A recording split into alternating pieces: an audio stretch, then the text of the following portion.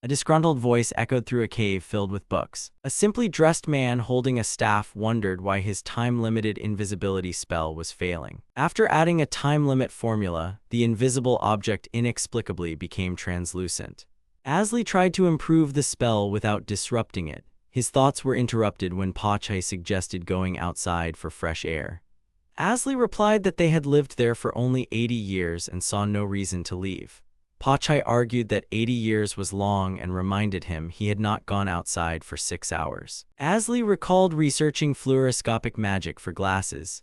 Pachai angrily clarified that the real problem was how long he spent researching. Pachai reminded him that his previous research kept him indoors for 120 years. Asli replied that Pachai went outside alone and asked why he had recently left. Pachai explained that he had gone to get Asli's glasses. Asli found them cracked among the books, while Pachai complained that he always began another project immediately. As his friend, Pachai urged Asli to live like a normal human. Asli laughed because Pachai was a demon. Asli noticed that Pachai became loud whenever expressing his feelings and asked whether he was truly worried. Asli's story began 5,000 years earlier. After losing his parents at 10, he lived with distant relatives until leaving at 15 because he was unwelcome. At 17, Asli accidentally created and drank the drops of eternity, becoming immortal. It was his only miracle because he lacked talent in magic and alchemy. Even simple spells took him months to learn. Immortality allowed him to study magic for 5,000 years, though his progress remained slow. One day, Asli found Pachai's mother fighting a monster. He killed it with an ice spear avalanche spell that took 8 months to learn but could not save her. He never forgot Pachai crying beside her grave. Asli and Pachai lived happily together, but Asli feared losing him because he was immortal while Pachai would live only a few decades. Asli offered Pachai the remaining drops of eternity, but Pachai hesitated, worrying him. 50 years later, Asli noticed Pachai had not aged. He discovered the drops had accidentally spilled into Pachai's food. When Asli explained what happened, Pachai made a funny face. Remembering it amused Asli, while Pachai again insisted they go outside. Asli pretended to feel unwell, but Pachai ignored his excuses and demanded they leave the cave. Pachai reminded Asli that he once wanted great power to help others. Asli recalled wanting revenge on those who mocked him, though they were all already dead, angering Pachai. Asli looked at his broken glasses, originally made for peeking. Realizing he had not seen the outside world for a long time, he decided this was a good chance to leave. Asli worried that they were low-level, but Pachai revealed he had reached level 100 while training outside and gathering food. Asli found spare appraisal glasses from an old failed experiment. Using them on Pachai, he saw his stats, skills, and the title Pachai, Fool's Pet, which offended him. He then checked his own status. Asli discovered his MP was especially high because he had prioritized knowledge. He examined his titles, including Fool and Nutcase, earned through endless research. He considered stopping his research and registering as an adventurer, but remained bothered by the Fool title. Pachai told him to stop overthinking and decide. Asli announced they would leave tomorrow and told Pachai to pack. Pachai happily agreed and asked what they would do next. The next day, they left the cave. Asli enjoyed the sunlight while Pachai again asked about their plans. Asli suggested beginning a shared journey called A Legendary Adventure After Centuries. Pachai asked about its goal. Unable to answer, Asli asked what he wanted to do, and Pachai mentioned a demon lord somewhere in the world. Pachai wanted to see the demon lord after working hard to become a high-level demon. Asli suggested visiting the Devil's Lair, the largest dungeon, where rare books and artifacts could be found. Asli added that although he had not become a wise man, he intended to remove the Fool title. Pachai was shocked. Pachai explained that anyone with the Fool title could never achieve much. Realizing his own title was Fool's Pet, he despaired that it prevented him from growing stronger. Asli asked if earning the Veteran Adventurer title would calm him down. Pachai agreed, warning him not to fail. They then chose a direction: desert to the north, fields to the east, sea to the south, and mountains to the west. Asli rejected the desert and mountains, then asked whether Pachai preferred meat or fish. Pachai chose meat, so they headed east toward the meadows. Suddenly, various monsters surrounded them. Pachai complained that Asli had somehow failed to notice even the cyclopes. When Pachai asked what they should do, Asli proposed a combination called Pachai, rest in peace. Pachai disliked the name. Asli tried to activate it, but Pachai stopped him and suggested calling it Asli's sacrifice instead, angering Asli.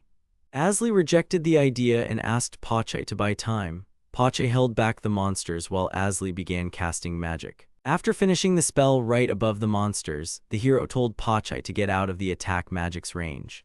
Suddenly, a meteor shower poured down from the sky, piercing through the enemies and quickly destroying everyone within the blast radius. While the enemies were melting from Asli's spell, he let out a tired sigh. Then, a ringing sound filled his ears, followed by a level-up notification that echoed in the hero's head. At the same time, Pachai yelled that his master was crazy.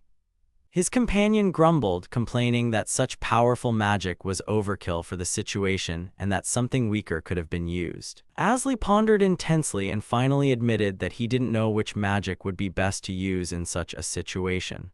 Besides, the spell's power had increased since the last time he used it. Pachai indignantly declared that it wasn't a weak spell at all, and he was only complaining because he was worried about his master. Asli was touched by his companion's concern but grumbled to himself that Pachai constantly worried about him over every little thing. The heroes continued on their way, but then Asli had a question. Where exactly were the Devil's Lair, dungeon, and the Demon Lord? Pachai grumbled, asking if Asli was really thinking of going there right now. Not understanding the discontent, Asli asked if there was a better suggestion, because it didn't matter what awaited them in the dungeon if Pachai was at max level. Pachai argued that level 100 was not the limit. Different monsters required new tactics learned through real combat, and levels alone were useless without intelligence. Asli still doubted they would face trouble and asked why Pachai was so confident.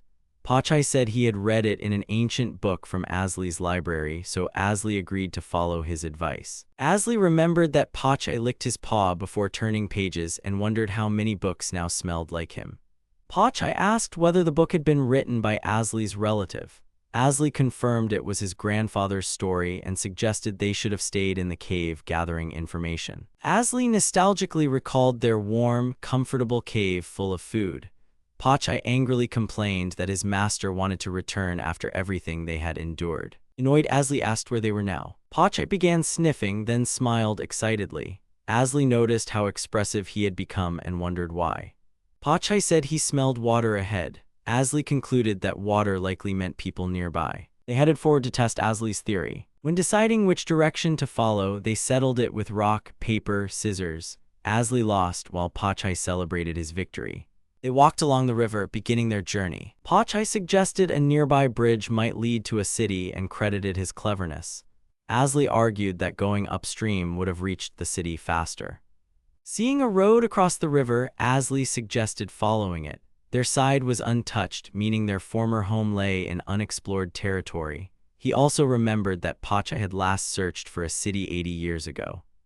Sighing, Asli admitted it was all because he'd been a hermit for too long. A shocked Pachai asked if he actually held such a title, then added that he doubted a master's title was much different from his own. Asli didn't understand what he meant.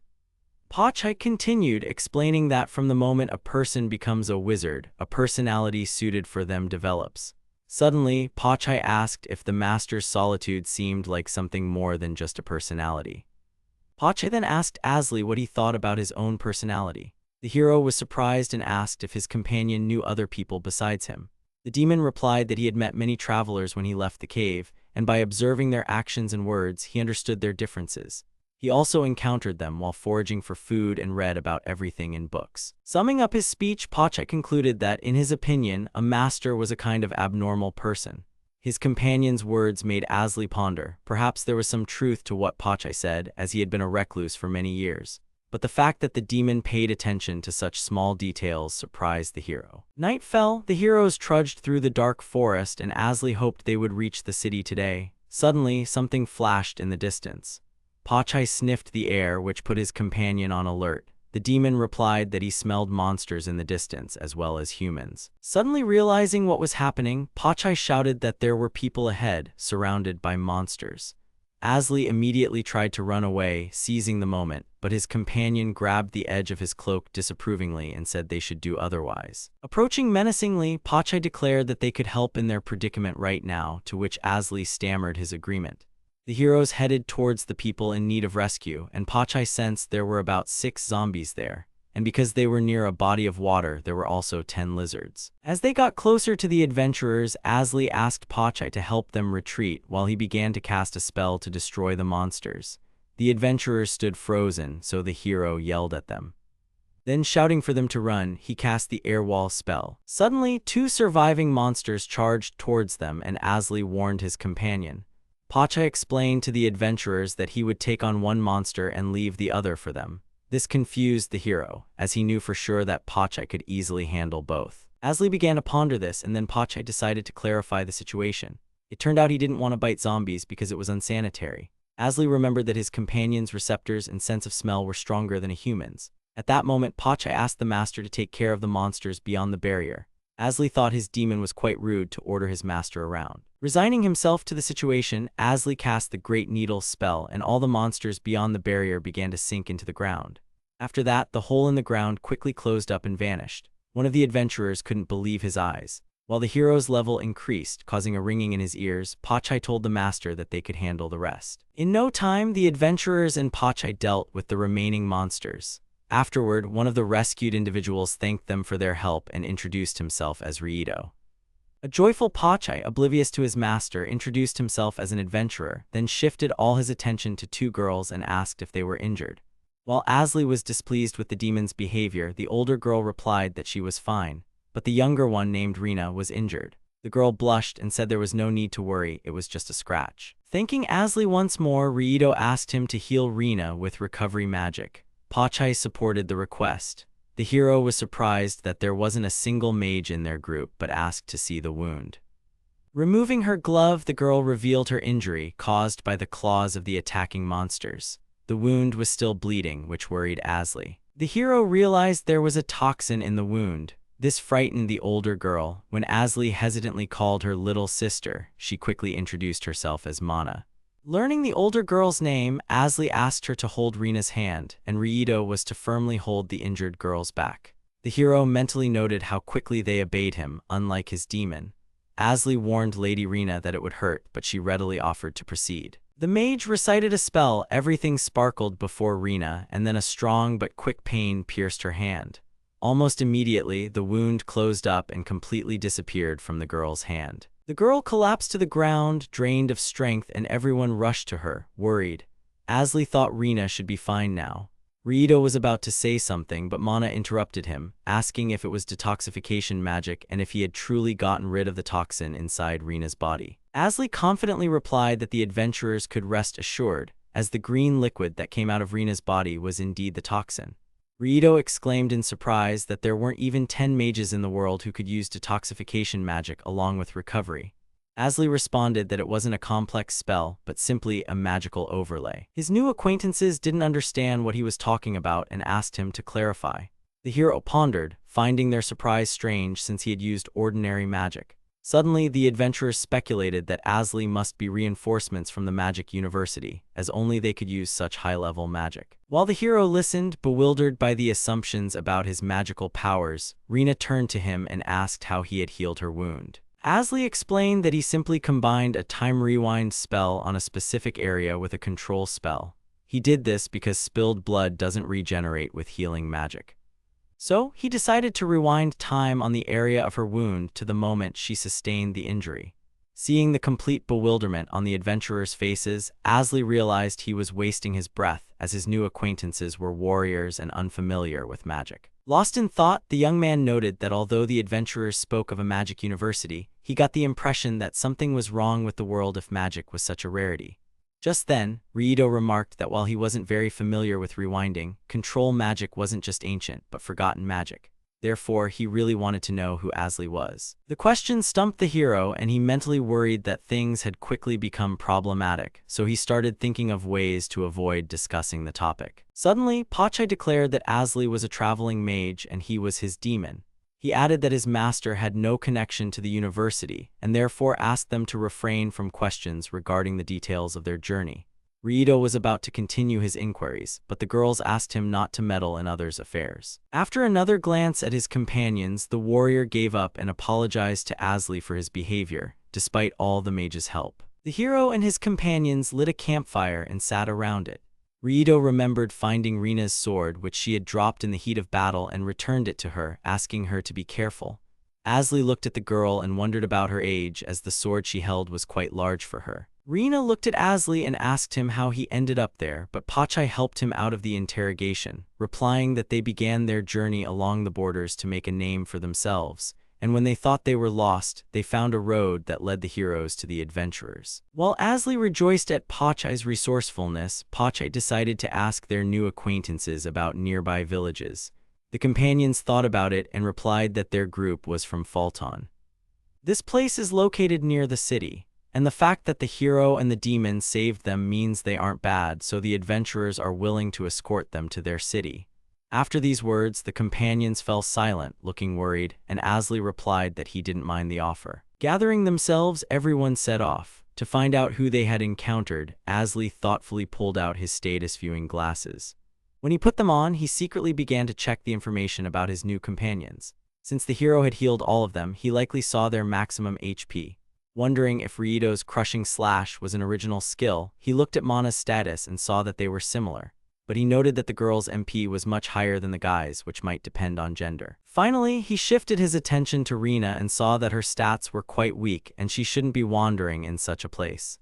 But her MP amount was unusual for warriors and she could probably become an excellent mage. Lost in thought, Asli looked at the girl and pondered why she hadn't decided to become a mage. Even at her age, it wasn't too late. Suddenly, Pachai started calling him. The hero turned around and asked what was wrong. His companion noted that Asli's status checking had become a bad habit, and although he understood his master's intentions, it was better to get approval first. Apologizing, Asli promised to be more careful. While the young man pondered why he needed approval to view abilities, Rito's surprised exclamation rang out. The swordsman yelled that he sensed a monster ahead, and even though it was alone, it was huge. Asli grumbled to himself that he shouldn't have shouted like that, as he had just given away their position to the monster. Although the hero used the light source spell to illuminate a small area, it wasn't enough to spot the truly enormous monster. Asli thought something was off when Pachai suddenly cried out that the monster was a chimera. The beast had already noticed them, so they needed to be careful. The chimera stared at the heroes and slowly advanced. Asli and his companions froze, watching their enemy intently. The hero pondered that if they had 2 level 40 warriors and a wizard, they might be able to handle it. But then he remembered Pachai, which gave him confidence that there would be no problems. Rito, meanwhile, wondered what such a powerful monster was doing in the forest. Realizing he needed to protect the lower-level adventurers, Asli asked the warrior to guard Mana and Rina. The warrior readily agreed. Meanwhile, the master asked Pachai to buy him some time, and Pachai, eyes gleaming, suddenly grew in size.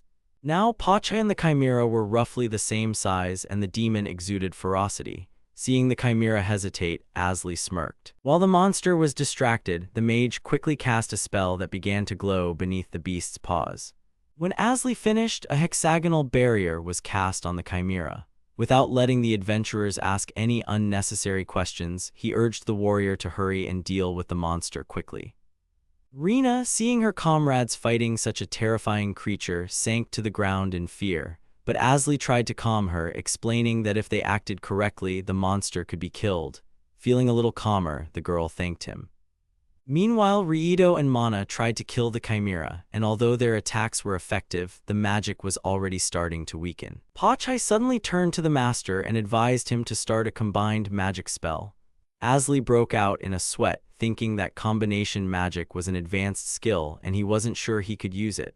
Then he remembered the spell and began to chant it. An ice icicle summoned by Asli's spell fell from above and pierced the monster through.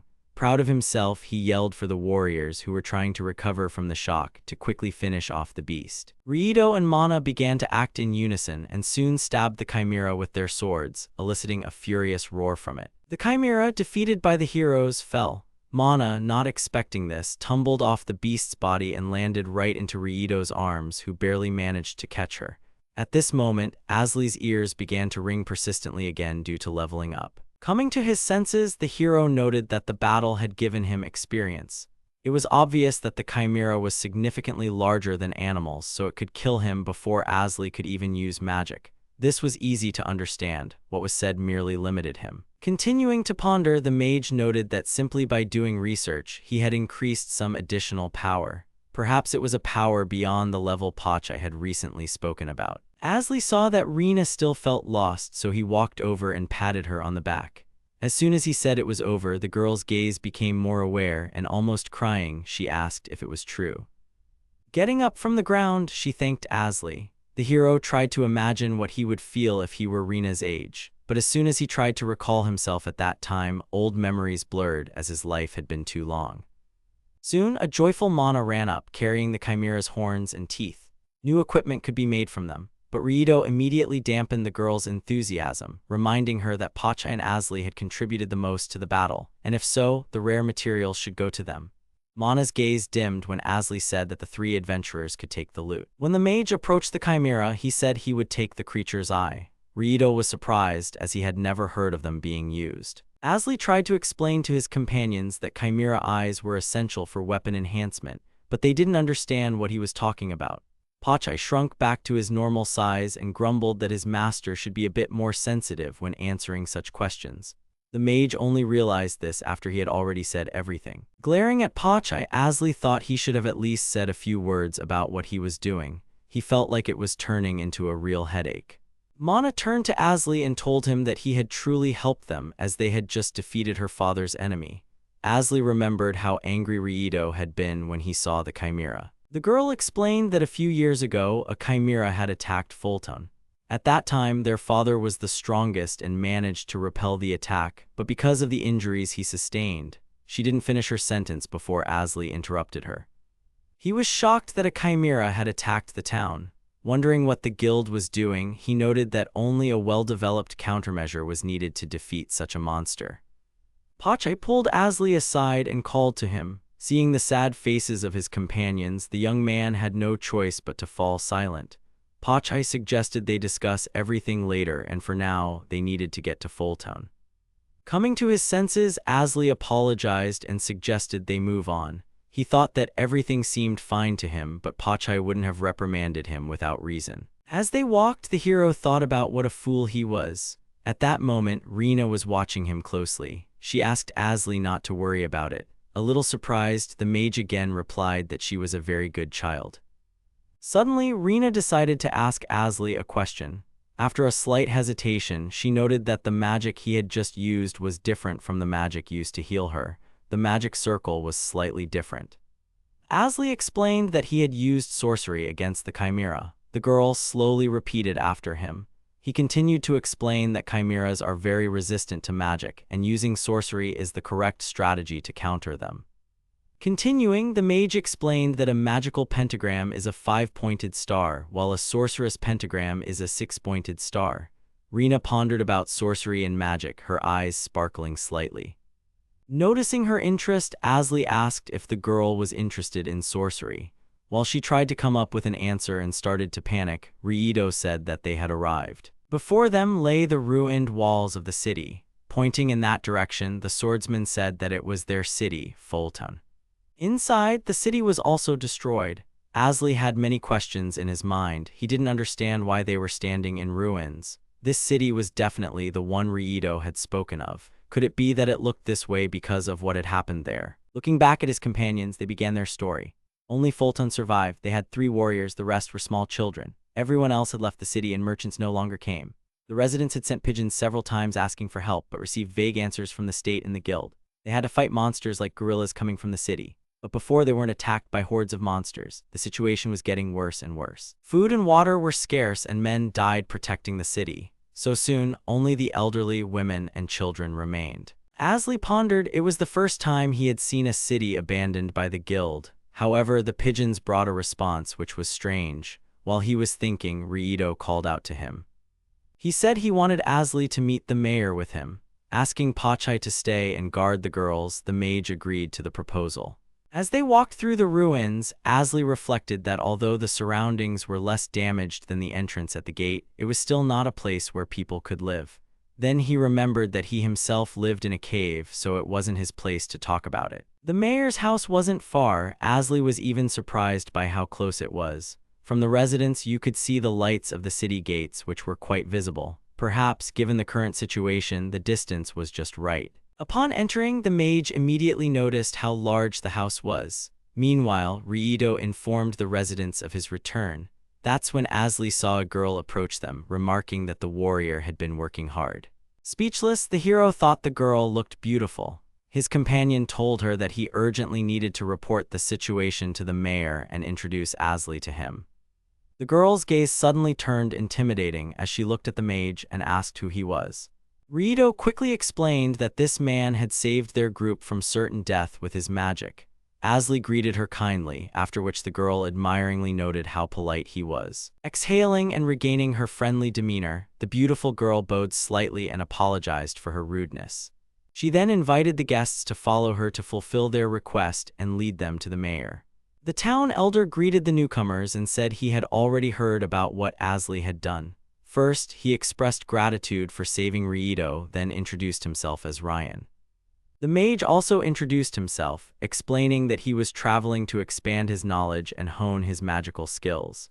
The mayor approved of his goal, noting that while he couldn't offer any advice at the moment, Asli should definitely continue pursuing his craft. Suddenly, Ryan noticed how Raido was practically glowing. He clearly wanted to say something. As soon as he gave him permission, Raido immediately revealed that he and Asli had managed to defeat the Chimera. The shocked mayor and the girl, in surprise, asked if they were talking about the Chimera that had been tormenting them all this time. While the hosts of the house stared at the heroes in astonishment, Raido continued to boast proudly that Asli's magic could rival that of the 6 sages. The one being discussed couldn't understand who these sages were. Lost in thought, Asli tried to figure out if there were so few mages in the world, or if it was just an organization with that name. Ryan clarified that he was referring to the University of Magic and the generation of the world's strongest mages. The girl added that the whole world knew about the 6 heroes. Asli awkwardly thought that he had definitely heard of them but couldn't recall the details. Embarrassed, he tried to explain that he hadn't been in contact with the world for a long time and therefore didn't know such specifics. The mayor immediately apologized to Asli for the tactless questions, and Asli awkwardly replied that there was no need to apologize. The young man also decided to add that he disliked apologies, and to himself he added that he couldn't afford them. Hearing this explanation, the elder burst out laughing, remarking that he apparently didn't understand the feelings of young people at all, and noted the young man's good upbringing, whose politeness was very rare in the current generation. Ryan sat down in a chair and asked the girl, Riene, to take Asli to an empty house in the west. When the hero, along with the girl and Raido, stepped outside, Raido immediately went to replace Pacha at the gates. And as Asli and Riene walked to the house, they couldn't help but admire the full moon and stars in the night sky. When they approached a small square with some kind of structure in the center, the girl explained that it used to be a town square for recreation. More than 10 years ago, she used to run and play there, but when people started leaving the city and searching for water, everyone began coming for a completely different purpose. Initially not understanding why people would gather there, Asli decided to ask what that purpose might be. The girl simply pointed to a dilapidated well. Asli remembered Raido saying that water was very scarce now. Riene agreed, adding that there was a river 10 kilometers from the square that could provide enough drinking water.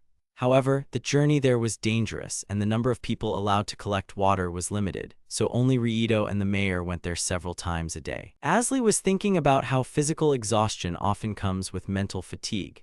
He remembered that Raido and Ryan hadn't looked very good, probably having gone without sleep for several days. The hero found it hard to even imagine how tired they must be now. Suddenly, from a distance, Pachai joyfully called out to his master. Pachai quickly approached the heroes and looked at the girl with surprise. Asli introduced them to each other, after which Pachai wagged his tail happily and said he was very pleased to meet her. The girl reciprocated his greeting. Smiling, Riene remarked that it was her first time seeing a demon and called him cute. While she chatted with Pachai, Asli thought that the girl was also very cute, but he couldn't tell her that. As the girl led them to the house in the west, the hero asked the demon to guard the gates at night. He wanted Raido to get some good rest. After this request, Pachai couldn't believe his ears.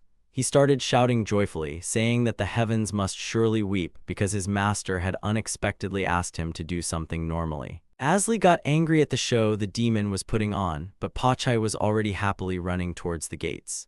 Riane hesitantly asked if he was sure about his decision, but the young man reassured her, explaining that the demon could recover his strength even without sleeping. After these words, tears welled up in the girl's eyes and she began to apologize to Asli for everything. The hero thought that only a demon or a devil could abandon a city in such a situation. Asli was very angry with the country. He stood in his temporary dwelling, contemplating the situation in the city. After all, he had arrived here minding his own business. His thoughts were that his journey might seem like a luxury to the locals under these conditions, but he didn't want to lie to these people. At that moment, Riedo knocked on the door. When Asli opened it, he saw the familiar group who had come to thank him, but he convinced them to go back and rest. The hero remembered everyone thanking him, and it felt like today was his day of gratitude. Thoughts once again filled Asli's head. He feared such situations the most and felt awkward. People naturally enter battle even if they don't want to, and those who don't try to fight are, in his mind, criminals. With these thoughts, he drifted off to sleep. Morning came and there was a knock at the door. A very displeased Pachai stood at the threshold.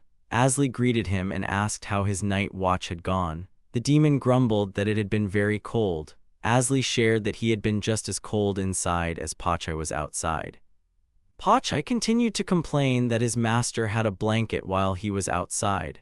Asli considered that, compared to humans, a demon cannot regulate temperature and it would naturally be cold in places without sun. The hero realized that Riedo had been on duty before without breaks, which was surprising. Asli knew why it was cold in the house. It was because they couldn't use fire due to a lack of firewood. The mayor's stove hadn't been used in a long time either. Continuing to ponder this problem, the young man noted that although the temperature was around 10 degrees, it had been very cold for many years. Pachai noticed an unusual expression on his master's face and asked about it. Asli replied that for now, he wanted to stay in this city. The hero asked Pachai to guard the city while he himself intended to solve the problem of the cold. The demon remarked that his master had changed a lot in such a short time. Embarrassed by this, Asli threw a blanket at the demon and sternly sent him to guard the gates. As Pachai ran off, Asli shouted after him to tell the people to gather in the square. His companion promised to fulfill the request and ran off with the blanket. When Asli approached the well, they were already waiting for him. After greeting them, he admitted that he was late because he had gotten a little lost. Riedo immediately thanked the mage, saying he hadn't slept that well in a long time.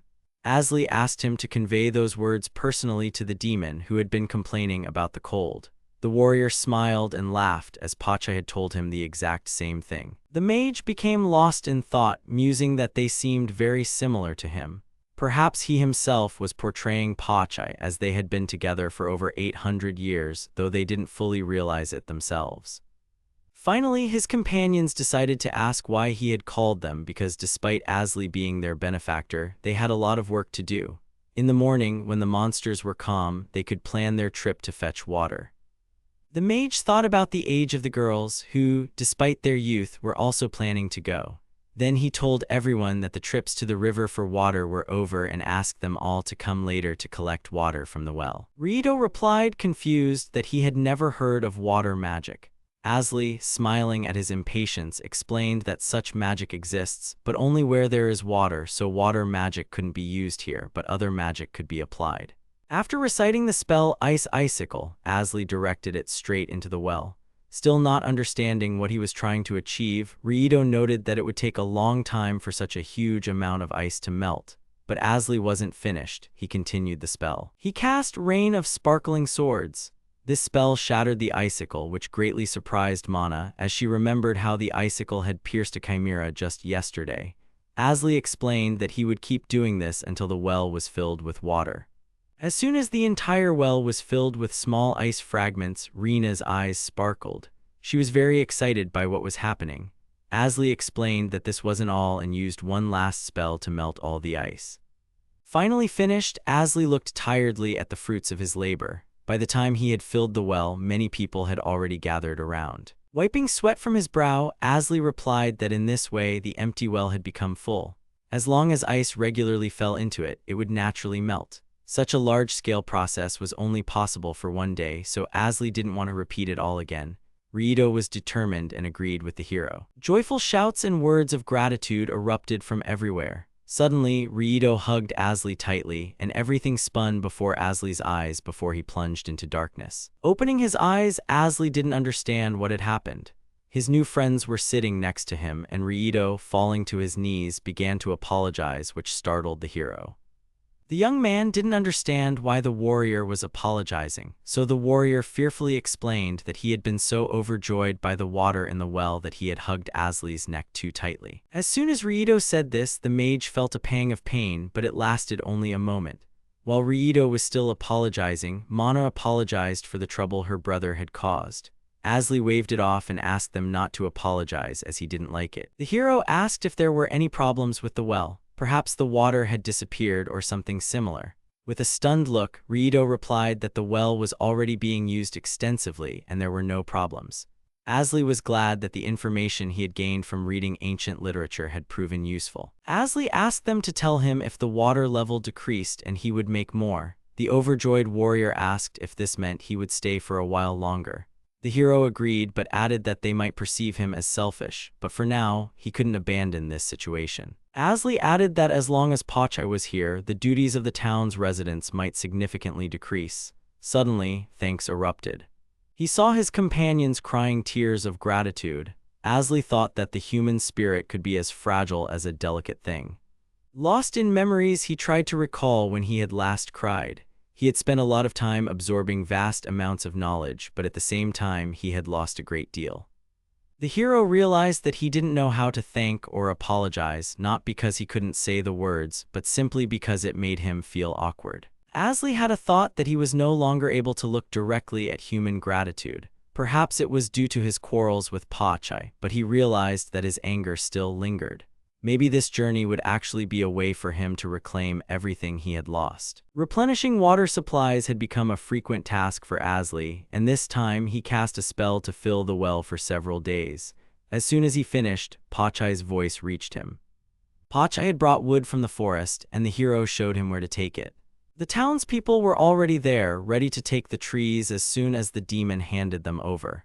Asli asked Pachai to go to the forest again, but to pay attention to his remaining mana. The demon readily agreed.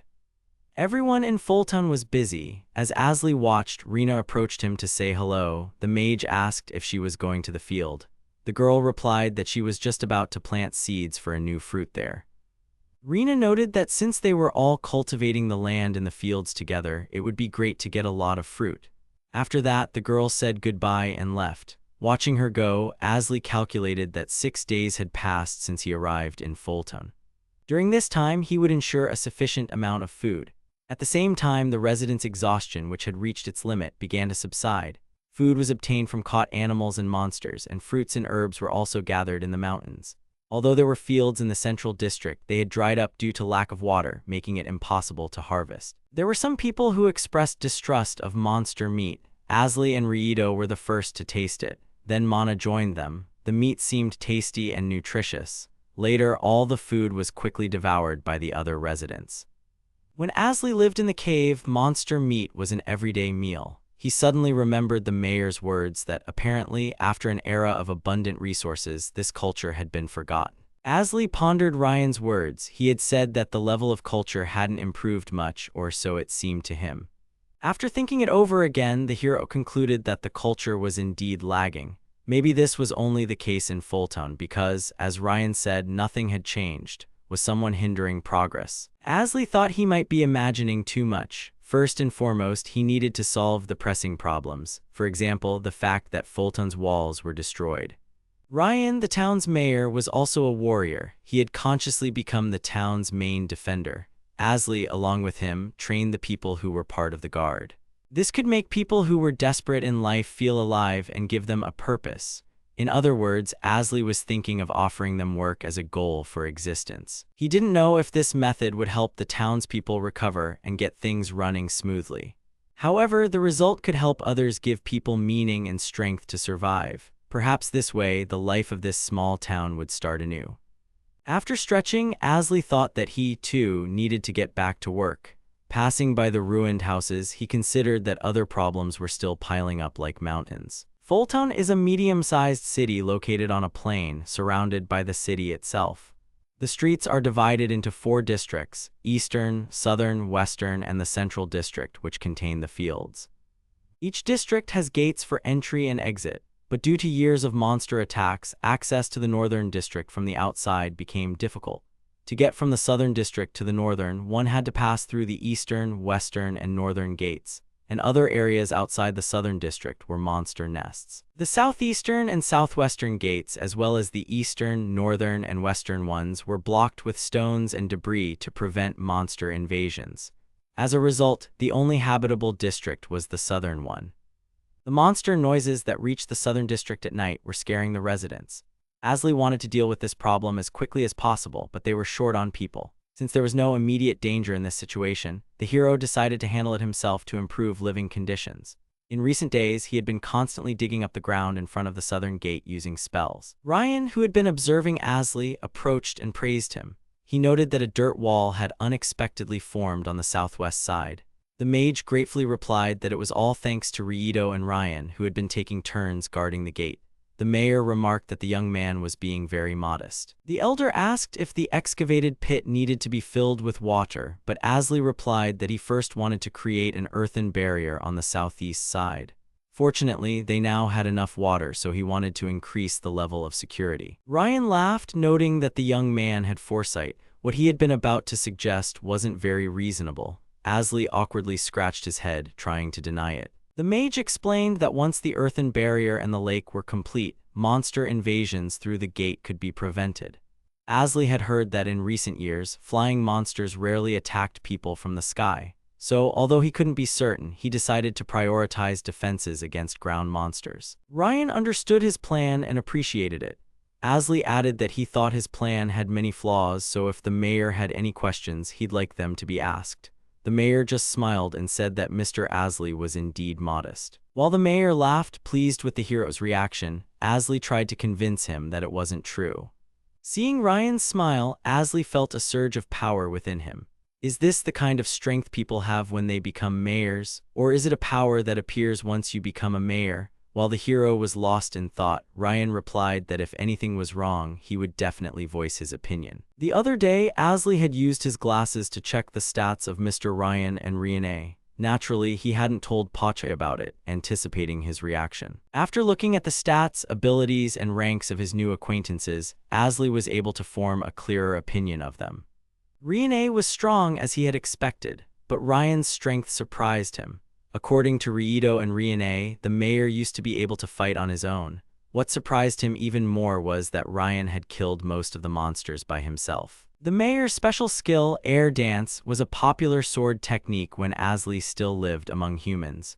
Another name for it was sword dance, which was a particularly favored skill on battlefields. 2 days ago, when a 20-meter-long ancient snake appeared, Ryan demonstrated a remarkable part of this skill. He surged forward directly through the air, which greatly surprised the hero. As the mayor soared over the heads of his comrades, he aimed directly at the snake, looking very determined. And in an instant, he sliced through the body of the enormous monster, the snake. Asley and Pache were stunned, as they had already been preparing for battle.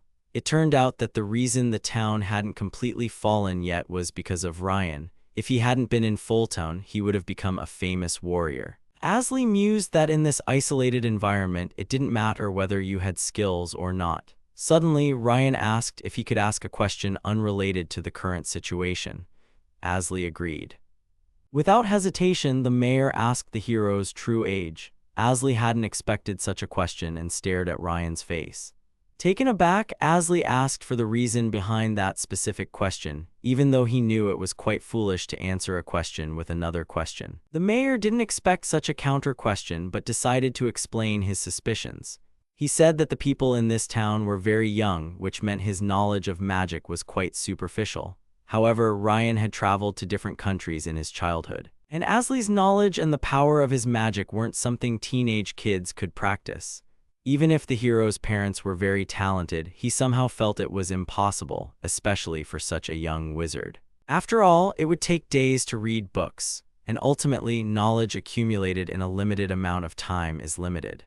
Asley thanked the mayor for such a detailed answer.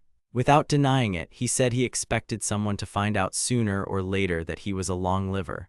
Although he was just a human who lived much longer than ordinary people, he had only lived for about 5,000 years. The mayor asked if he had heard correctly about 5,000 years. Then he suggested that the mage must have drunk the legendary medicine, Drops of Eternity.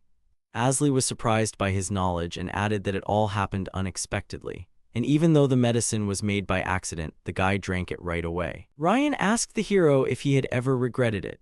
Asley calmly replied that he wasn't in contact with the outside world back then, and thanks to Pachai, he had no regrets. The mayor breathed a sigh of relief and wanted to add something, but a joyful crowd of children ran past them. The kids could be heard discussing what they would have for food today and how much they liked it.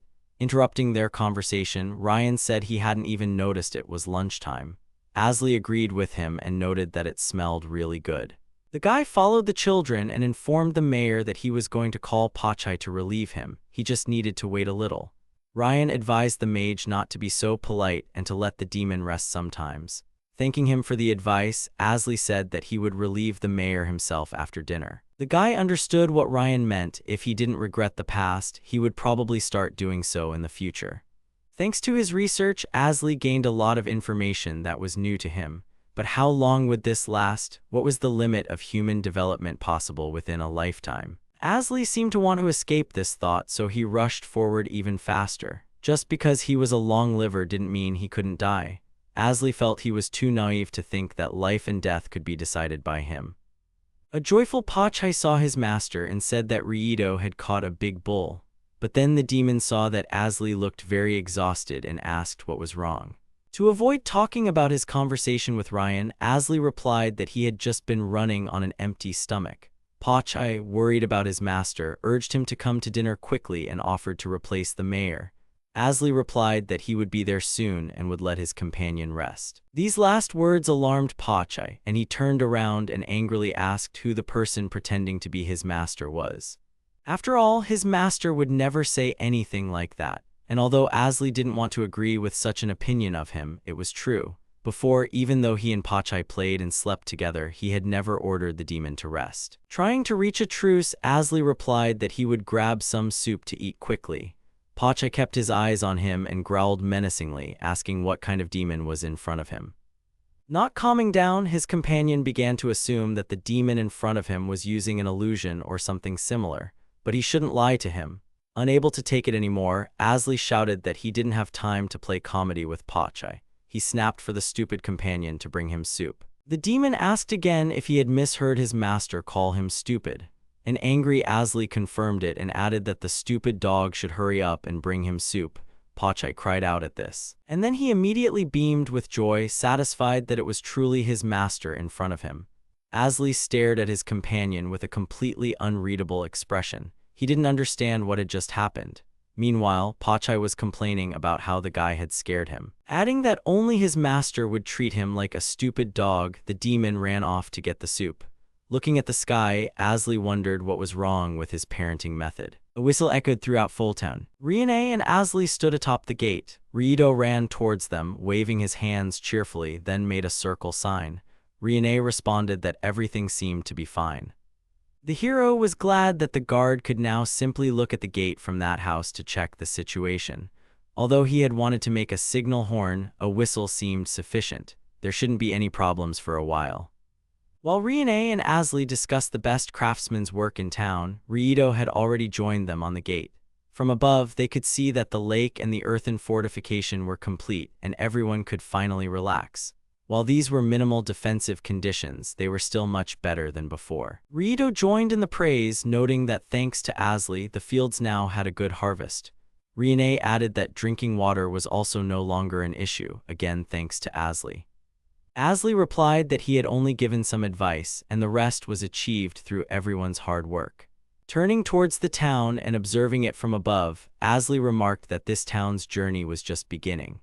Thinking about the town, the hero recalled Riene saying they had food, but it was still being distributed. Asley also wanted to establish a trade system over time, perhaps even a monetary one, though that was still a long way off. The northern district was still uninhabitable, so for now, the population only lived in the southern district, but life would likely return there eventually. Remembering something, Ryudo asked if it wasn't time yet. Asley agreed, and Rione asked the warrior to take care of the rest. Ryudo and Ryan still guarded the gates, with Pachai occasionally rotating with them. Rione was the mayor's secretary, but she also had other duties. She likely always reacted according to the circumstances. Asley became a teacher and was heading to class. As soon as he arrived, 2 little girls greeted him. They continued to study the basics of the 4 elemental magics, and the children readily agreed. Only 2 people attended his special magic class. Only they could hope to become magic candidates despite their young age. Asley didn't need talent to study magic. The magical power in the body, commonly called MP, was closely linked, and the young man was living proof of that. Rina and Tifa had high MP levels. Asley asked the girls what the 4 main elements were that he had talked about the other day. Asley first asked Rina if she could name them all. She readily named all 4 elements: fire, water, earth, and wind. Next, Tifa answered. Asley asked her which element was the easiest to control. The girl guessed water, and she was correct. Both students had done their homework well from the magic book Asley had given them, even though it was a beginner's guide. Their preliminary training was going smoothly. Tifa was a kind child who understood the pain of others. She had no parents, but thanks to Mana and Rina, she didn't feel alone. When Tifa decided to learn magic, Asley was surprised. As soon as they finished reviewing the previous lesson, they moved on to a new one where they were to analyze one of the 4 main elements. Showing the children what a spell looked like, Asley explained that he would teach them how to practically apply the fire magic Little Flame. The girls' mouths opened slightly in anticipation, and Rina asked if it was dangerous. The hero replied that it was. But he added that if handled correctly, it was not dangerous at all. He then noted that he didn't recommend using this spell if they wanted to call Pachai, as he had done. Rina exclaimed in indignation, saying she didn't know if the teacher wanted to calm her down or make her anxious. Tifa didn't understand either. Asley hesitated and replied that he wanted to calm them. Since a small flame is simple magic, it's activated with a staff instead of a wand. 2 staffs, borrowed from locals, lay before the girls. Asley suggested they use them. When the girls returned to their spots, the teacher asked them to turn to the wall. They needed to stand so they wouldn't bump into each other. Next, Asley asked the students to visualize magic circles just as he had taught them. This technique was called pentagram in the air. After that, they had to gather magical power in the staff and draw a magic circle in the air, as if with a pen. Asley allowed the children to use both hands if the staff was too heavy for them. The girls carefully repeated Asley's instructions to themselves, trying to complete the task. Continuing his instructions, the mage asked the students to point the staff at the center of the pentagram once the magic circle was drawn, and then a small ball of flame burst from each of their staffs. The girls rejoiced at their success. Asley also praised them, noting that they had done a good job. It had taken him 2 weeks to activate such a spell, but the girls managed to do it in 1 day, which was remarkable. Seeing his students' success, Asley couldn't help but think about his own experience. During his studies, a strange incident occurred that alarmed the professor of the University of Magic, a school where adults took a written exam if they possessed high magical power. Of course, getting into that school required a lot of money, and if you failed the promotion exam twice in 6 months, you still had to pay. Promotion exams were held 8 times before graduation and took at least 4 years. Asley had failed his first exam 100% and after various taunts left the university. Looking back at the troubles around him, Asley turned his attention to the craft of alchemy as it was closely related to magic. He first made an attempt, accidentally purifying drops of eternity. But then he realized that the people around him were dead. Rina's voice, joyfully calling out to him to announce that she had also managed to cast magic, pulled him out of his thoughts. Asley didn't know what he could do now, but perhaps it wouldn't be bad to observe the future of these young people who were confidently moving forward in life, step by step. Finishing the lesson, the mage gave the students a parchment with a simple magic formula and asked them to memorize it for the next lesson. He also warned the girls not to use the recent magic anywhere except under supervision. Before stating what he would do in case of disobedience, Asley paused dramatically. He then finished his thought by saying he wouldn't teach them anymore. The girls readily agreed to obey him. Asley watched them leave and thought that fire attribute magic was very convenient but also dangerous. A small light of restoration had begun to appear in this city. He had to prepare them for any danger, but the further they went, the harder it would get. Currently, there were fewer mages due to strict policies. The University of Magic issued licenses to mages. Without one, unofficial mages were given humiliating names. Ryan, who learned about Asley's situation, told him many things. In reality, there was no punishment for unofficial mages, but it couldn't be denied that it would put a mage at a disadvantage if problems arose. Asley had warned Rena and Tifa in advance, so when they grew up, they could enroll in the Magic University. He didn't see that as a problem. Then he sadly thought that they had more talent than he did. The hero went to return the staffs to the resident who had lent them and to thank him. The man kindly asked him to put them back in the barrel. As he walked back, Asley noted that Mana was still in the warrior class at that time. He wanted to linger a bit and observe. The girl was teaching a group of children, and when Asley approached, she was just asking if everyone had a weapon. If the children hadn't chosen yet, they needed to come to her. Just then, Asley greeted Mana from behind. The girl kindly greeted him back and asked if his lesson was over. The young man agreed and noted that he had finished early today. Mana explained that her students were just finishing up with weapon selection. Warrior lessons were held on the outskirts of the square, within sight of the elderly and women.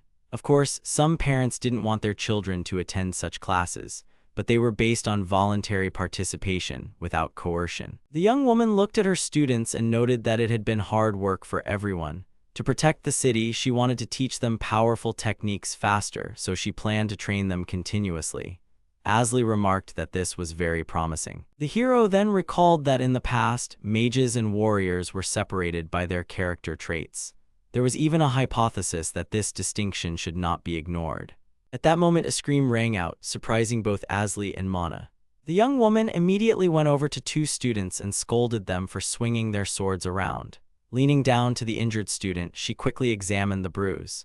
Asley noted that Mana had created a very friendly atmosphere within the group. And even though the young woman was still young, she had already become an excellent teacher who genuinely cared about the children. Suddenly remembering something, Mana looked at Asley and suggested they have a practice fight. She believed it would be more beneficial for the children to see a demonstration rather than just hear about it. The young man didn't refuse but warned that he wasn't very good at it. However, Mana noted that after observing Asley's movements, she had a different opinion. He then added that perhaps his skill level was slightly above average. Without wasting any more time talking, Mana made a sharp lunge towards the mage. He managed to block her strike with his staff. The young woman was thrilled by his quick reaction, to which Asley pointed out that he had been with his staff for a long time. Mana bounced off the young man, took another stance, and attacked Asley again. He managed to dodge but couldn't find an opportunity to attack back.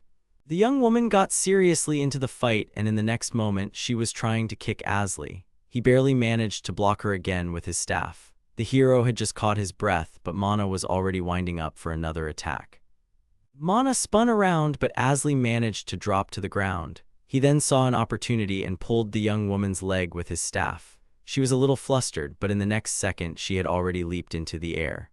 From that position, she jumped towards the hero, and he managed to roll away at the last second, creating some distance between them. Before she could orient herself, he rushed towards her. Engrossed in the battle, the friends were seriously preparing to clash their weapons, but suddenly Rito appeared between them and said that such a demonstration fight was enough. Mana pouted unhappily and asked why her brother had stopped them. Rito replied that his sister had clearly overdone it and the spectators were starting to get scared. Indeed, behind the heroes stood the tense parents of the children and surprised students. Mana was about to start making excuses, but then the children rushed to Asley and the young woman, exclaiming how cool they were. The villagers who were also watching the battle began to praise Mana, admiring her skills. The young woman was terribly embarrassed and couldn't utter a word. Rito turned to Asley and complimented him for training with his sister on equal terms, to which the young man replied that he was already at his limit. But then Rito smugly noted that Mana wouldn't have won in a real fight. After all, Asley still had magic, sorcery, and support spells. The young woman retorted unhappily that she hadn't used any special skills yet either. The warrior didn't let up and continued to talk about how mages are called monsters, and the rumors of the 6 heroes were simply incredible. Such words immediately lowered Mana's confidence, and her brother jokingly advised her to practice every day. Observing their little spat, Asley noted that he envied his friends as he was an only child, but then he thought about Pachai. While Mana continued the lesson, Asli kept thinking that his relationship with the demon could pass for a sibling one. After that, there were no changes for some time. Ever since Asli arrived in the city, the residents had only been dying from illnesses. The mage could concoct simple remedies based on his knowledge, but he wasn't omnipotent and struggled to treat people whose conditions worsened. At times, he felt helpless, yet his emotions seemed to vanish, and there was no pain regarding the deaths of others. Given Asli's overall demeanor, it was clear that regret was one of the feelings he had left behind. 3.5 months passed. Asli was finishing up a beginner magic lesson using the 4 basic elements. His students animatedly thanked their instructor. For their excellent effort, the hero promised them a small reward. Suddenly, a sound rang out, making everyone present tense. Asli told his students to stay put and went to investigate what was happening. Rito was already rushing towards him, excitedly reporting that a group of goblins had appeared in the town square. Asli froze at the news and his students huddled together in fear. Pachai descended into the cave first, and as soon as he confirmed everything was clear, Rina followed him down. The girl cast a spell and light illuminated the area they had descended into. Asli leaned towards her, hesitating. Then he told her that she didn't have to imitate her teacher's words to cast magic. The girl didn't understand what he meant. Pachai grumbled, adding that one master with clumsy words was quite enough. Asli asked, annoyed, if his spells were really that clumsy. Pachai gave him a sly look and decided to correct himself, saying that one master with such sloppy words was enough. Pleased with his joke, the demon asked Asli how that phrasing sounded. The irritated hero thought he didn't need to correct himself. On the contrary, he should be preaching that style. Rina looked at Pachai and naively replied that she liked her teacher's words. Therefore, she asked him not to speak ill of Asli. Both companions were surprised by this statement. The hero was so delighted by her comment that he planned to give the girl the highest score on the upcoming test. Pachai walked ahead so he could sniff out danger in advance. So far, he hadn't detected any unpleasant smells nearby. Asli recalled how goblins had appeared in the town square just the other day. By the time the young man arrived, Mana and her warrior class students had already killed them. But the mayor asked Asli to find out where the goblins had come from. After that, the mage went to gather information, and according to eyewitnesses, there was a ruined church with a basement to the northeast. And in it, there was a hole that couldn't be seen until you went inside. After checking the pit, it turned out to lead to the eastern district. After he reported this to the mayor, he continued his investigation.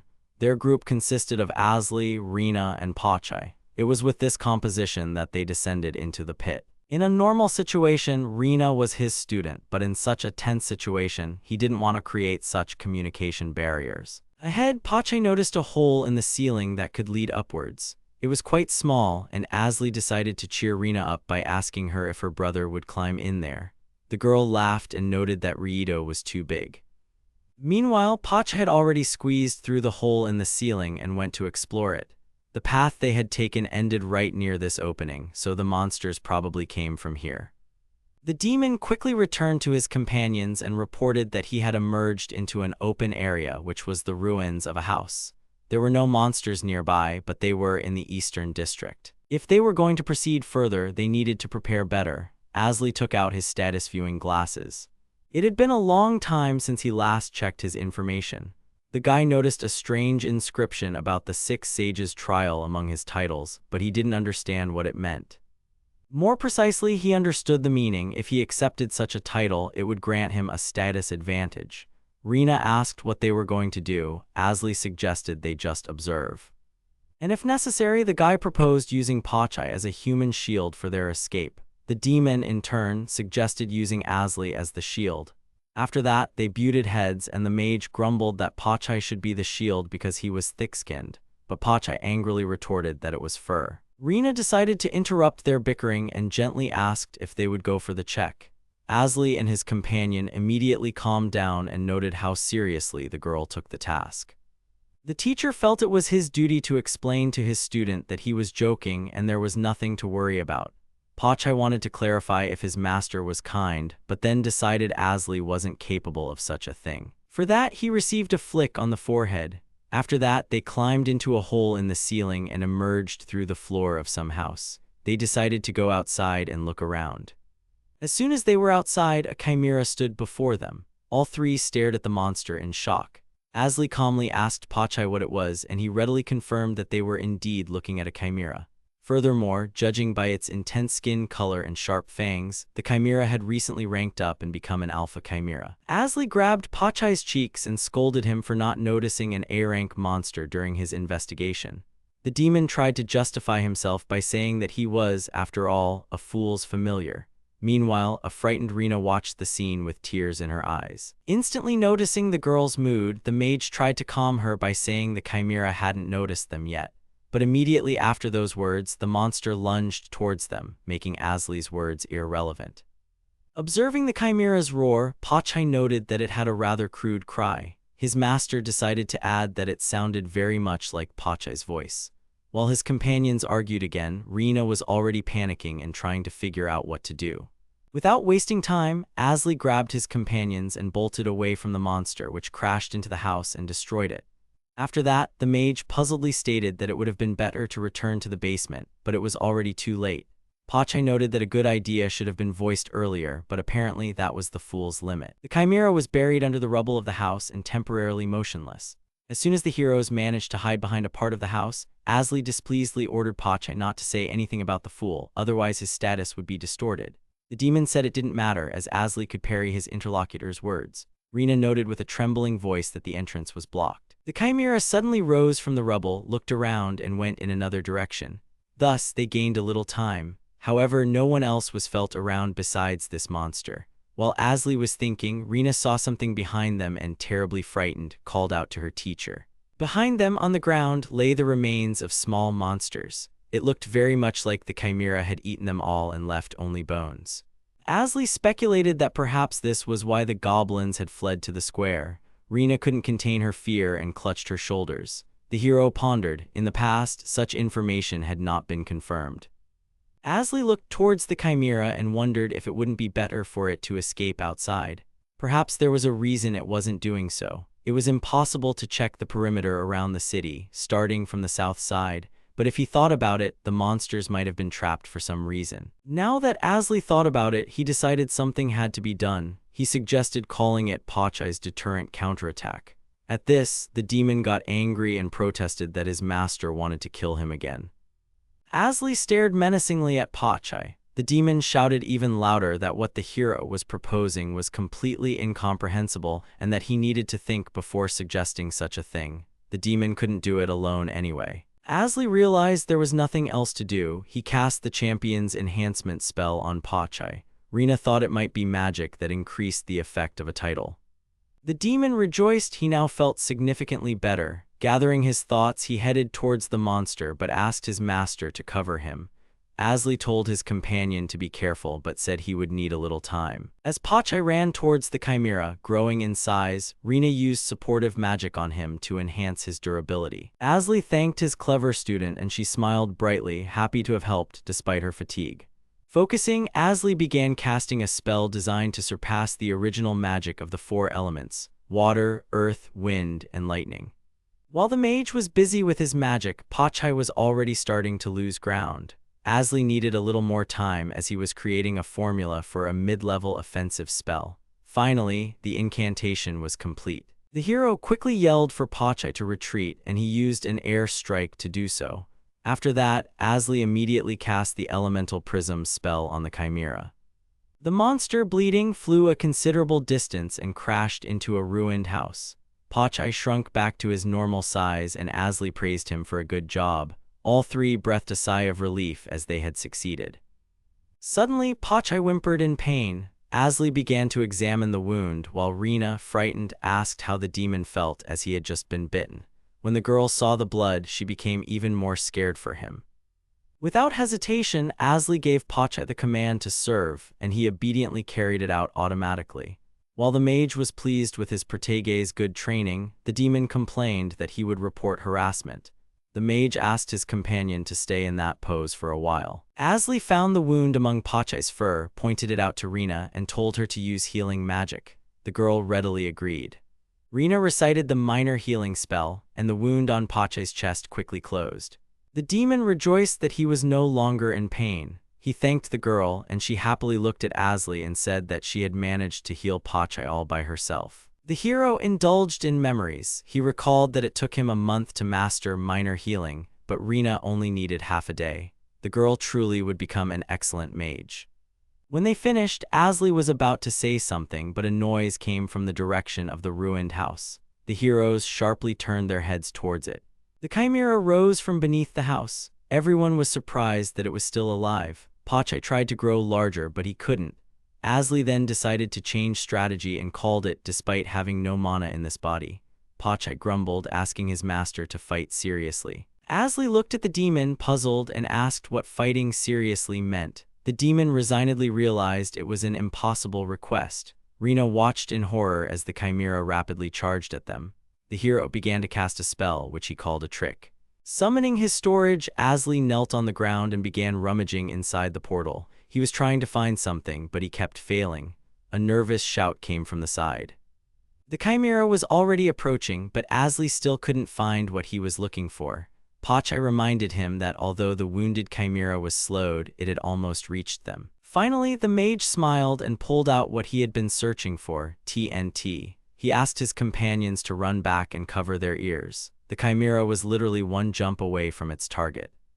Asli shouted loudly and hurled the TNT, with spells attached to its ends, at the monster.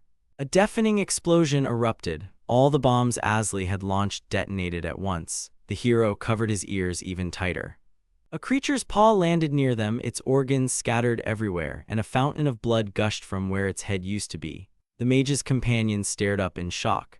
While Asli laughed with a crazy smile, declaring that justice always prevails, his comrades looked at him with horror and skepticism. The hero's face was covered in blood. His friends were saying something to him, but he couldn't understand a word. It all sounded like an irritating noise. Realizing the problem, Asli cast a medium healing spell on himself. After that, the ringing in his ears stopped, and he could once again make out his companion's words. Pachai immediately started asking what had just happened. Asli replied that it's unpleasant when eardrums burst.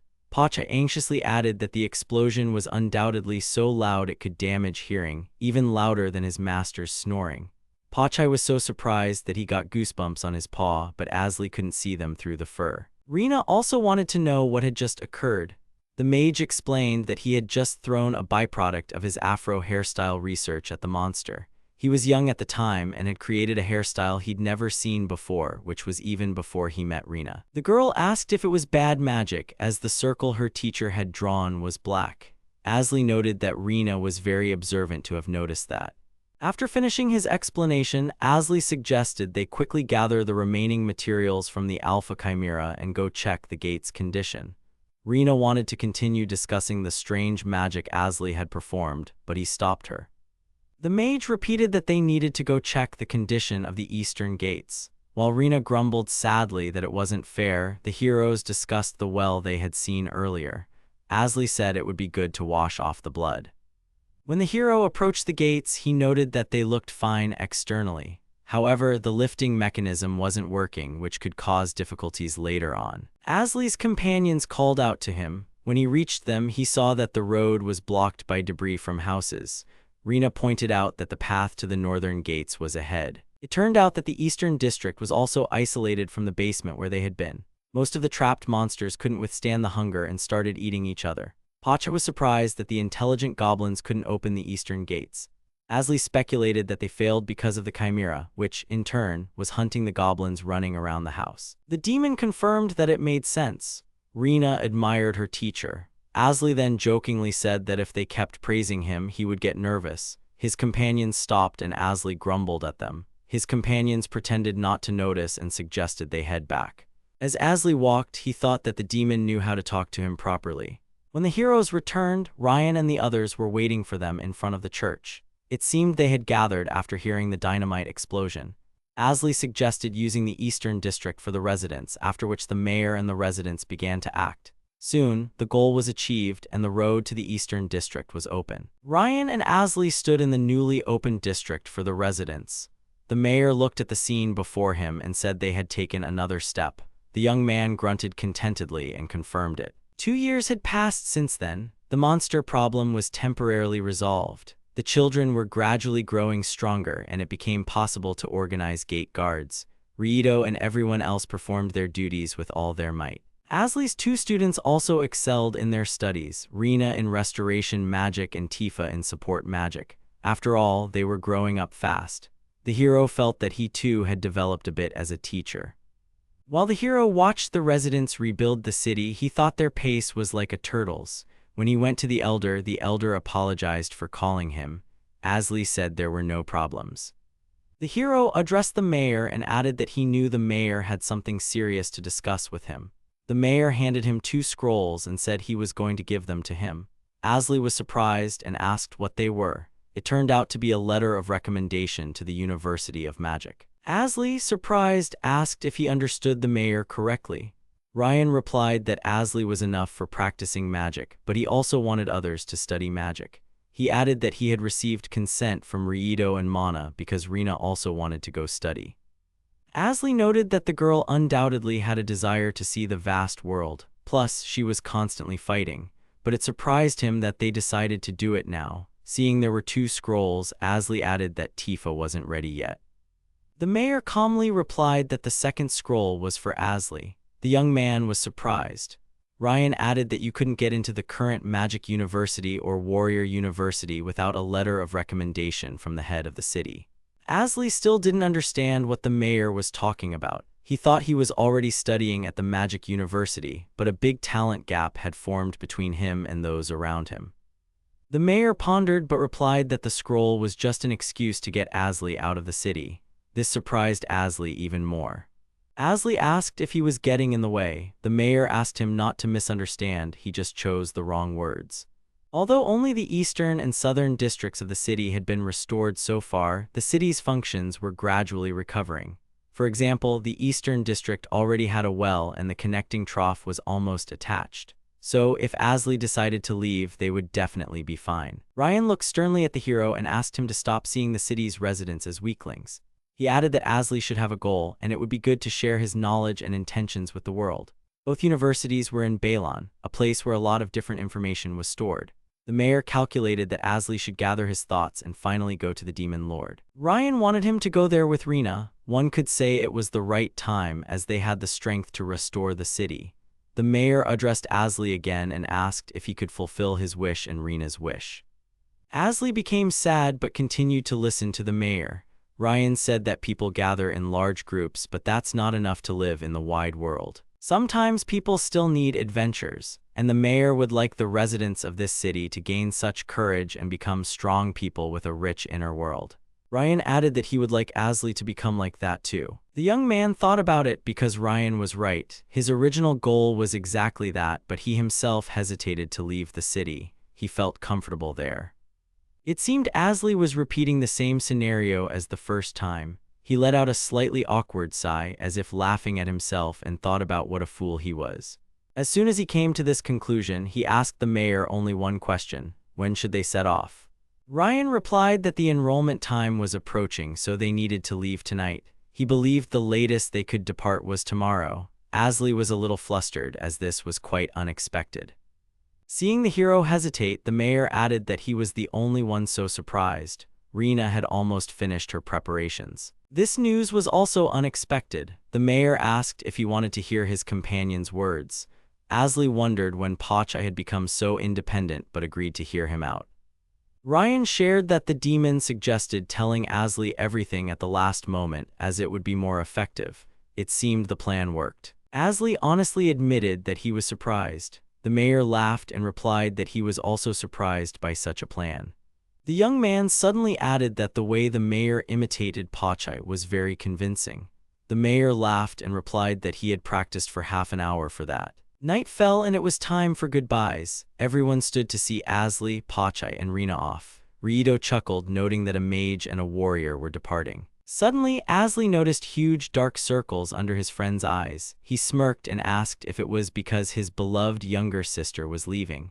Mana cheerfully remarked that the warrior had already cried earlier.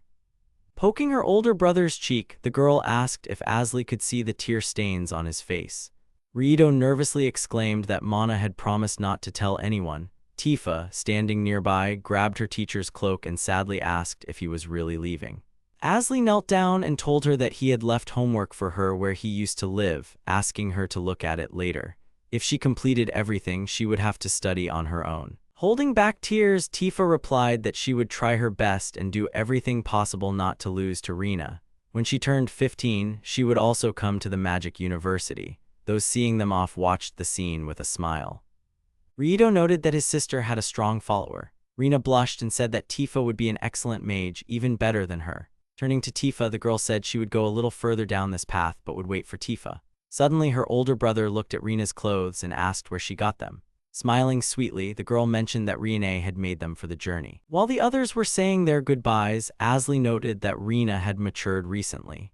Pachai stated that he would also like to dress his master in something suitable for the occasion, but Asli joked that he had already changed his underwear. This statement surprised everyone. Pachai, however, was unfazed by the remark and replied that underwear didn't affect his appearance. And because of such incidents, the title of demon wouldn't disappear anytime soon. So he asked his master to pay attention to his outer attire. Noting that the demon was very noisy, Asli put on his glasses and said that he looked much better now. Seeing this, the demon grabbed his master and asked him to step aside for a minute. The demon stated that the glasses looked good on Asli, but there was one but. Did he understand correctly that Asli's glasses were the very ones that showed the stats of any creature? The guy reassured the demon and told him that the glasses could now be worn constantly. He had upgraded them yesterday. Pachai unhappily noted that what was said only made him angrier, but Asli joyfully announced that the glasses now had an automatic switching mode. Suddenly, Asli felt his words grow heavy and he felt like a fool. Unable to bear such a long private conversation, those seeing them off asked what they were whispering about. Without trying to understand the situation, Rito simply said that he didn't like farewells and it was time for his friends to go. Mana smirked and asked if that meant her older brother would cry again now. Asli also decided that there was no point in prolonging the farewell. Rina said goodbye to her family and friends once more, and they, in turn, wished her luck and asked her to come home from time to time. Smiling, all three set off on new adventures. When the heroes entered the big city, they immediately noticed that the atmosphere here was completely different. None of the residents knew about the situation in Fultown. As they traveled, they decided to keep a battle log. A week had passed since leaving Fultown. It was January 1st of the 91st year. For some time, they walked north from the eastern gate. The road they were on led from Fultown and reminded them of a path from the past. If not for the overgrown weeds, they might not have even noticed this trail. Their journey continued north along it. A few days later, they reached the city of Iberial. After that, Asli finished his notes and closed his notebook. Everyone they asked about Fultown replied that such a city had existed about 10 years ago. Pachai then ironically remarked if the truth was being hidden from them. Asli exhaled tiredly. Perhaps they wouldn't be able to use their letters of recommendation. This was a serious problem. Rina looked pretty down, thinking the whole situation was just cruel. Asli, on the other hand, realized this was exactly what he'd been afraid of from the start. Suddenly, an idea popped into his head. Maybe the Magic University had different information about Fultown. The heroes decided it was worth checking other cities, but they were worried about what would happen with their recommendation letter. After all, they were technically students from a non-existent city, and that could cause problems. Asli thought about it for a moment and replied that he didn't want to waste Ryan's goodwill. Perhaps it would be better to try to get into the university another way. Rina pondered what to do next, and Pachai was also concerned. His master, despite everything, was cowardly, subservient, and foolish, which only made the task more difficult. Asli's guides pointed out that they didn't have much time. Asli thought they were idiots, especially after their jokes. Remembering how Pachai always talked about him, Asli felt like saying something sharp in return, but despite that, his title as a mage remained intact. However, discussing such things here would be foolish. Titles were an ancient problem, and it was hard to talk about them lightly. Asli was still trying to understand why this was happening. At that moment, Rina asked what he was thinking about. He jokingly replied that it was all nonsense, and then it suddenly hit him. Asli exclaimed that he wasn't an idiot. Pachai just laughed and remarked that his reaction was a bit delayed. The demon continued to tease, adding that this was precisely why everyone thought Asli was an idiot. This angered the young man, but he tried to remember what they had been talking about. Pachai grumbled, reminding him that they were discussing recommendation letters. If they didn't get into the university, nothing would change for his master, but the demon felt sorry for Rina. Asli said that their level had significantly increased over the past 2 years. Perhaps they should join the Adventurers Guild. The demon logically countered that they didn't have time for that.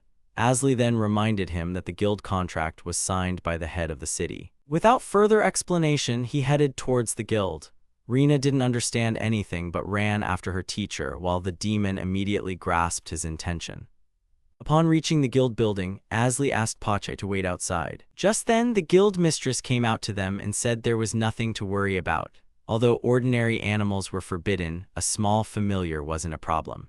Asli remembered how even familiars used to be forbidden from entering buildings. But now, with fewer mages around, people had acknowledged that familiars' intelligence was on par with humans. They went inside and Pachai, surprised, noted that he was allowed in. Then he asked if demons could become adventurers. The mistress laughed and replied that demons couldn't register, which disappointed Pachai. The young woman got straight to the point and asked if they were looking for new experiences. All the details could be found at the nearby counter. Asli thanked her. It was noisy inside. The heroes approached the counter.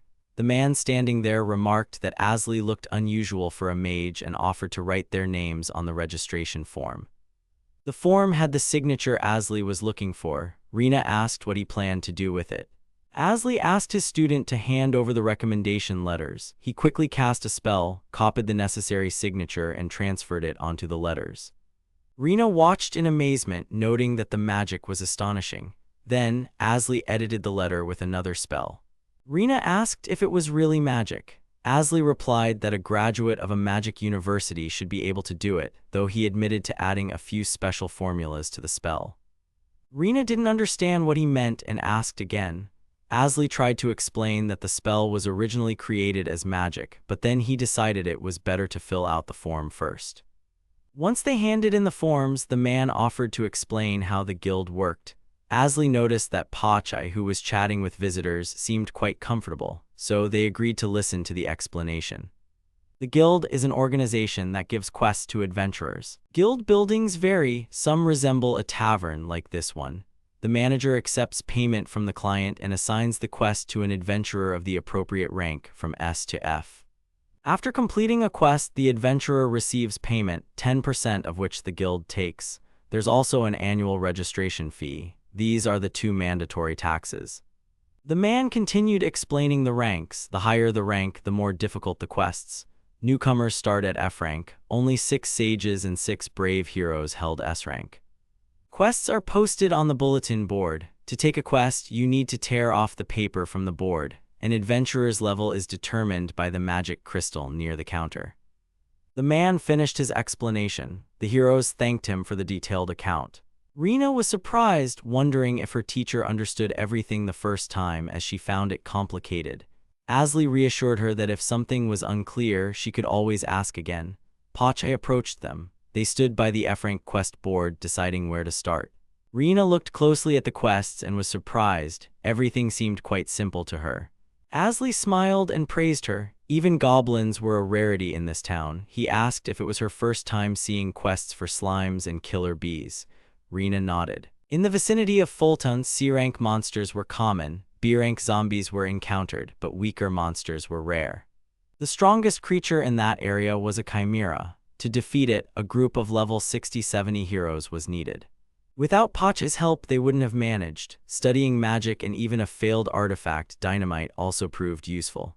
Asli mused that he still had a lot to do. He thought that if he had studied for another couple of 1,000 years, but then Pachai interrupted his thoughts, asking if his master was thinking about something strange. To avoid the topic, Asli joked about Pachai's prickly fur.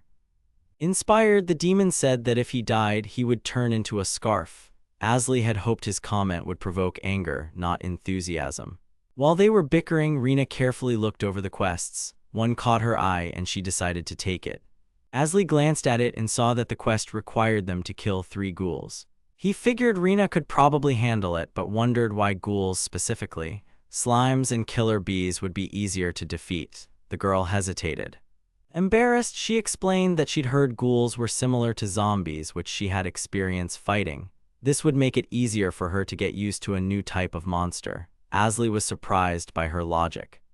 He told her he wanted her to encounter various monsters, but they were short on time and needed to reach Balen before the entrance exams. He was once again amazed at how quickly 15-year-old Rina was learning. Agreeing with her choice, Asli also took a quest, this one for eliminating goblins. After showing their chosen quests to the man at the counter, Asli noted that the monsters in this area were quite docile.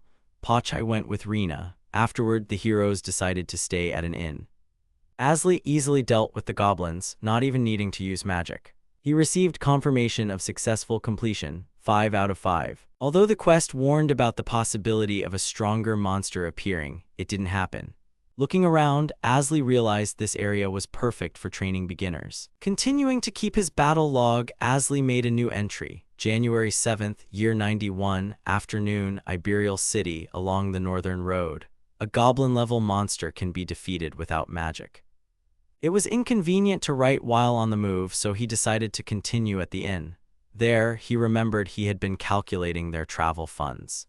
The heroes had 23,700 gold left. Each received 100 for the quest, making it 23,900 total. The inn for 3 cost 300, leaving them with 23,600. University admission required 10,000 per person. After calculating everything, Asli decided they could afford to spend about 3,000.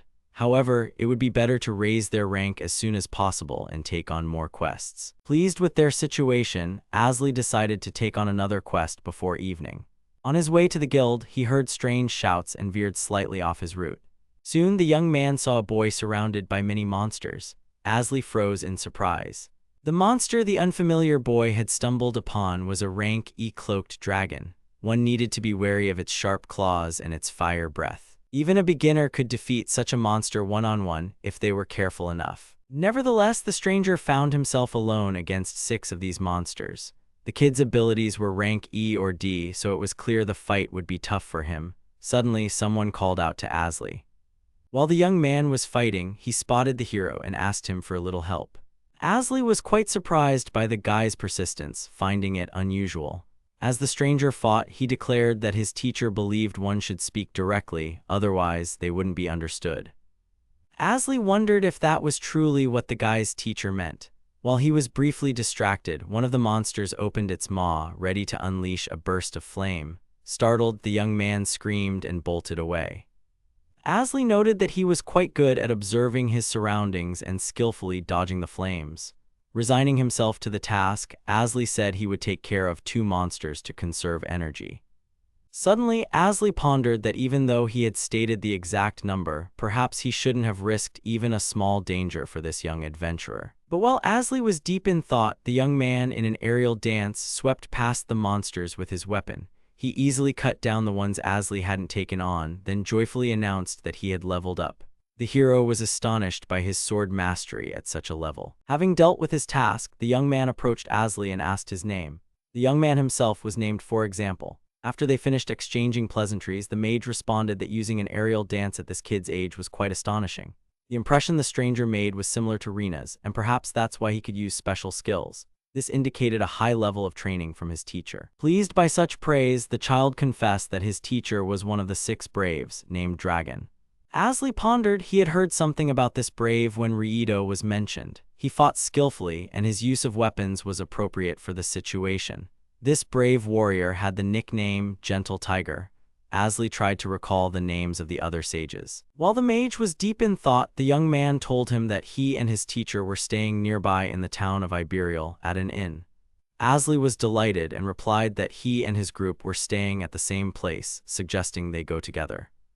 When they reached the inn, Asli's friends were already waiting for him. As soon as Pachai noticed his master, he proudly asked how he liked their quick return after completing the task. He boasted that this was the difference between a hero and a demon. Asli gave him an injured look and noted that he had started the meeting with such harsh words, but then he asked if Rina was okay. Pachai rushed to his master and, annoyed, asked if someone else was more important than him. Asli coldly stated that Pachai wasn't as important as Rina. The demon then replied that the girl was perfectly fine. for example, who had been standing nearby the entire time, wondered if what was happening was normal. At that moment, the boy noticed Rina and stared at her with embarrassment. Rina felt the gaze and quietly said that someone was looking at her. For example, immediately turned away, but Asli had already understood his thoughts. Pacha inquired who this young man was. Stuttering with embarrassment, he tried to introduce himself, and when he managed to, he asked the girl if her name was Rina. After that, he blushed, bowed, and shouted that he was pleased to meet her.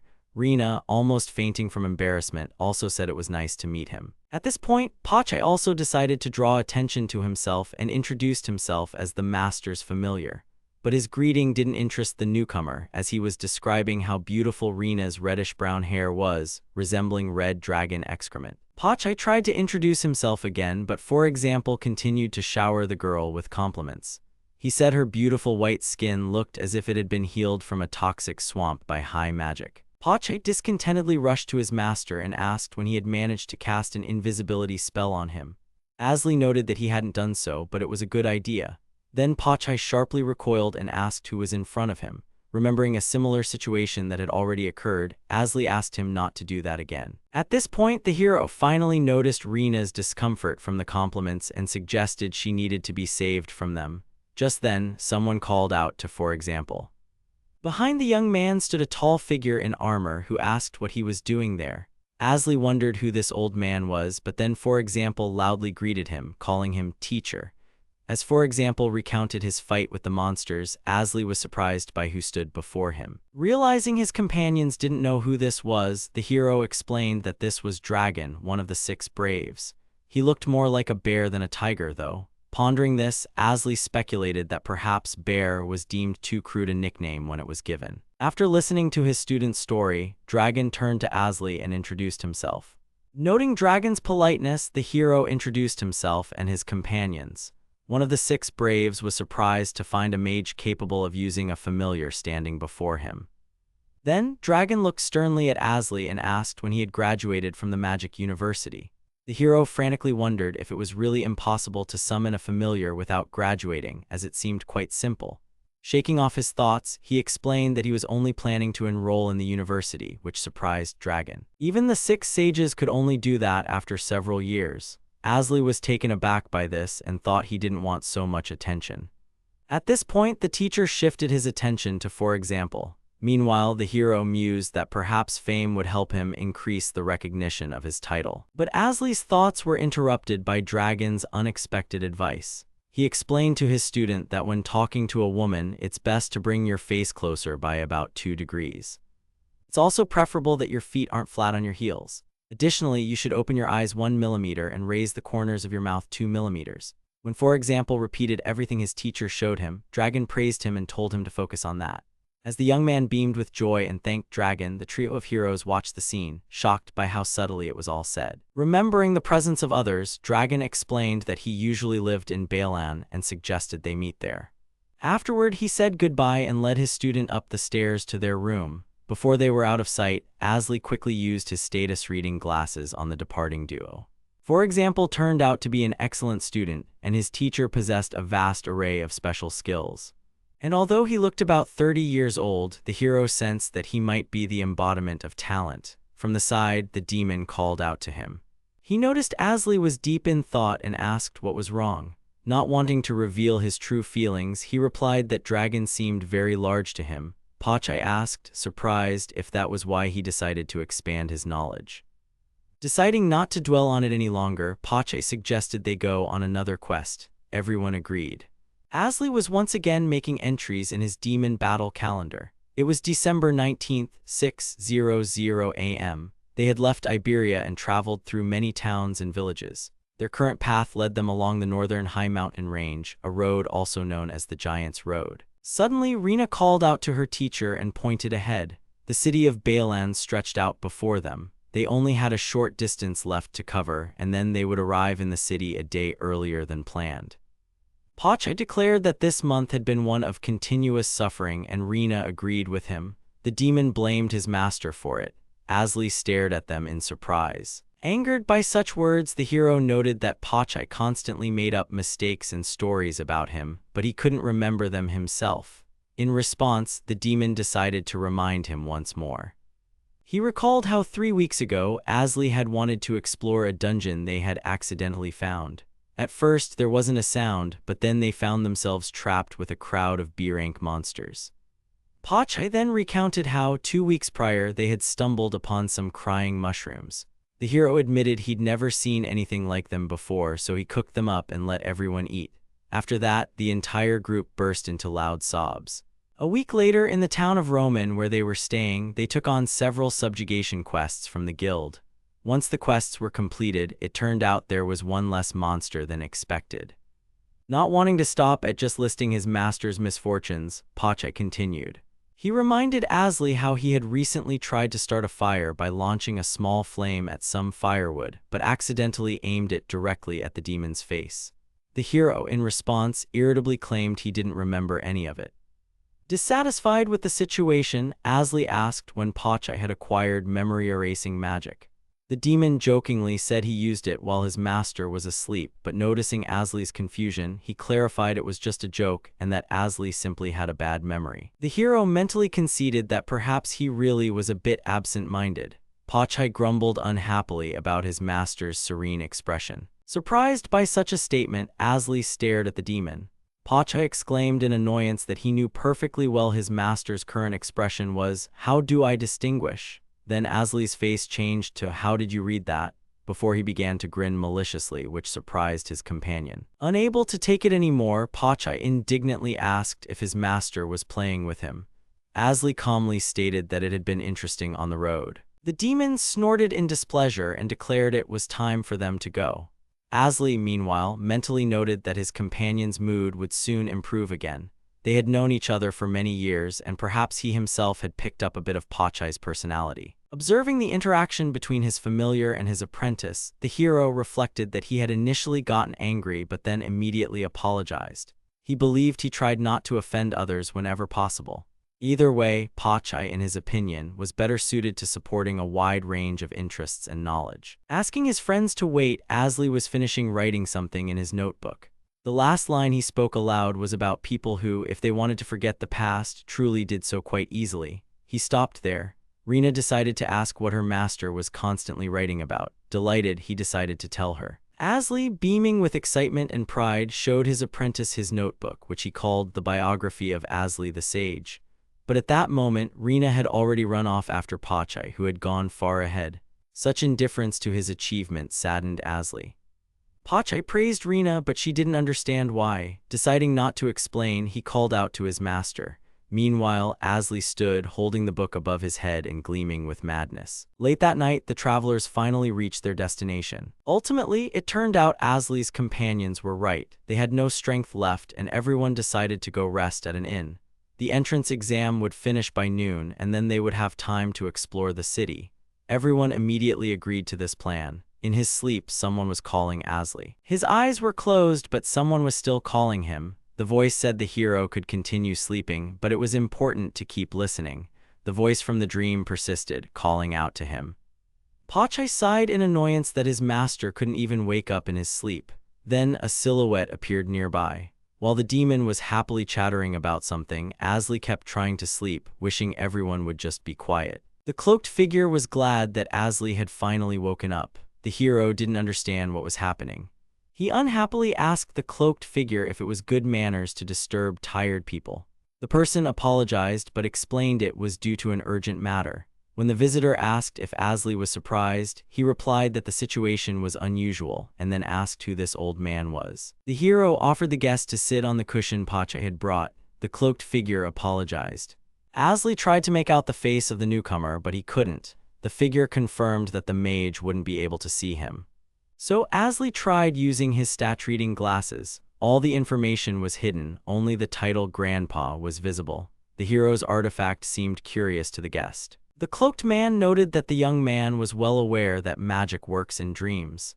Asli explained that 2,000 years ago he researched dreams. That's why he knows he can activate spells using his own magic.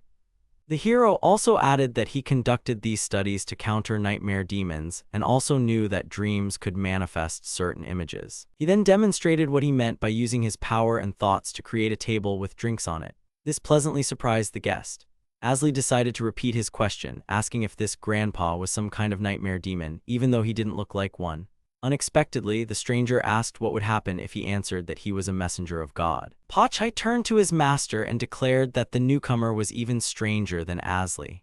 The young man grumbled to himself that his familiar was very rude, but what the demon said made the hero ponder. Asley returned his attention to the cup with the drink and offered it to the guest. The guest came to his senses, and all three drank from their cups. Looking at the cloaked man again, the hero noted that perhaps this was a business visit. Apparently, this person had come because the Demon King's resurrection was approaching. Someone had defeated him a few decades before Asley's birth, but the cycle of rebirth is supposedly around 5,000 years, and after that, a holy warrior should appear. The guest sharply replied that there was no holy warrior yet. This caused surprise on the hero's face. The newcomer must be joking because the Demon King cannot be defeated until a person blessed by God appears. With the appearance of the Demon King, three blessed individuals also came into being. They were called the Holy Warriors. One of the three was a warrior, another a mage, and the last a brave hero. The blessing is a title given to the Holy Warrior. Thanks to a high level of abilities and resistance to the demonstration of interactions, the person seemed to embody power.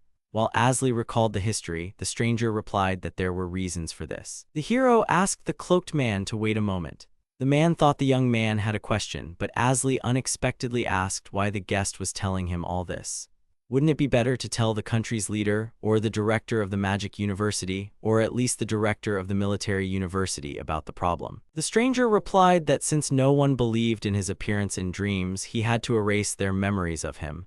Asley tensed, a bad feeling washing over him. He observed Pachai's reaction. Pachai didn't like the conversation either.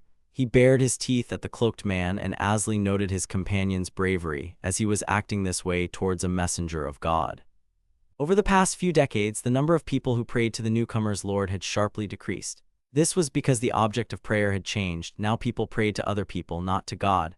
Asley began to understand the reason. People's prayers are food for the gods. The stranger agreed. Now God's power had diminished, and he couldn't even grant blessings. The hero pondered. He then sharply slammed the table and realized people were fawning over the heads of countries. The guest confirmed this and said that was precisely why no one believed his story. Asley sadly thought that the country was in decline, but then decided to ask why the newcomer was telling him all this. The cloaked man replied that he simply wanted to talk to the person closest to divinity. At this phrase, Pachai chuckled incredulously. Then the familiar was overcome with hysterical laughter. He started rolling on the floor, begging him to stop joking. Asley grumbled that he had lived long enough to become a deity, but he still had doubts. The guest then suggested he look at himself through the glasses to confirm. The hero tried to understand when such a thing could have happened. When Asley checked his stats, he initially noticed nothing but his rank changed to D, but then the guest suggested he look closer at his titles. There, immortal candidate was listed. Asley grumbled that an immortal couldn't be called a god. The stranger pointed out that he only said the hero was close to divinity, not that he was one. Still not understanding the newcomer's motives, Asley directly asked him what he wanted from him. The cloaked man readily replied that the young man was only required to do a little, put maximum effort into studying his abilities, and prepare for the Demon King's revival. Noting that this was all, the stranger began to dissolve into thin air. As a final remark, he said that Asley might be useful. The main thing was to study everything well. The hero tried to shout that they weren't finished yet, but the silhouette had already vanished. The guy grumbled that the guest had said what he wanted and then immediately disappeared. Just then, Pachai called out to him. When the hero looked his way, the demon asked for more of the drink that had been in the cup. Asley, annoyed, asked who he was and opened his eyes. He was lying on his bed with Pachai. It was already daytime. As expected, for 300 gold a night, they had a good bed. Asley started thinking about what to do next. The hero and his companion pondered whether to tell Rina about this dream. In the end, they decided to save that conversation for later and just enjoy school life. The Demon King was in a period of accumulating power, and this time could be used for a preparatory phase. It said that a person with high magical power can sense this time. While these thoughts swirled in the young man's head, they left their room and met his student. He asked the girl if she had slept well. Rina replied positively, and they set off. Asley was still thinking about the Demon King.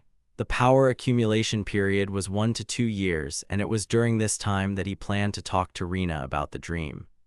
The heroes stood before the magic school, ready to begin a new chapter in their lives. When they entered, they immediately approached the counter with a girl and stated they were there to take the entrance exams. Asley handed over the documents and briefly reported that 2 people from Iberial had arrived. The girl at the counter said it would take a moment to confirm. She then checked the documents using magic. When she confirmed that the submitted applications were in order, Rena was surprised. The girl coldly replied that if such a magic circle surprised her, what would she do later, as it only gets more difficult. Rena flinched at the statement and apologized. Without wasting time, the document checker returned them to the heroes and asked them to take the papers with them. Asley realized the girl was surprised for a completely different reason but didn't dwell on it. The exam was to take place in the classroom ahead, and it would be a one-on-one session with a magic teacher. Asley was surprised as he had thought the exam would be written, but the girl quickly explained that the purpose of this format was to prevent applicants from having time to think, as their university sought talented mages who could respond immediately. Asley briefly agreed. Then the girl stood up, ready to escort them to the classroom. As soon as she stood, she saw Pachai. Looking at him, she asked if he was the hero's pet. Asley shook his head negatively and replied that he was his familiar. He also added that he had received permission from the staff at the university entrance. The girl's surprise was rooted in something else. She noted that having a familiar before a student's admission was rare. But then she composed herself, apologized, and headed towards the classroom. Upon reaching the correct room, she indicated where the exam was being held. One of the friends had to go into the classroom. First, there would be theoretical questions, followed by practical ones. Then she called Rena first. Rena was surprised and looking scared walked towards the room. Asley placed a hand on the girl's shoulder and told her that everything would be fine. He asked her to relax as the exam would be easy to pass. This calmed her a little and she exhaled. Then Rena knocked on the door, asked if she could enter, and disappeared behind it. Meanwhile, the hero heard a quiet laugh from the girl beside him. She looked at Asley and noted that, although he was in good spirits, the entrance exam for this university would not be easy. Asley knew this but said he wasn't worried, as Rena would definitely pass. The secretary noted that if the young man had enough ability to have a familiar, then she presumed he wouldn't have any problems. Asley mentally thought that he was worried, but only about whether he could give a normal answer. Thinking about how best to behave during the exam, the young man decided he would just stick to the topic and see what happened. The girl suggested he sit on a bench nearby, as the exam would take some time. The girl remembered and explained that entering the exam with a familiar was allowed, as it was considered one of a mage's abilities. Asley was surprised by this, as he hadn't expected it. After some time passed in awkward silence, the guy couldn't take it anymore and asked the secretary if she was going to stand next to him the whole time or if she'd prefer to sit down. She laughed and thanked him for the offer but replied that it was her job. A lot of time had passed, but finally the door opened. Barely able to stand, Rena emerged. She looked exhausted but smiled through her tears and announced that she had passed. The secretary congratulated her and noted that it was amazing to be accepted at such a young age. Rena thanked her, and at that moment, Asley started thinking. He asked if the results were announced immediately upon exiting. The secretary replied that there were many applications, and although some didn't show up, the teacher always announced the results on the spot. Then she invited Asley to enter the classroom. Rena wished him good luck and the girl asked him to do his best. Pachai, feeling encouraged, knocked on the office door with his master and entered. In the center of the empty room, a young girl in a cloak sat on a chair. The heroes were surprised by this turn of events. Pachai started pointing forward and shouting that there was a girl in front of them, and Asley grumbled that he could see that too. The girl sitting before them finally looked up and noted with surprise that he was the second person with a familiar this year. The girl in the robe stood up from her seat and approached Asley to take his documents. He noted that she was even shorter than Rena. The exam proctor called him by name after reading it in the documents. She saw that the guy was from the same place as the girl who had just been there. She asked if Asley was that girl's teacher, to which the hero replied that it wasn't about teaching. The examiner then confirmed that Rena had outstanding talent, and if the person before her passed the exam, she would understand that fact. Then the examiner introduced herself. Her name was Irene. She asked him to answer only what Asley knew and suggested starting with something simple. She asked him to name the 4 elements. While the guy was thinking that the question was indeed easy, Pachai answered for him, quickly listing fire, water, wind, and earth. Such impertinence annoyed Asley. He didn't understand why his familiar was answering for him. In his defense, Pachai claimed that the previous woman had said he could answer, although Asli remembered that wasn't the case. The hero recalled that Pachai could be present at the exam as part of his power. Suddenly, the examiner drew attention to herself and asked the demon if he knew the answers to the questions. Without hiding his superiority, he replied that he possessed greater knowledge than his master. This angered the hero, and he considered the demon a shameless little guy. Irene's eyes gleamed, and she said she didn't mind that. The next question was whether a magical form could be changed and a spell activated or not, and the reasons needed to be stated. Asli noted that she was indeed starting to check Pachai's answers. The difficulty of the questions, in the hero's opinion, immediately increased, but the demon showed no concern and said it was simple. The reason was a distortion of the formula. Pachai continued and replied that such a formula should never be used, but that didn't mean the spell couldn't be activated. The girl asked a third question. He needed to list 3 types of magic that ignored formulas. Pachai immediately replied that one could mention official magic, which removes the restrictions used by magical power. First, supreme healing, second, supreme recovery, and finally a contract with familiar brainwashing. Such an answer surprised not only Irene but also Asli. The hero sadly wondered why he had neglected that brainwashing formula in his time, although it was possibly unknown to him. At this moment, Irene asked again in surprise if such a contract was truly possible.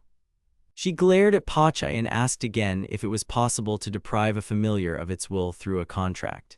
The demon, continuing to boast about his knowledge, replied that his master could do it, and since he himself had experienced it, there could be no mistake. Asli remembered that he recalled such a prank that rewrote the contract with Pachai. By his standards, it was recent, somewhere around 100 or 200 years ago. Asli asked his companion why he was talking like that, wondering if he couldn't just answer normally. But Pachai just smiled wider and shared that he sometimes liked to brag about his master. Then they both looked towards Irene. The girl exclaimed loudly, asking how exactly one obtains a brainwashing contract for a familiar. It turned out she had researched a lot about familiar contracts, but it was ultimately proven that brainwashing a familiar was impossible. Pachai looked at Asli and said it was his turn now. Mixed emotions were visible on Irene's face. The young man thought to himself that he understood her, as he had also faced many similar obstacles. So he decided to explain the familiar contract formula. Brainwashing is possible if you place the familiar in a magic circle with a special magical formula. That was all he could tell her. This answer didn't satisfy the girl, and she asked what kind of nonsense that was. She began to complain that such a method made no sense, but then she paused, thought about it, and corrected herself. Her eyes lit up, and she suggested that it might actually be possible. Asli patiently explained that it was precisely the ignoring of the formula that made it possible. Or rather, it's possible if you replace the ignoring method with a special function. Irene pondered, wondering who was testing whom. Then he advised the girl to complete this spell on an opponent. Pachai wanted to interject and noted that his master had used such a spell on him specifically. They started bickering again. Asli explained that Pachai used to wet the bed and the young man wanted to solve the problem that way. But the demon disagreed, claiming his master was holding his stomach with laughter when he said that. A memory of how annoying Pachai used to be flashed in Asli's mind. As soon as he recalled it, he immediately started chuckling. Meanwhile, the girl was deep in thought. Noticing this, Asli decided to follow her example, assuming there shouldn't be any problems. The brainwashing contract for familiars was a question that had been researched 5,000 years ago.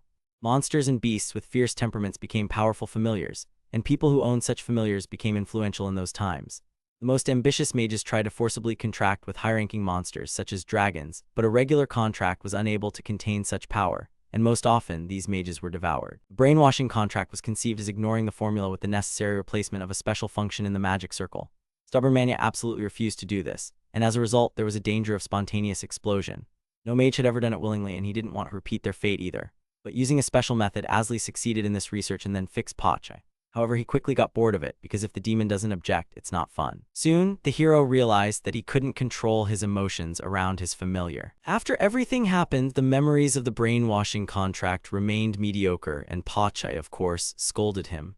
At that moment, the young man heard Irene's shout, asking if she had remembered his name correctly. While Asli was thinking that he had heard the girl's name somewhere before, she introduced herself as one of the 6 sages and stated that her name was Invincible Irene. Because Asley had conducted such risky research, she decided that he had passed the exam. The young man was shocked and finally understood who was in front of him. The girl was the one who activated the periodic circulation of magical power within her body. She managed to stop her body's development, but at the same time, her magical power constantly grew. Now Asley understood why the girl was so small. He looked at her and pondered the constant growth of magical power. He had something similar, but to do the same as Irene, one had to change their mindset and have courage.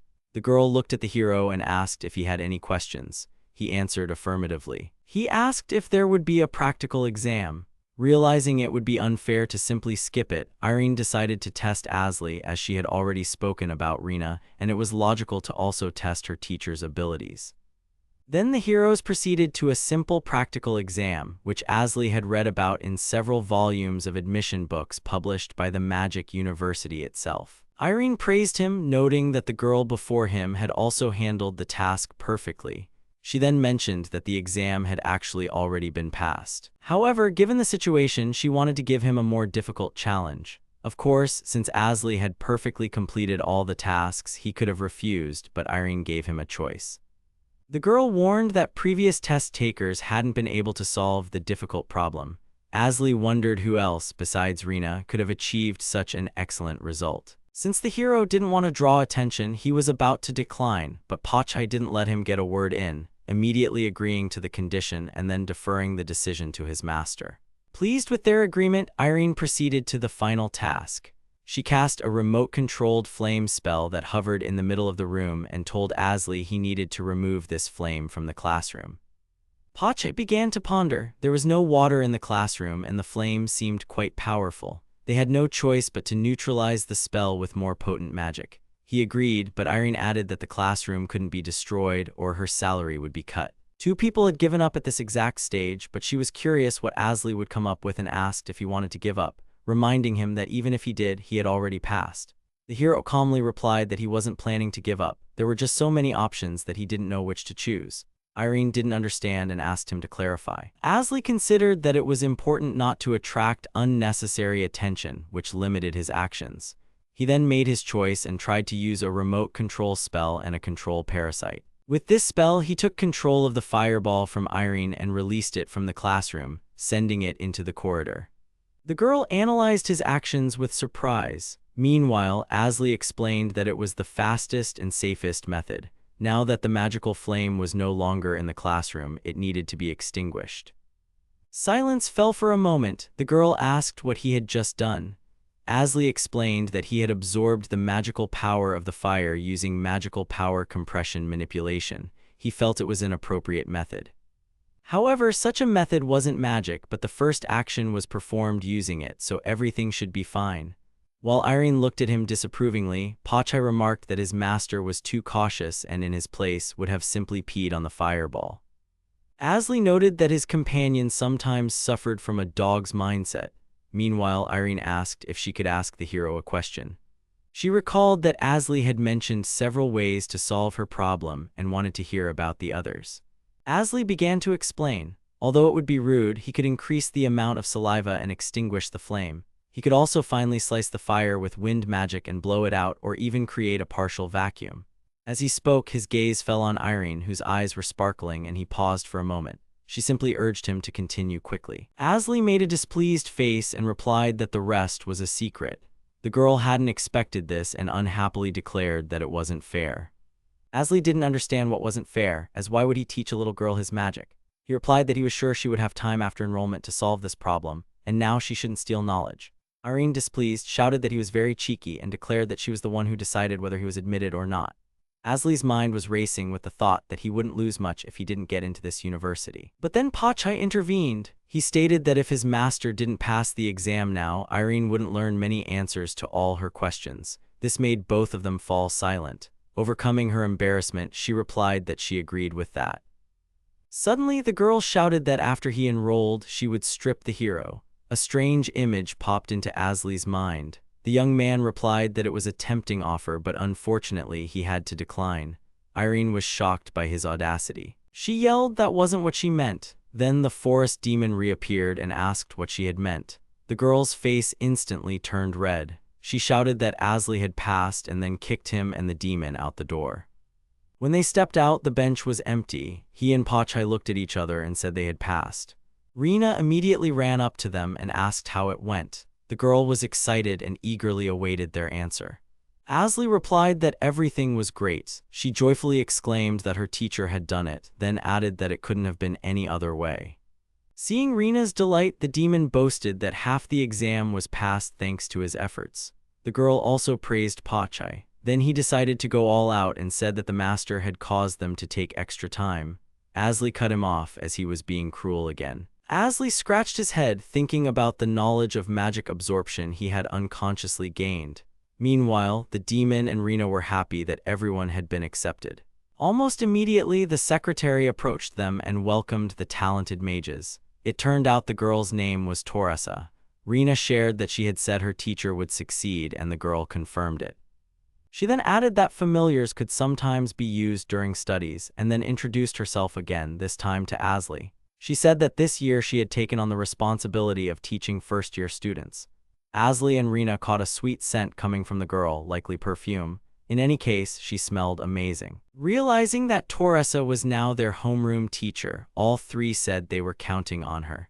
The girl replied that she would explain how to enroll in the university, then led them to the admissions office. Asli looked at the ceiling, happy that he had finally gotten into the university. The exam had been very easy for him. He felt thrilled, and although his first experience was a long time ago, today, right now in this place, his second school life was beginning. The main market was very lively. As soon as they arrived, Asli suddenly felt unwell from the crowd. Rina, on the other hand, was excited and suggested they walk in a different direction. Pachai noted that the master's clothes stood out too much and people were already avoiding them.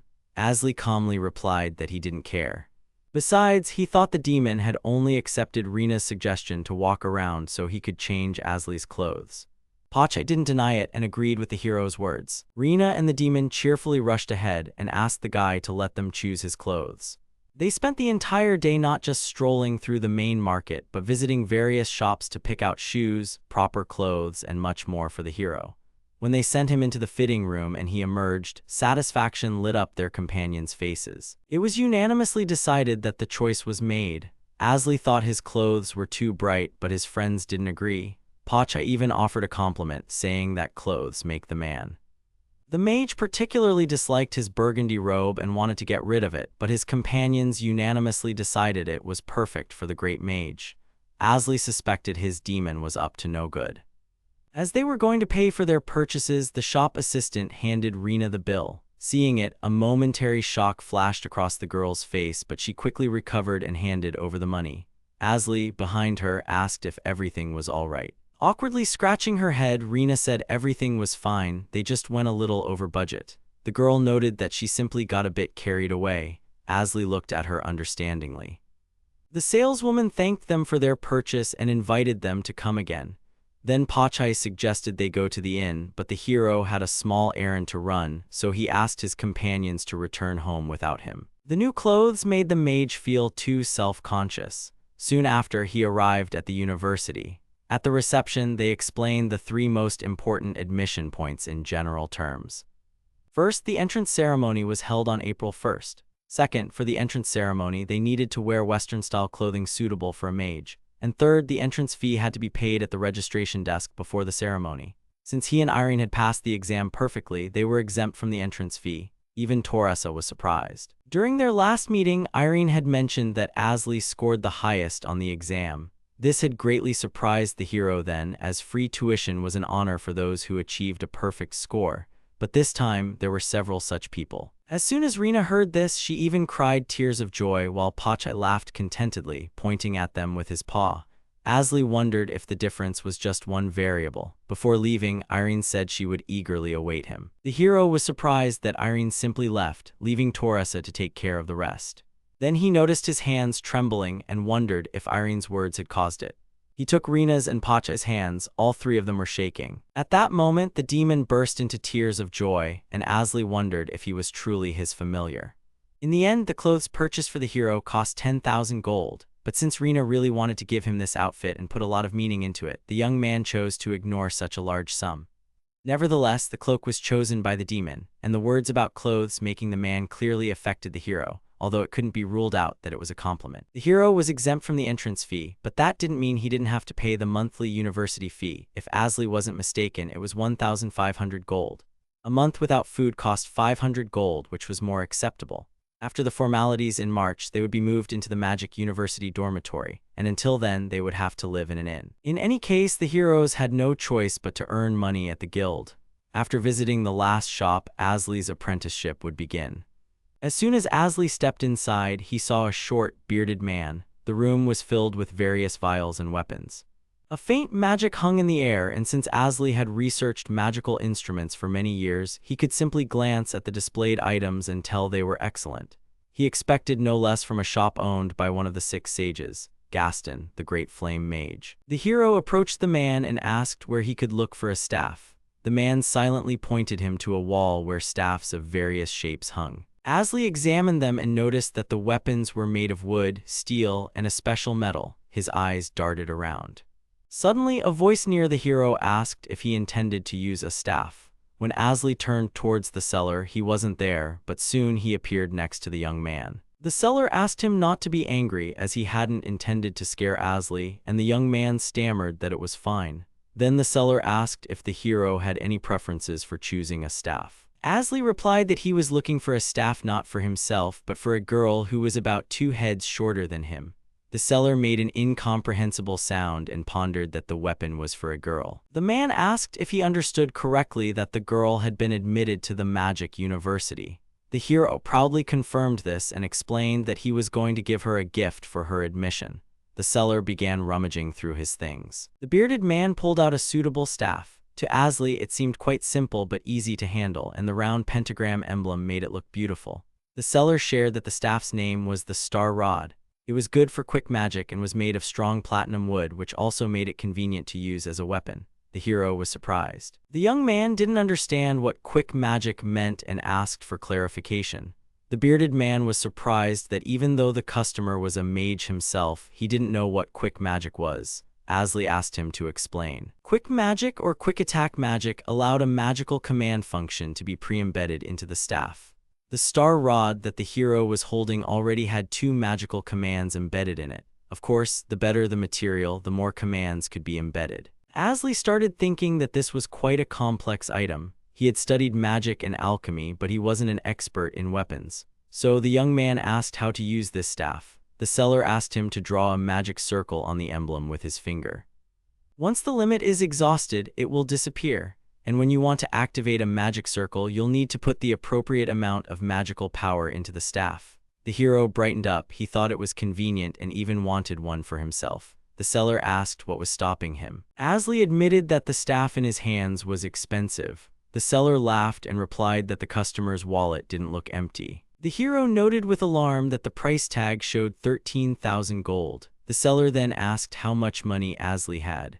After Asli answered, the man said he had a star rod for him, and then the pair would cost 12,000 gold. Asli couldn't believe his ears. He couldn't fathom that staffs could be sold so cheaply, especially since the price tag showed 9,800.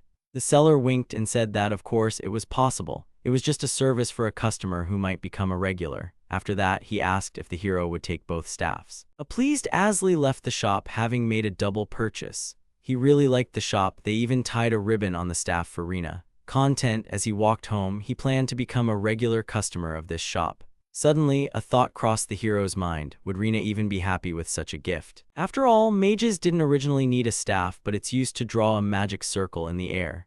The effect manifests as a means of concentrating magical power, and Asli's research confirmed this. In practice, drawing with a staff is faster than with a finger. Furthermore, a greater amount of magical power can be channeled through a staff. It's more effective for people to use magic with a staff or any other tool than without them. Irina, for example, used a cane 2 years ago, but it was just an ordinary handmade cane from an old man in her village, not intended for mages. That's why Asli came up with such an unexpected gift. He wanted to give it to an excellent mage, his first student, Rina, so she could become more independent. The hero sped up. He wanted to get home as quickly as possible. As soon as he returned, he immediately handed Rina the gift and congratulated her on getting into the magic university. The girl initially didn't understand what had happened, and then she started crying. Asli couldn't figure out what was wrong with her. While he was trying to calm Rina down, Pache arrived and said that his master had made the girl cry. Asli was annoyed that the bothersome familiar had ruined the whole atmosphere. But suddenly, Pache said he would leave the room for now and asked his master to call him when he had calmed Rina down. The hero was once again alone with his student. The situation felt nerve-wracking to him. He didn't know what to do. While local residents walked and enjoyed the evening outside, Rina sat in the room, curled up in a ball and crying. Making another attempt to calm the girl, Asli boasted to her that they would have identical staffs. Rina moved one hand away from her eyes. For a second, she stopped crying, and then her sobs grew even louder and stronger. Not knowing what else to do, Asli decided to wait a bit. He patted the girl's head, but suddenly she grabbed his hand and brought it to her face. Asli thought the girl probably wanted to do something, so he waited patiently. After a while, Rina calmed down. The hero smiled. The girl continued to hold her teacher's hand and didn't let go. The young man couldn't help but notice that it reminded him of kind feelings and hidden magic. However, a thought crossed Asli's mind. Shouldn't someone who seeks wisdom consider the situation they're in to be a bad one? His thoughts raced. He considered that even though he had known Rina for a long time, she was still a girl. Things were getting really bad. Asli was almost losing consciousness. His heart rate sped up and his pulse quickened even more due to nerves. At that moment, he only hoped for Pache's rescue. He stared intently at the door, sending non-verbal SOS signals. He was practically screaming and begging for help when he heard Rina laugh. Through her laughter and tears, she asked what was wrong with Asli's voice and smiled at him. The hero apologized, explaining it was all due to surprise, tension, and an unfamiliar experience. Rina smiled and said that while it was a rather strange answer, it sounded very much like something her teacher would say. Asli was taken aback by this statement. He asked again if it really sounded like him. The girl noted that she had long observed Asli often thinking before speaking to explain things politely.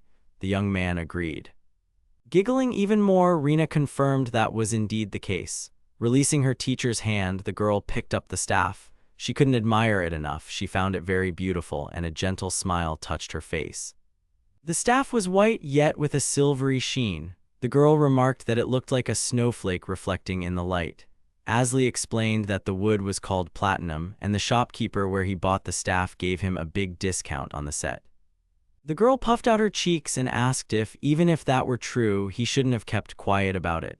Asli replied that he saw nothing wrong with it, but the girl insisted that stating the price was impolite. Rina looked pouty and a little displeased. Asli felt embarrassed by this. Suddenly, he leaned towards the girl and asked if he could deflate her cheeks, which were puffed out in displeasure. She agreed, closed her eyes, and waited for him to do it. The hero gently touched her cheek and froze. The girl slightly opened her eyes. After that, they both laughed, though they remained a little embarrassed. Rina confessed that she had tried her best to keep her cheeks puffed out. When everything was over, they called Pache. His eyes gleamed and he opened the room door. It was clear the familiar was practically dying of laughter. As he approached, he barely managed to stop himself from entering completely. He really wanted to hear everything to the end. Asli grumbled to himself that he should buy that dog some earplugs. The hero once again checked his and his companion's stats. The status of the assigned title had changed. Asli and his friends sat in the room, counting all their current savings. In the end, they had 3,200 gold. That's why they planned to move from the hotel to a cheaper one today, where the fee would be 200 coins per night.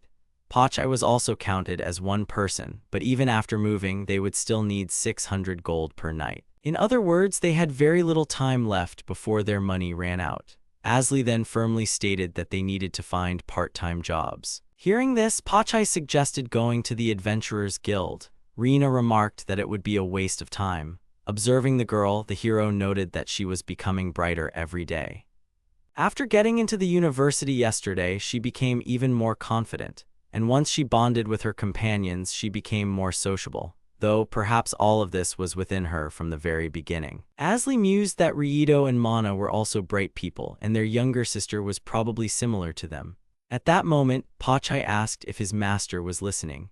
Asley confirmed, then added that their conversation was about how to rip off Pache's tail and make a steak out of it. The familiar was horrified by the thought. But then the demon added that it would be so delicious that his master's cheeks would fall off. Rina suggested it might be painful, but the demon reassured her, saying that if they gave him a painkiller called morphine, everything would be fine. However, he asked them not to overdo the dosage or he might die.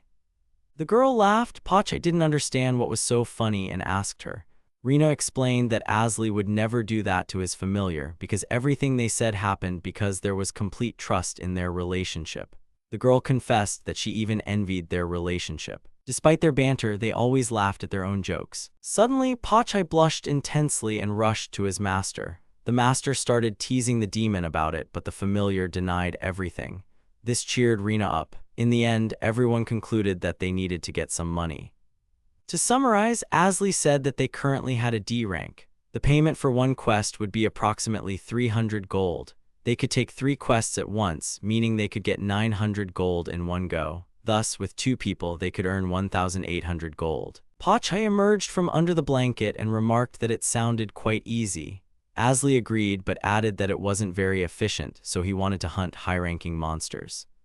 Rina was surprised if they didn't take a quest, they wouldn't get paid. Asley agreed but added that it wasn't the only reward for the highest rank. It dawned on the girl they could collect trophies from the slain monsters. The hero suggested looking up information about high-ranking monsters on the guild's bulletin board, and as soon as they saw a habitat, they would immediately go hunting. The demon worried that it might be dangerous as they had barely managed to defeat the Alpha Chimera. Calming his companions, Asley stated that if he didn't have his new staff, he wouldn't even consider it. The story about fast magic surprised Pache and Rina. While developing a monster hunting plan, Asley suggested filling the girl's staff with restorative and supportive magic. She readily replied that she had planned to do the same. The hero looked at the girl warmly, realizing that she was truly an amazing student. Pache became interested in this endeavor. Determined, they set off for the Adventurers Guild. After checking their destination, they headed to a hilly area in the west. They had to walk along the road for some time to reach their destination. Their chosen target was a ballad dragon. It was originally called the ballad dragon because of its habitat, but the name was recently changed. The monster itself was green and had 4 wings, which it used to circle in the sky. Asley recalled that it was a type of A-rank winged dragon that lived 5,000 years ago. He had heard that back when it flew in the sky, no one dared to leave their homes. Pache called out to his master and suggested that a B-level monster wasn't too bad, but if it were a level, it would be tough. Asley reminded him that they had still managed to kill an Alpha Chimera. 2 whole years had passed since then, and they had grown stronger, so everything was sure to be fine. Pache didn't share his optimism. Suddenly, Rina suggested that if the mission proved impossible, they should just run away. The demon immediately agreed with her, while the hero was shocked by such a proposal. The familiar wanted to joke and said there would be no room for his master if they ran. Asley calmly replied that he would just hold onto Pache's tail, so it was fine. The demon jumped back and yelled that he knew it, they still wanted to make steak out of his tail. Asley threatened him, saying that for such words, Pache would be eaten by a dragon. Soon, they reached their destination. The visibility was good there, but despite that, no dragon was in sight. Not far from them, a pack of blood jackals appeared. The girl asked where they were running. Asley thought that these monsters had a habit of running towards feeding grounds, so he asked the demon if he smelled anything. Pache asked his master to stop, but Asley yelled at him for being strange. Then the demon used his sense of smell and indeed caught a scent. It was the smell of blood. The hero asked him to lead them to it. Pache was surprised but dashed in that direction. At the spot they ran to, there was another pack, and just as Asley decided that a fight was inevitable, the jackals suddenly turned around near them. They headed in the direction of the scent the demon had picked up. Was there really something ahead? Speeding up, the friends headed there too. Before them lay the corpse of a ballad dragon. Its body was being greedily devoured by jackals. The monster had been cut from shoulder to chest, a fatal wound. Asley noted that despite this, the dragon didn't look rotten, meaning it had died recently. This meant they could still collect trophies from this monster, but the task was complicated by the jackals greedily eating the dragon. Suddenly, Rina suggested driving away the blood jackals. Asley initially didn't understand what was going on, but then the girl pointed towards the monster's body. Down below near the dragon was an egg. It was unclear if it had been there before the cut or if it had appeared on the surface due to the weight of the blood jackals. In any case, there was no need to rush, otherwise the egg could fall and break. Rena replied that she understood and began to cast a spell. She summoned the spell of the four winds and commanded Asli to run to the dragon while the jackals hung in the air thanks to her magic. Asli approached the dragon's body and wondered if he could get the egg with one hand. Rena was already struggling to hold the jackals in the air and asked the hero to hurry. He gave Pacha a displeased look and noted that he wasn't doing anything. Finally, Asli managed to retrieve the egg and thought to himself that he would find the demon some work. He asked Rena to hold on a little longer, then began to chant a spell. After that, a rain of sparkling swords poured down from above, and then he shouted the command, "Get them," to Pacha. The demon was calmly sitting near him, scratching behind his ear. Suddenly, hearing the command and looking at his master, the familiar dashed forward to collect trophies from the dragon. Meanwhile, Asli saw the girl's condition and decided to help her. He took her staff and also cast a spell to hold the jackals. After that, Rena felt a lot lighter. She was sure the teacher had taken over the magical power being sent into her staff for this spell. The girl was a bit flustered and thanked Asli. The hero noted to himself that the girl wasn't showing her face. He hoped there wouldn't be any issues from yesterday as he needed to concentrate now. Magic Shift was one of the spells the guy had invented, and it had the effect of altering a magical power source. Rena was incredibly inefficient with her energy when maintaining magic release support. About 500 units of her mana were used up very quickly.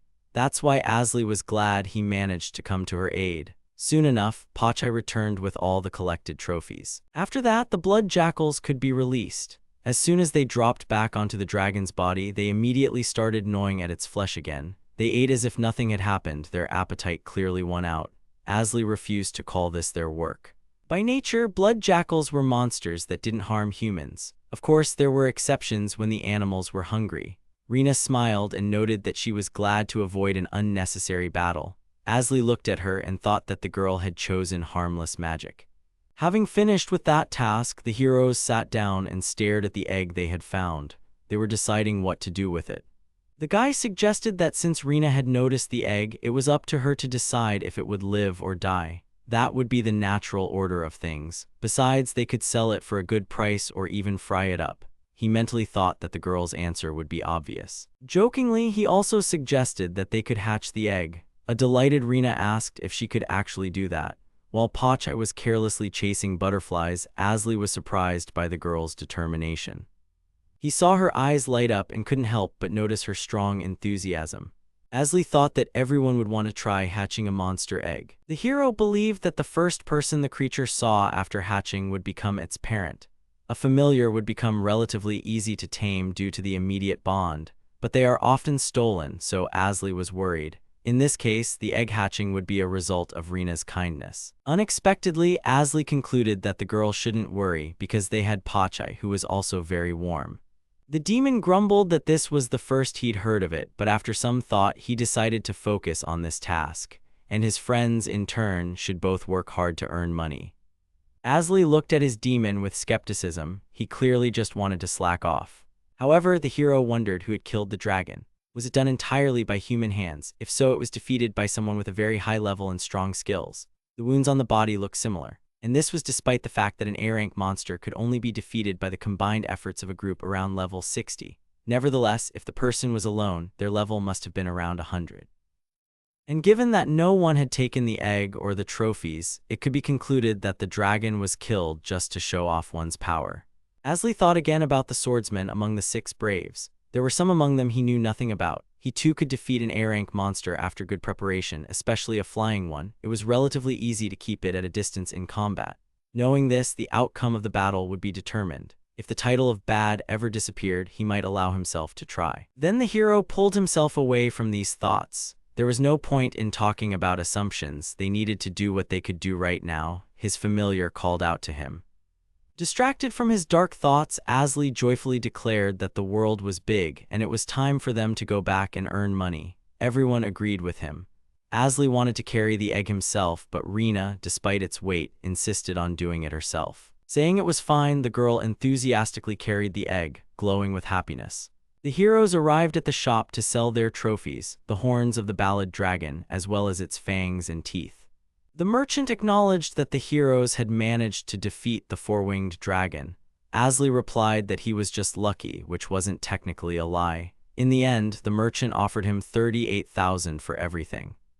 Asley stood with an unreadable expression and told the man that he could buy all the goods for 40,000 and still make a profit. The merchant squinted slyly and noted that the guy clearly knew his stuff. The hero responded that he had simply done a lot of research. Seeing that the merchant wasn't rushing his decision, Asley started to leave, saying he would try to sell at another shop. But then, the man offered him 41,000 gold. The hero was surprised that the merchant named a price higher than he had offered himself. The merchant explained that it was an apology. If he had taken it for 40,000, he would no longer consider himself a merchant. In return, he asked Asley to bring his goods to him next time. As Asley expected, if he didn't sell the goods, nothing had changed at the best shop with the best price since he last haggled. The sun was still high, so he could earn a bit more gold. By the time he finally finished, it was quite late. Even doing simple tasks 3 at a time still flew by. Despite this, there was a queue at the guild today for a high-rank monster subjugation quest. The quest was far away and the compatibility was poor, so he didn't take it. Asley mused that there wasn't much he could do about the situation, but then he suddenly noticed he was very cold. He was about to speed up when a girl called out to him. She had spotted Asley from afar and was heading his way. Irene and Toressa stood before the mage. They were surprised to see him out alone at such an hour. The hero replied that he was earning a bit at the guild and his friends had already returned to the inn. Irene asked what rank the hero was. He replied that he was currently D rank. This surprised the girl. She thought he might be around C or B rank. Toressa, on the other hand, wondered if that wasn't too high a rank for his age. Asley mentally thought that he was actually over 5,000 years old. Irene noted that the hero was quite strong and offered him a spot in her white faction after he enrolled. Asley pondered this. Toressa saw that the hero didn't understand what they were talking about and explained that there were 2 factions. She and Irene belonged to the white faction and there was also Gaston's black faction. Asley was surprised. They were teachers after all. Did this also apply to the students? Irene unhappily asked if he didn't know the purpose of the magic university and the connection between white and black. The hero thought that he was hearing these names for the first time and couldn't recall anything similar. Toressa noted that the factions existed to prepare for the Demon King's invasion. They were created both inside and outside the Magic University and Warrior University to improve themselves, keep their magic and skills sharp, and ensure they didn't fall behind each other in strength. A friendly match was held every year. Asley summarized that essentially they created competition so that no one would remain weak. Irene praised him for his perceptiveness, but noted that there were more than just friendly matches on university grounds. The young man thought for a moment and honestly asked if joining the factions was mandatory. He wouldn't want to get involved in their rivalry, but it seemed impossible. One of the girls confirmed his suspicion and said that he would have to choose on the day of the enrollment ceremony, but he shouldn't worry. If he chose the white faction, Irene would give him a warm welcome. At that moment, the secretary asked the girls to refrain from recruiting students before enrollment. In her defense, Irene noted that if she didn't know the hero, she wouldn't have invited him, as it was easier to keep an eye on someone you knew. Toressa looked a bit downcast and asked to keep this conversation between them. Asley understood that recruiting before enrollment could lead to problems, so he was fine with keeping quiet. He promised to consider the invitation, and only then did the girls leave. Irene promised they'd see each other soon, and Toressa apologized for the other girls' behavior.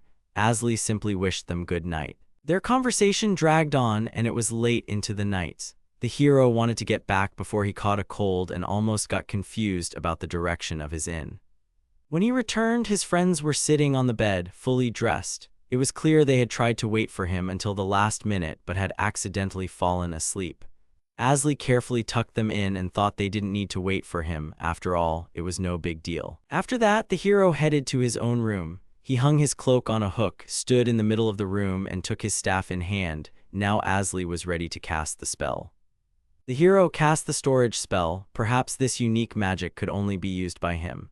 Inside this dark space was a room 10 meters long and 10 meters wide.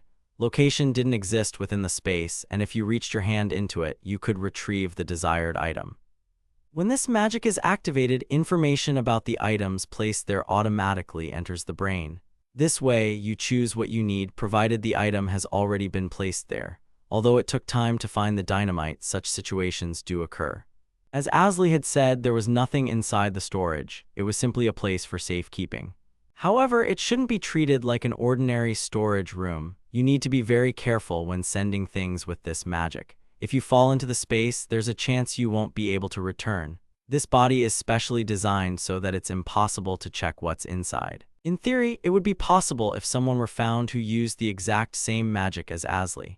In any case, it didn't look promising, so Asley only activated this spell in an emergency or after confirming that the environment was completely safe. The hero was confident that no visitors would break in late at night. When he and Pachai lived in the dungeon, he put all the research data and various junk from there into his storage. He didn't feel nostalgic because so much had happened since then. The gold they earned during the day was a decent sum of money, and it was all thanks to the ballad dragon. From that amount, he deducted living expenses for himself, Rina, and Pachai, and also set aside some money for emergencies. The hero put the rest into storage. It was safer than carrying it around. The guy planned to hunt monsters until they got into the university dormitory. They decided to take regular monster-slaying quests at the guild. After collecting trophies from high-ranking monsters, they were constantly worried day after day that they might. Initially, they tried to work as a trio for safety, but after some time, Rina suggested a different approach. That day, they sat down to eat as usual, but Rina finished very quickly and said she would return first. Late at night, there was a better chance for one person to get a quest in the city. He decided to go himself without asking the others and then told his familiar about it. The hero believed there was no need to worry about the building in the city, and that was good news. But he was still worried about the girl, so he followed her and noticed something. His student's magical skill had noticeably improved. Even when they worked together during the day, he could catch a glimpse of her skill, but he was still genuinely surprised. She used supportive and restorative regeneration magic, and also leveraged the advantage of quick magic to attack with fire and wind magic. In other words, she could control 3 types of magic simultaneously. And although Asley had taught her the basics of quick magic, she came up with this method herself. Rina also developed a tactic. She would set up a magic room when she had time, and if time ran out, she would lure the monster there to kill it. In unforeseen circumstances, the girl would use the classic martial arts forms she learned from Ryudo and Mana. Lately, Asley had fewer opportunities to train Rina, and it was also difficult to do so during missions or actual battles. But even then, Rina carefully observed Asley's magic commands in combat and then created her own fighting method. Asley was sure that the girl was a truly capable mage. Still no, perhaps Rina could become a warrior mage. But in any case, everything depended on the girl herself. Asley eagerly awaited her future. He decided to monitor her personal assignments every day until they moved into the dormitory. March arrived. The heroes were finally able to move into their rooms at the Magic Academy. Asley and Pachai entered their room. It was quite spacious, but for a total tuition cost of 500 gold per month, it didn't look luxurious. In any case, this wasn't a problem. Asley was ready to use the household items he had brought from the dungeon, and if those weren't enough, they could go shopping with Rina later. Pachai looked sadly out the window, musing that it was inconvenient not to be able to go back and forth between the male and female dorms. Asley noted that if they explained the circumstances, they could try to get permission. Of course, it was a bit complicated because they would have to be accompanied by a teacher, but there was nothing else they could do. Besides, Asley could always use telepathic communication magic. The last time he used it, the girl was very surprised. When Asley first spoke to her, he found Rina's reaction very interesting, but almost immediately she understood how to use this magic and now reacts naturally. Furthermore, Asley was more concerned about night excursions because after 7 p.m., anyone who broke the rules was punished with work at the teacher's discretion.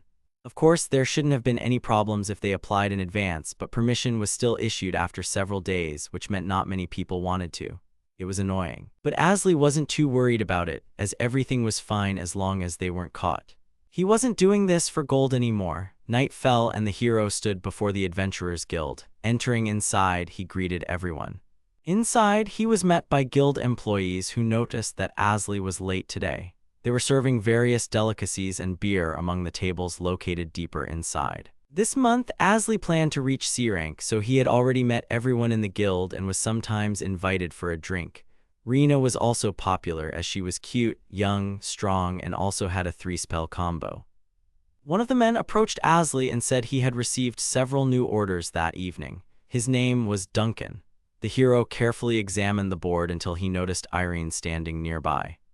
As soon as he realized who it was, he tried to hide, but the girl immediately asked him what he was doing and called him by name. He turned to her, but since his head was covered by a cloak, he said she was mistaken and his name was Frank. Irene replied that he didn't need to hide, as she had done the same thing several times. She asked the hero if he had money problems since he had come here. He quickly replied that there were no problems as they had accumulated a sum during their stay in the city. After that, the girl fell silent and Asley awaited some kind of verdict. The thought popped into his head that perhaps it would be better to leave. But just as he decided this, Irene proudly declared that she and S-Rank had decided to help him.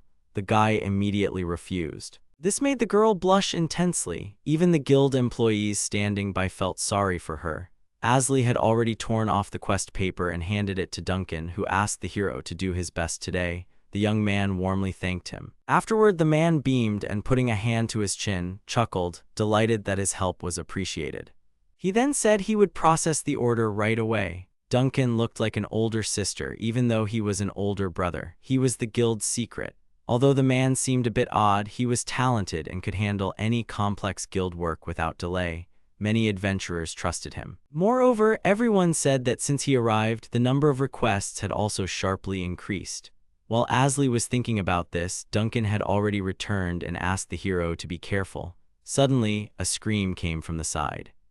It was Irene, angrily asking what quest Asley had taken now. Asley was upset that he hadn't managed to leave in time. Realizing that the hero didn't seem to want to share such information with the girl, Duncan told her that he couldn't reveal it, even to a girl from the 6 sages, as it was forbidden. He then wished Asley a safe journey. Seizing the opportunity, the young man thanked the guild's secretary and tried to quickly make his escape. Irene unhappily tried to stop him. She yelled that she would go with him too, but the hero refused again, then slammed the door right in front of her face. She stood there, huffing in displeasure and anger. Suddenly, another scream rang out. It was Irene declaring that if she said she was going with Asley, then she would. From that moment on, Irene waited for the hero at the guild every night. She constantly and willfully monitored his work, which greatly annoyed Asley. Asley arrives at the shop to sell the fangs, teeth, and horns of a ballad dragon.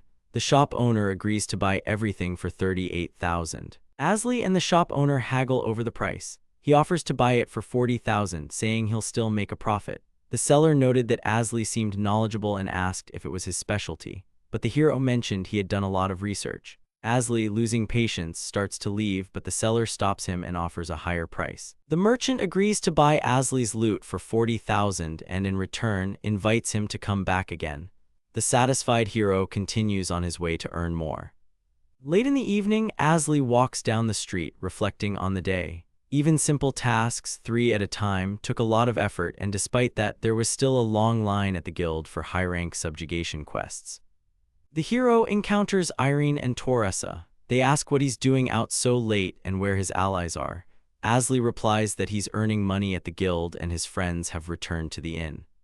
The girls inquire about the hero's rank and are surprised when he says he's D rank. Irene comments that he should be C or B rank. The tall girl is astonished by his level at his age. Asley thinks to himself that he's actually over 5,000 years old. The girls advise him to join the white faction after enrollment. Teresa explains that there are black and white factions and that she and Irene are in the white faction. Irene is surprised that Asley doesn't know about the purpose of the Magic University and the connection between black and white. The hero is hearing these terms for the first time. The girls explain that the factions exist to hold friendly matches to prepare for real battles against the Demon King's army, creating competition to prevent them from becoming weak. Asley asks if joining a faction is mandatory. Irene replies that he would be welcome in the white faction. However, the hero doesn't want to join any faction but realizes he might not have a choice. Teresa asks Irene not to recruit anyone into their faction before enrollment, as that's when students can choose which faction to join. Asley promises that their conversation will remain between them and that he'll consider the girl's invitation. Asley says goodbye and thinks about needing to get back before he catches a cold. He had been talking with the girls for a long time and it was already late at night. Then he realizes he was walking in the wrong direction and needs to go to a different inn. The hero arrives at the inn where Rina and Pachai are waiting for him. They are happy about his return. Asli tells them they didn't have to wait for him and could have gone to bed. The young mage opens a hidden storeroom. It's simply a storage space, a dark area 10 meters long and wide. He explains that it once took him a long time to retrieve dynamite from it. The hero explains how the magical storeroom works. Asli says that such a storeroom should only be opened in a safe place, and if you get inside, you won't be able to get out. Furthermore, controlling this magic is quite difficult. Asli decides he earned a sufficient amount for the day, thanks to the ballad Dragon. The young man puts some of the money he earned into the storeroom and keeps the rest for himself, Rina, and Pachai to live on. Then he goes to sleep. Rina and Asli decided to take on high-rank monster subjugation quests before entering the university. They usually work together, but now they've split up. They worry that their activities might cause trouble. The girl goes out alone. The hero admits that it's easier to get a quest in the evening if you're alone, but Asli confesses to Pachai that he was worried about Rina and had been following her. The hero explains that he noticed how much Rina's magic skills had improved. He taught her many things, such as restorative and quick magic, but he also observed that she uses spells she invented herself.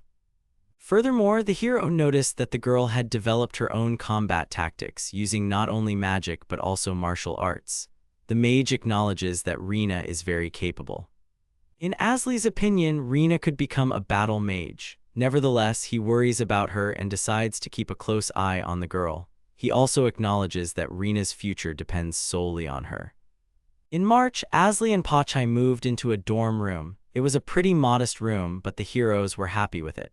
Pachai mused that it was inconvenient to live in different dorms and not be able to freely move between them. They could cite special circumstances, but it would still require a teacher's escort. The heroes discussed Asli and Rina's telepathic connection and how they would need permission to visit each other's dorms to communicate. They were also worried about the 7 p.m. curfew, which prohibited leaving the dorm. That evening, despite the ban, the young mage snuck out of the dorm. He said he still needed to earn money. The hero arrived at the tavern where many familiar faces greeted him. Some lamented his lateness, while others invited him to drink with them. Asli declined all offers. He also noticed that Rina was quite popular. Duncan, the tavern owner, mentioned that he had several orders for Asli that evening. While looking at the board with the attached orders, the hero spotted Irene and tried to hide from her. Irene noticed him. Asli tried to convince her she was mistaken, but she insisted she wasn't, telling the mage he didn't need to hide and that she herself, as a student, used to sneak out of the dorm. She also asked if Asli needed money, to which he replied that he was fine. Asli chose a task and thanked Duncan for his help. Irene, an S-rank holder, offered to assist Asli with the task, but the hero declined her help. Duncan assigned the task to Asli. Meanwhile, the hero pondered who the tavern owner really was. Asli also overheard conversations suggesting that Duncan was not as simple as he seemed and that the number of tasks had increased since his arrival. Irene tried to find out what task Asli had received, but Duncan refused to tell her, even though she was one of the 6 sages. Asli said goodbye and Duncan wished him luck and urged him to be careful. The girl wanted to go with the hero, but he escaped from her, slamming the door right in front of her nose. Irene got angry, and the tavern patrons who had witnessed the scene chuckled at her. From that day on, Irene started coming to Duncan's tavern every evening. She also began accompanying him on all his tasks, which the hero was not at all pleased about. Asli, Rina, and Pachai arrived at the Magic University's entrance ceremony. The hall was filled with freshmen and their parents. Asli met an old acquaintance, Dragon. The warrior said he was glad to see the hero, and Asli wondered how Dragon ended up at the university ceremony. Irene, who appeared nearby, answered for Dragon. She said she had invited Dragon as an honored guest to deliver a congratulatory speech to the freshmen. Dragon congratulated Asli, and he and Irene headed to the stage. The hero was displeased with all the attention, as Dragon was one of the 6 braves and Irene was one of the 6 sages. Additionally, Rina also attracted attention with her pleasant appearance. Meanwhile, Pachai was happily chatting with some girl. Asli noticed that Rina was tense as this was her first such ceremony. Boys and girls sat separately, but the boys still continued to discuss the girls' appearances. The ceremony began. The students stood and sang the university anthem, the first verse of which Asli disliked. Then everyone sat back down. The university director, Tenguran, was invited to the stage. The young people discussed the director's appearance. He looked like an ordinary old man, but was actually an experienced warrior and mage. The director was a master of fire, earth, and air. Asli agreed that he had everything it took to be a university director. Next, Dragon was invited to the stage as a special guest. Then the newcomers were introduced to the teaching staff. Finally, a representative from the university's upperclassmen was invited to give a congratulatory speech. Fornt, the Black Emperor and head of the student union, spoke on behalf of the current students. The students sitting near Asli were surprised that he didn't know who Fornt was. The hero noticed that Fornt was very popular. The students listened to Fornt's speech, discussing his attire and abilities. They mention he's one of the strongest in the Black faction and a potential candidate for a sage. Asli, meanwhile, wonders if Fornt dresses all in black because he's in the Black faction or because he has a black soul. Ornal, the freshman representative, is invited to the stage. At this moment, Asli notices Dragon looking at him and wonders what caught Dragon's attention. After the ceremony, the students head to their classes. Poch is annoyed that both Asli and Rina refused to be freshman representatives, even though both heroes scored the highest on the exam. The young mage explains that Rina declined because she lacks courage. He says she's a powerful mage, but her education isn't good enough. She can only read and write. He believes that despite her talent, she'll have a tough time during her studies. Asli watches Rina and says she will continue to grow and develop at this school, and he wishes no other fate for her. Poch worries that his master will lose heart. Asli enters the auditorium. Torasa asks everyone to sit at tables with nameplates. Asli found his nameplate, placed it in the stand, and then Pochai rushed over to him. His familiar is very excited and happy to attend classes with Asli and Rina. Pochai is overjoyed that a nameplate with his name is next to Asli's spot. He babbles so much that the hero asks him to be quiet. Asli notices Rina laughing too. Pochai says it's wonderful that he can sit in the same auditorium with his student. He remarks that some things repeat themselves. The new students are introduced to the university's rules of study and conduct. They are also given a contract to join the Black-White Alliance. Asli reads the contract and realizes that by signing it, he would be obligated to follow the rules and ideology of the chosen faction, but these are not specified anywhere in the document. He understands that anyone who signs such a contract would have to die if ordered to. The hero sees that his friend is also confused by the contract's contents. She doesn't know what to do. Asli is quite surprised that no one else besides the two of them has any doubts about the contract. Torasa asks them to drop the completed contracts into either the white or black box. The hero realizes his fate will be decided when he drops the signed contract into one of the boxes, but Asli decides to subtly make changes to the contract. The hero tries to alter not only his contract but Rina's as well. Rina is surprised by what's happening and cries out. Torasa notices this and asks if everything is all right. The mage replaces all symbols denoting the student with faction symbols in the clauses. Rina explains to Torasa that she dropped her pen and cried out in surprise. Asli explains that the magic of altering writing only works if the one making the changes is stronger than the one who drafted the contract. He recalls inventing this spell when he signed Pochai's familiar contract. He states he would never sign anything without knowing why. Pochai worries if Rina will get into trouble because of the falsification. Asli replies that he's worried too, but something had to be done. He then gets in line to drop his contract into the box. Asli drops his contract into the white box. He thinks about needing to retrieve the contracts using magic, and also how everything becomes more complicated when he has to look out for Rina too. Rina chooses the Black faction, which greatly surprises Asli, but she says she would like to fight her teacher in a friendly match. Torasa watches as the students place their contracts into one box or the other. The guy who represented the freshmen is outraged by Rina's comment. Another freshman says that a friendly match shouldn't be underestimated. Asli remembers being told after the exam that there would only be one freshman champion from each faction. Meanwhile, the freshmen have already split into groups and started arguing. One of the students insults Asli, calling him a small fry, and Asli gets upset, wondering how they could say such a thing to the top student in the class. The student speaking on behalf of the freshman doesn't believe Asley got the highest score. Asley replies that he simply refused to speak for the freshman. Pachai brags that her master uses a level 100 familiar. Pachai's statement surprises everyone present. Rina is bewildered. Asley, however, is pleased that, thanks to Pachai's announcement, the students have shifted all their attention to him.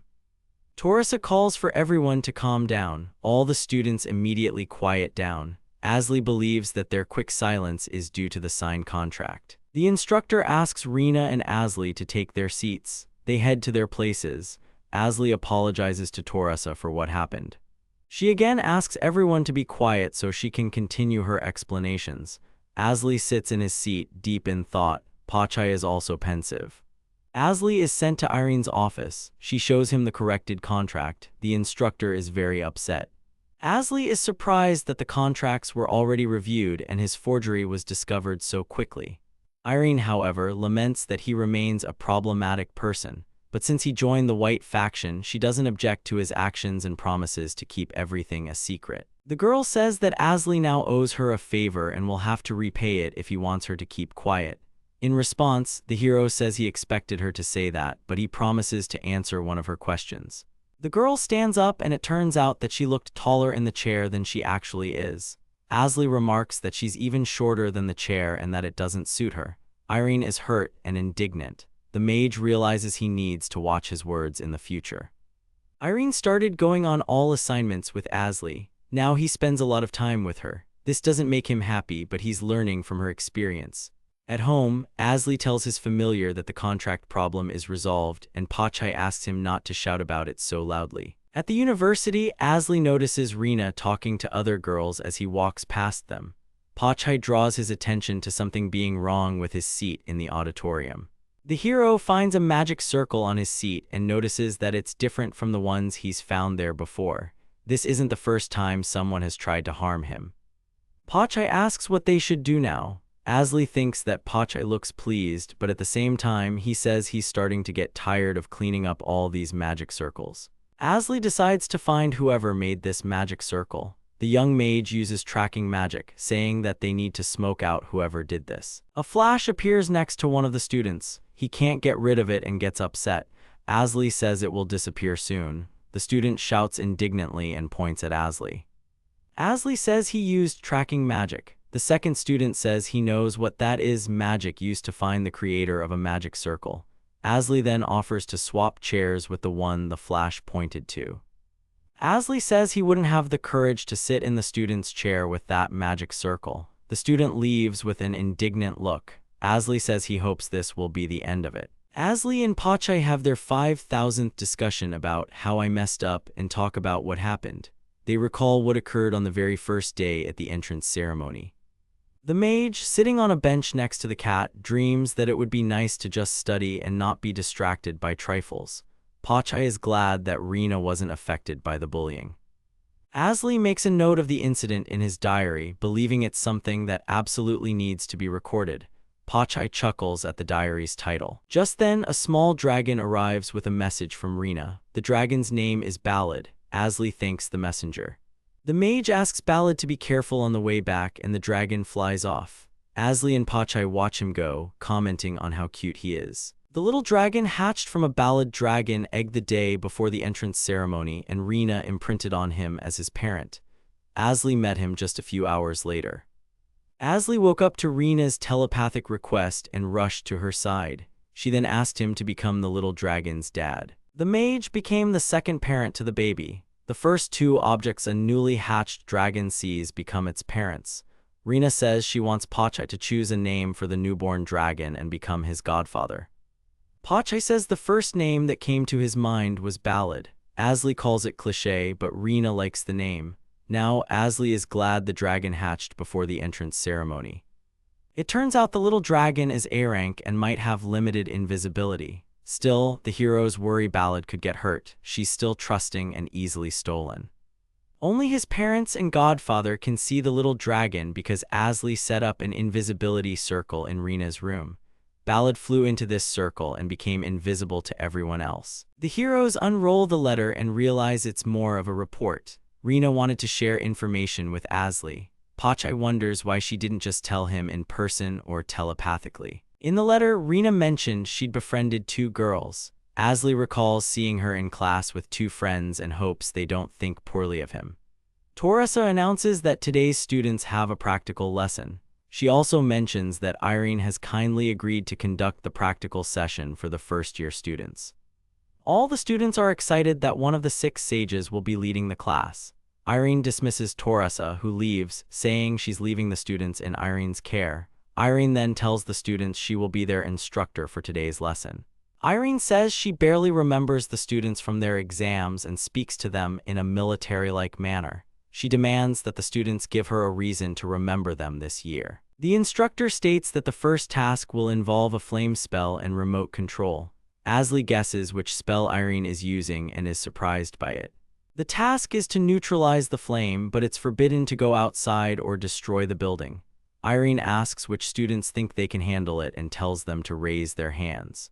Irene asks who wants to complete her task. She reiterates that they must extinguish the flame, but destroying the building or going outside is forbidden. Those willing raise their hands. Rina volunteers to try, as does Ornal. Irene asks for their names. Asli is surprised she doesn't know the first-year representative's name and assumes she deliberately pretended not to remember it. The girl answered first, so she's given the first opportunity to try, but Asli believes it's a difficult task for her. He assumes first-year students can only solve this problem in one way. Rina attempts an earth control spell. Asli thinks using earth manipulation to extinguish the flame could be a good idea, but something goes wrong. The spell doesn't work, but Rina winks at Asli, showing him that was her plan all along. Irene says that spell won't work in class. Asli thinks about how Rina is maturing every day. Asli considers how difficult it is to control a magic circle from a distance, while the teacher allows Ornal to try neutralizing the flame. Asli is glad that Ornal also came up with a solution for the task. Ornal uses a minimal acceleration spell. He manages to deal with the flame, and many more students want to try their hand. Irene praises Ornal for completing the task. Asli is the last one who hasn't tried to neutralize the flame, and Irene calls him by name, which doesn't go unnoticed. Asli is displeased that Irene singled him out by name. The hero is annoyed that the students haven't left, even though those who finished were allowed to go. Asli realizes that this treatment is revenge for his misdeeds, and Irene enjoys her small act of vengeance. The instructor says that there was a task on the entrance exam that no one solved except Asli. Even Rina and Ornal couldn't handle it. Irene asks Ornal if he could come up with another solution for this problem, different from the one he used. He admits that nothing else comes to mind. Irene says it's a shame Ornal can't offer anything else. The instructor asks Rina the same question. Meanwhile, Asli ponders Irene's teaching methods. He doesn't like how she treats the students. Irene says there's no need to demonstrate, they can just describe it. Rina suggests she could apply regeneration to herself and jump into the flame. Irene says it's not a bad idea, and Asli is proud of his student. Irene says that the ability to come up with ideas like Rina's can save lives on the battlefield, and she gives Asli a special assignment. She asks him to use a method completely different from those used by the other students. Asli thinks that Irene is a very strange teacher. He calls Pachai over and asks for a little time to think. Asli and Pachai step aside. They discuss which method to use. Irene thinks it would be boring if the mage simply applied regeneration to his familiar, as Pachai suggested. Pachai is surprised that his master is using a magic circle the familiar isn't familiar with. He asks the mage what kind of circle it is. Asli doesn't answer, simply moving on to the next circle. Pachai thinks Asli will be using composite magic. Irene impatiently asks how much longer they have to wait.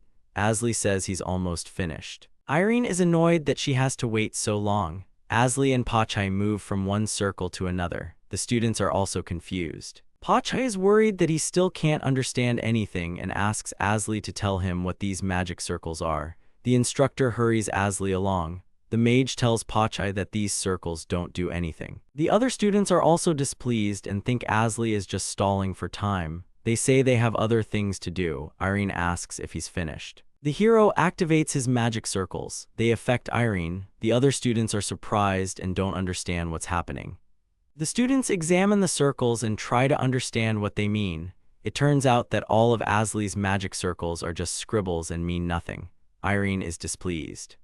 The mage calls Pachai and then leaves. Rina watches him go with concern while Irene promises to get him back for this.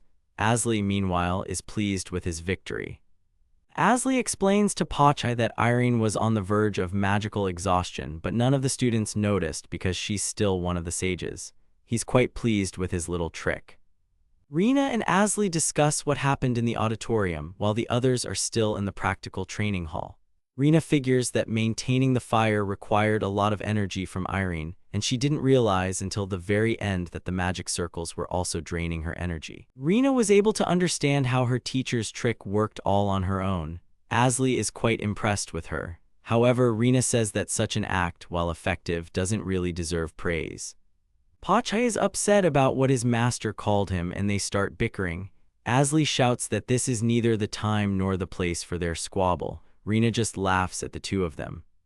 Several students enter the auditorium and announce that Irene has given them permission to fight Asley in the practical hall. They challenge Asley to a duel. Asley arrives in the practical hall where everyone is already waiting for him.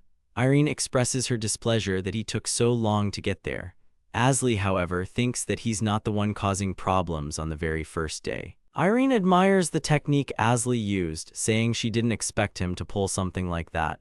He, in turn, is surprised at how quickly she recovered her strength. Irene uses transfer magic and her student ponders what other abilities she might possess. He's impressed by her talents and suspects she has other special powers. Asley says he didn't agree to the duel, but the instructor counters that she promised the other students the duel would happen.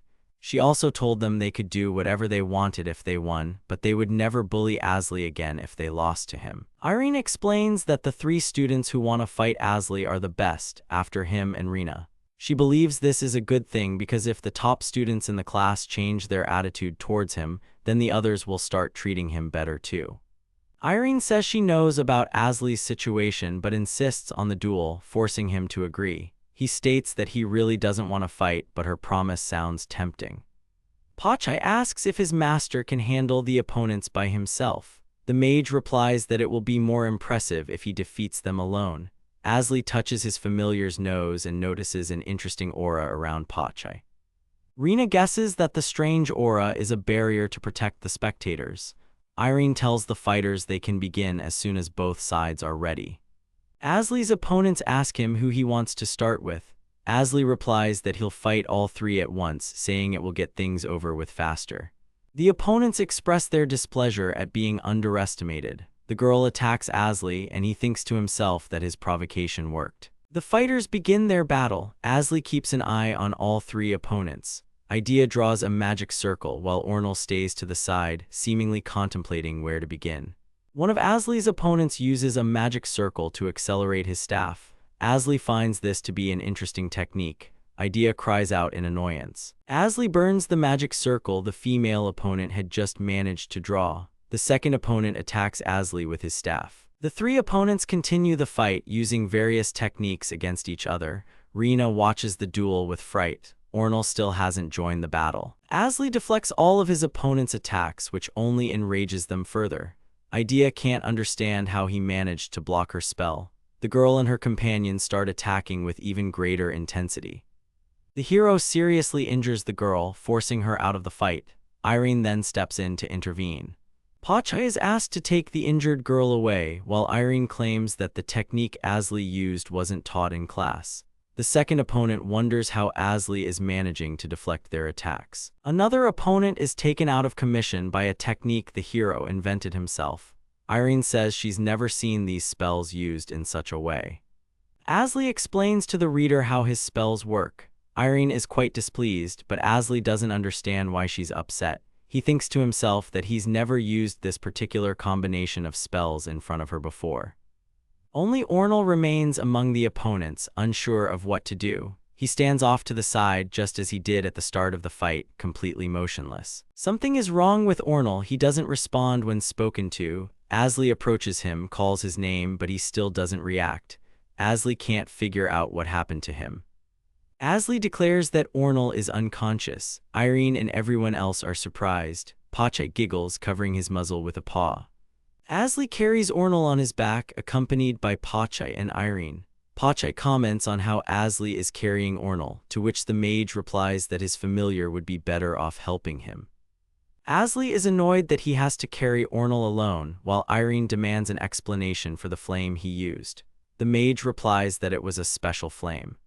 The instructor demands that he at least show her the spell's formula, but the mage refuses, saying she could have memorized it. Asli thinks to himself that he should have avoided drawing so much attention, but it's too late to change anything now. Asli decides to become a mysterious person to get one step closer to becoming a sage. Irene notices his expression and says that when he makes that face, he's thinking about something strange.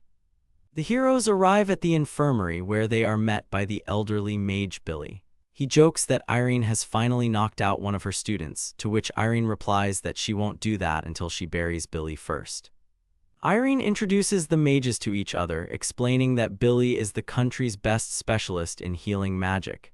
Asli explains that Ornal lost consciousness during a practical battle. The healing mage says that practical battles shouldn't be held in class yet, and he asks Irene what's going on. Asli clarifies that it was more of a personal matter and the teacher gave permission.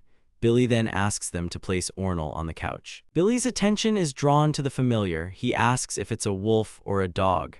Asli explains that he forbade the familiar from entering since it's an infirmary. Billy allows Pachai to enter the infirmary as well. Irene says that Billy is very fond of animals and Billy admires Pachai's appearance, saying he's beautiful. The healing mage praises Pachai's good manners, which surprises Asli since he hadn't trained the familiar. The familiar then boasts that he is indeed very well behaved. Billy invites Pachai to visit whenever he's free and promises to prepare a treat for him. Asli hesitates but finally decides to ask Billy a question. Asli asks Billy to teach him healing magic and Billy agrees. Irene is against this as Asli belongs to the white faction and Billy to the black. Irene is quite indignant and Billy is surprised that this is the first freshman who personally asked about classes.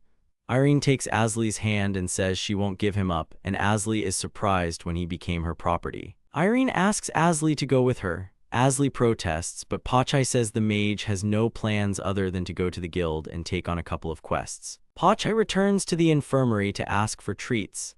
Meanwhile, Irene drags Asli to the student council room despite his resistance. Inside the room, Forn is sitting at a table. Asli and Forn are surprised and stare at each other. Asli greets him and introduces himself. Forn lists Asli's accomplishments and the latter is surprised by the student council president's knowledge. Asli is especially surprised that Forn even knows he killed the ballad dragon. Forn asks if the hero has a way to defeat such a monster. Irene believes a familiar must have been involved. She thinks that if a familiar's powers are used correctly, a ballad dragon can be defeated. The student council president continues to speculate about the familiar, and Asli doesn't like that he talks about Pachai as if he were an object. When asked why he was brought here, Irene suggests Asli join the student council. Asli refuses. Forn asks Asli not to leave and to listen to him. The hero says he won't change his mind no matter what the council president says, but Forn replies that he might have something and pulls a paper from a desk drawer. The council president shows Rena's contract. He says that if the forgery is exposed, Rena could be expelled from the university. Forn asks what they should do now. Forn states that Rena's contract shows no signs of falsification, unlike Asli's contract. Torasa and Irene discuss how the contract was altered. The council president admires how Asli altered the contract. Forn says he spent 2 days trying to figure out what was wrong with the contract. The hero realizes that Forn has a completely dark heart. The student council members explain that a balance of white and black magic must be maintained within the council. Forn says that after the senior class graduated, the balance was disrupted. Irene says they will claim he is a talented but troublesome freshman, which is why they want him under supervision. Furthermore, he is the best in his class. Asli agrees to join the council if he is given Rena's contract.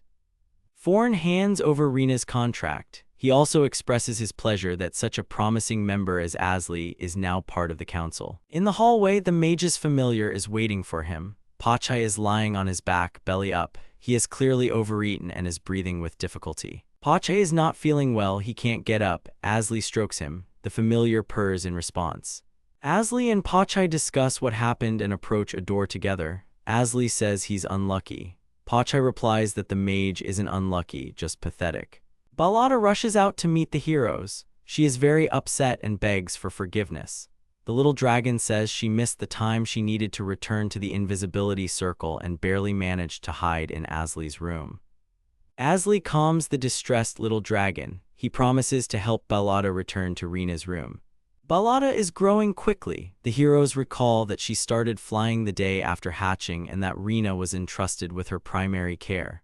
The little dragon already understands human speech and quickly accepted that her real parents are dead. The hero recounts that on the night before the entrance ceremony, he helped Rina form a familiar contract and set up a limited invisibility circle in her room. The mage asks Balada to wait so he can draw an invisibility magic circle in his own room. Asli is surprised how the little dragon got into their room. Pachai replies that he definitely locked it before leaving. Balada explains that she can use intervention magic to get wherever she needs to go, and Asli draws a limited invisibility magic circle in his room as well. The heroes test the circle's effect. Balada flew into the circle, but Asli, like Rina, can still see her. He then asks the dragon to look in the mirror and she doesn't reflect in it. The little dragon says goodbye and flies away. Asli comments that Balada doesn't stay sad for long. Pachai gushes about how cute the dragon is. Asli then says he'll grab some food and head to the guild. The hero received a new quest and walks down a deserted night street. He then turns off it towards a wasteland. A silhouette is visible in the darkness. Asli finds the monster and completes the quest. He reaches the next level. The mage studies his notes. Irene peeks over his shoulder. Asli complains that she doesn't even help him, so why does she need to know what's next? The girl retorts that Asli can defeat any monster in one hit and asks what's next. On the way, Asli mentions that he recently encountered an ogre fighter. Irene replies that it's a B-rank monster. The heroes discuss how there are now many monsters in the area and they are gathering in groups. Irene ponders whether there have been any studies in this area. She asks Asli if he's made any observations. The mage replies that there's nothing specific. Irene doesn't believe him, but she quickly changes the subject, asking if Asli will get his next rank soon, and he replies that the results will come this evening. The heroes discuss the differences between ranks and how much the reward for completed quests will increase. Asli dreams that if his rank goes up, he won't have to work as much. Irene wants to earn Asli's trust. She wonders how he manages to handle guild quests, university studies, and student council work all at the same time. The mage thinks about how great it would have been to be born earlier when it was fashionable to graduate from university early. But then he wouldn't have met his loved ones and friends. The mage thinks about how he still contacts Rhine from time to time. Asli hopes that his studies and work on the student council will help him uncover the mysteries of his past. The mage recalls events that occurred before enrollment and considers the requirements for participating in the festival in the capital.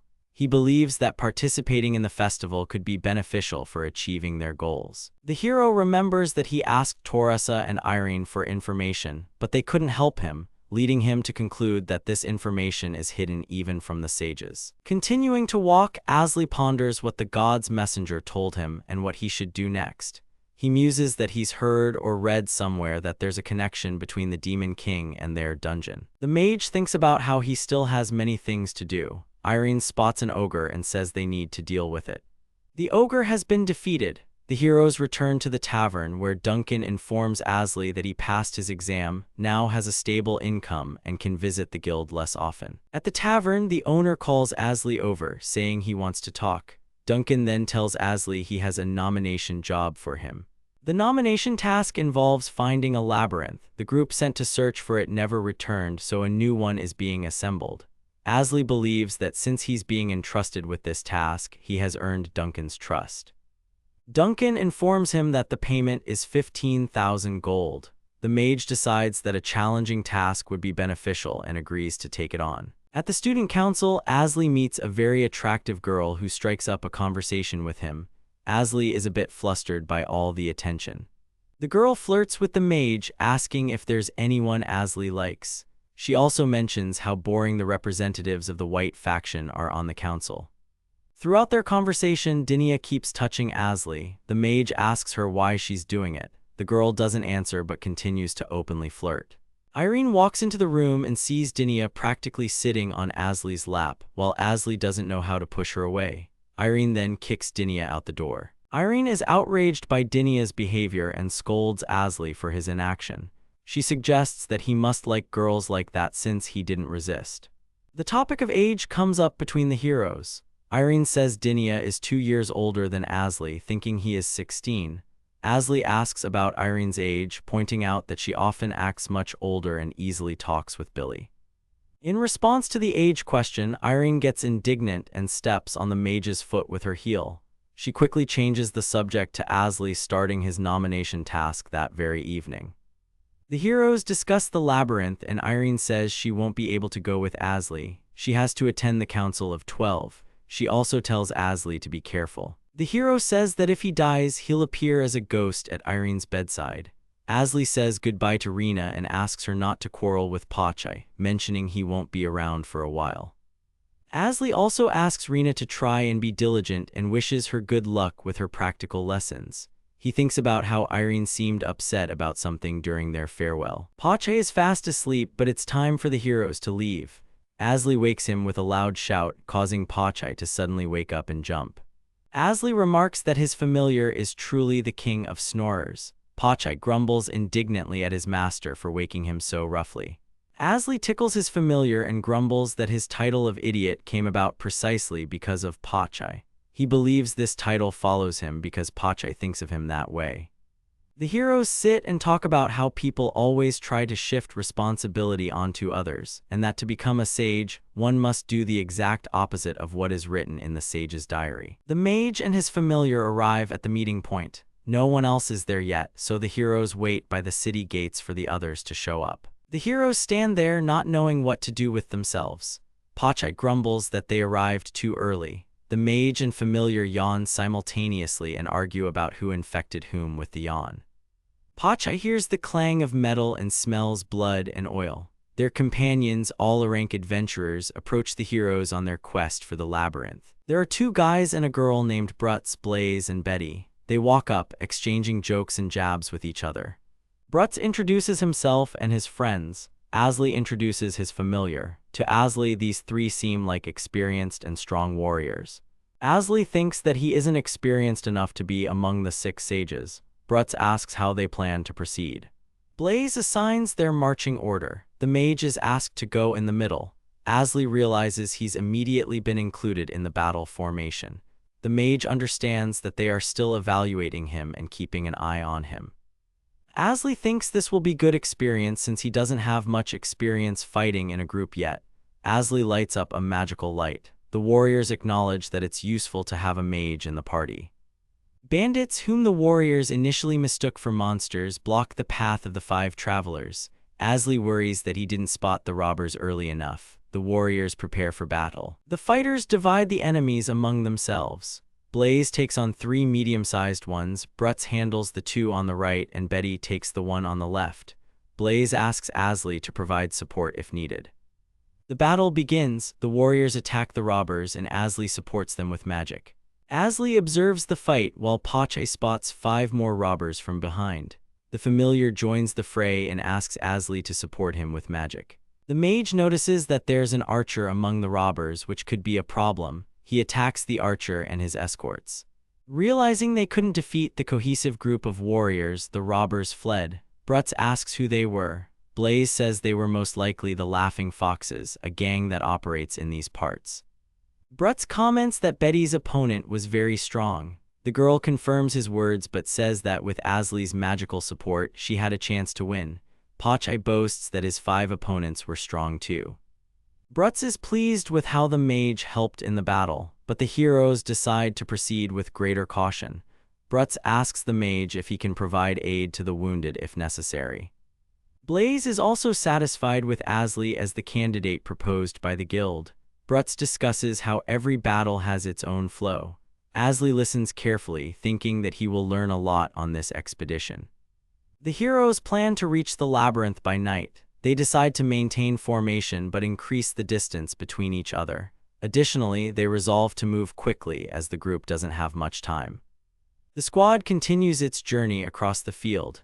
Asli once again lit up a magical orb to illuminate the path. Asli feels very tired. He thinks that confronting humans took a lot out of him. Pachai sees that something is wrong with Asli. Pachai worries about his master's condition. Asli says he's tired and nauseous. The familiar tells Blaze that the mage is completely exhausted. Brutz apologizes for falling back into their usual pace. He suggests they rest in the shade of the trees visible in the distance.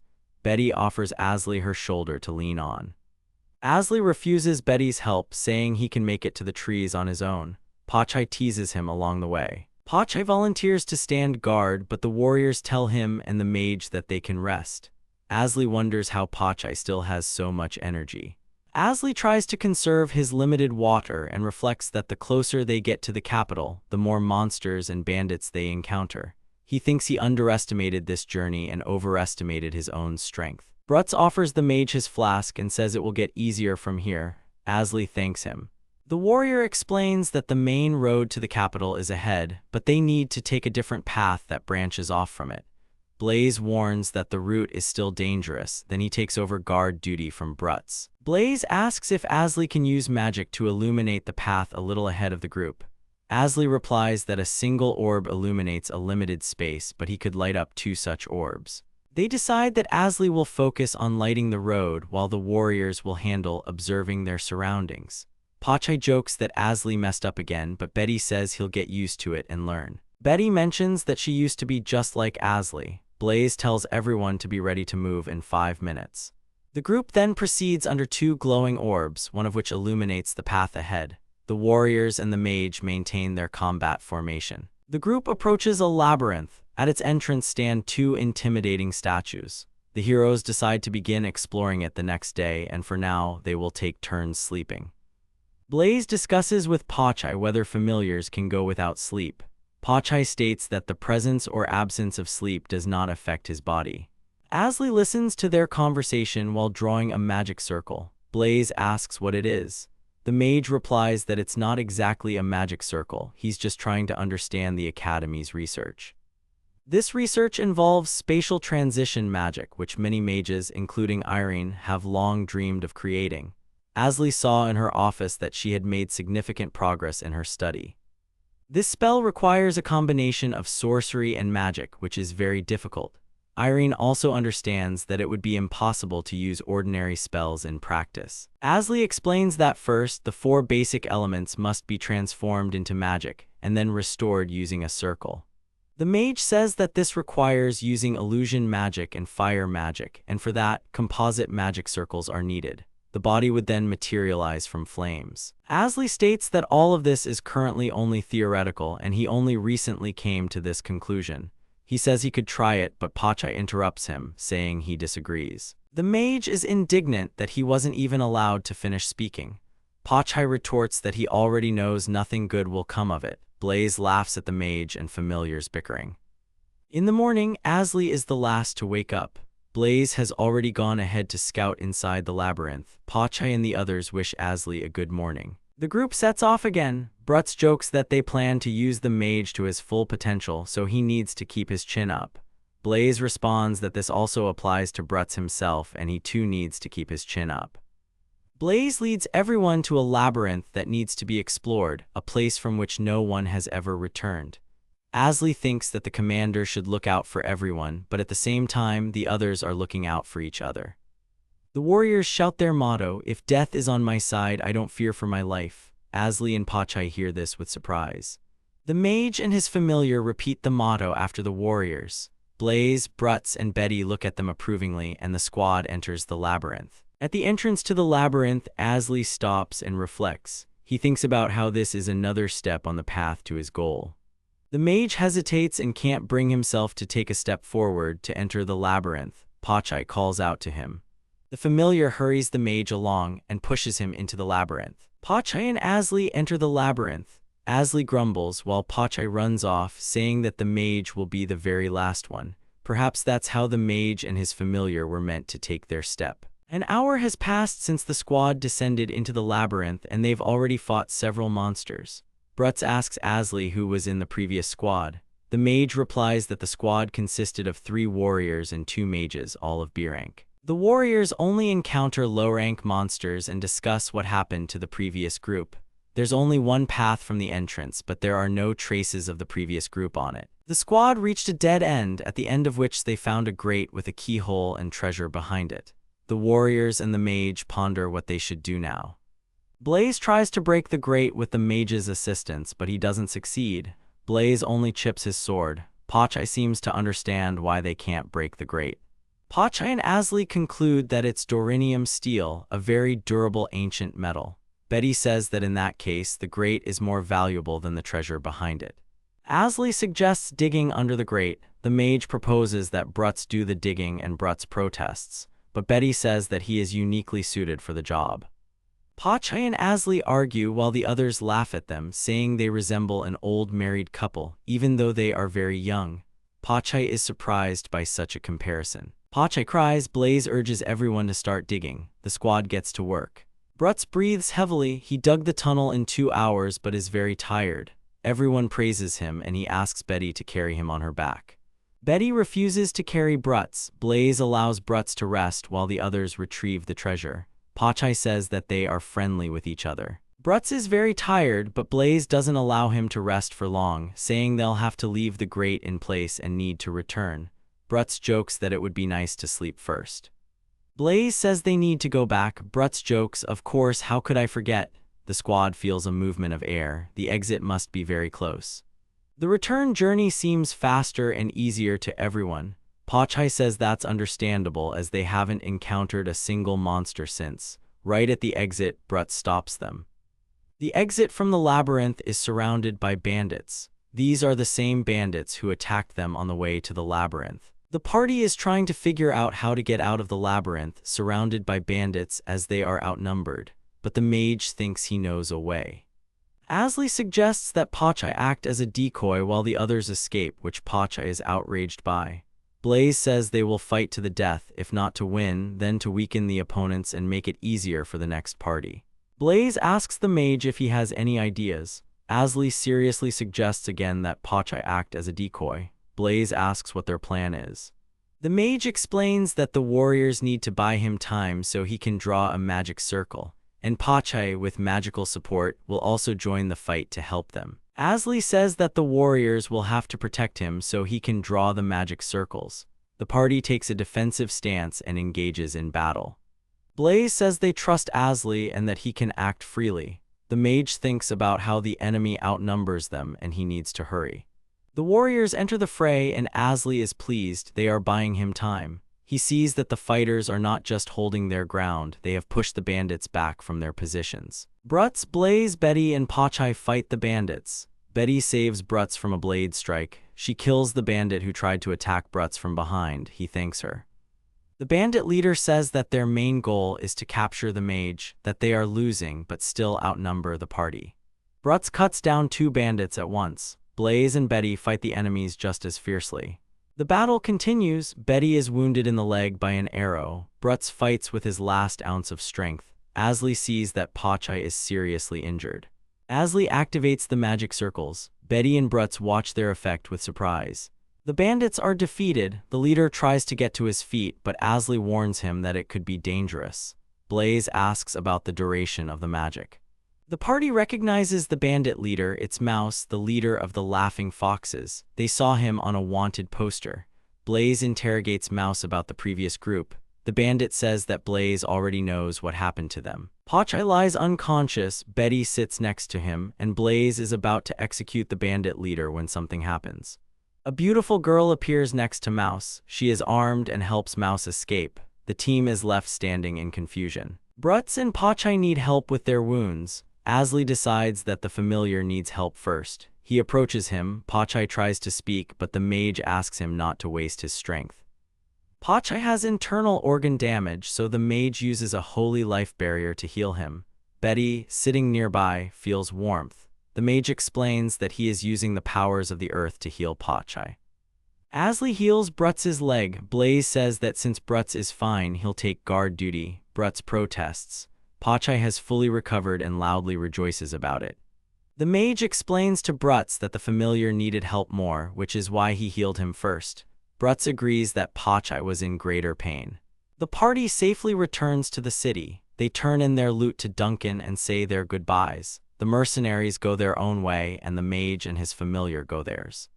4 days have passed since the party returned from the labyrinth. Asley is back to his university classes, but he's bored. Blaze, Brutz, and Betty are serving at the city's outpost.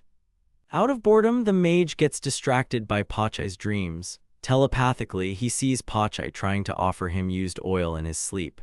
Noticing Asley isn't listening, Toressa asks him a question. Asley answers the question with ease. Toressa interrupts, saying he's answered enough. She continues her lecture on dark elves, explaining that only Gaston, one of the sages, knows how to use sorcery. Until the end of the lecture, the mage ponders his current situation, but notices that Rena had the good sense not to reveal what kind of magic Asley uses. Toressa mentions that Irene has summoned the mage. Irene then asks if the mage has time in the evening. Asley replies that he is busy that evening. Asley and Pachai enter the room and introduce themselves. Pachai mimics Asley's behavior, intonation, and mannerisms. Irene, Billy, and another person are seated at the table. The third person present turns out to be Gaston, one of the 6 sages and a great flame mage. Billy says that this is Gaston's favorite establishment. Billy, Gaston, and Asley chat, but the latter feels a heavy atmosphere in the room. The hero begins to explain that he bought his staff at one of Gaston's shops. Asley recounts which staff he bought at one of Gaston's shops based on the seller's recommendation. Gaston thinks Asley is quite articulate, while Irene retorts that he's faking friendliness. The hero doesn't understand why he was invited, and it worries him. He remembers that Billy and Gaston are part of the Black faction, while he and Irene belong to the White. Asley learns that Gaston, Billy, and Irene all studied together at the university, and that Irene hasn't aged because she found a way to maintain her youth.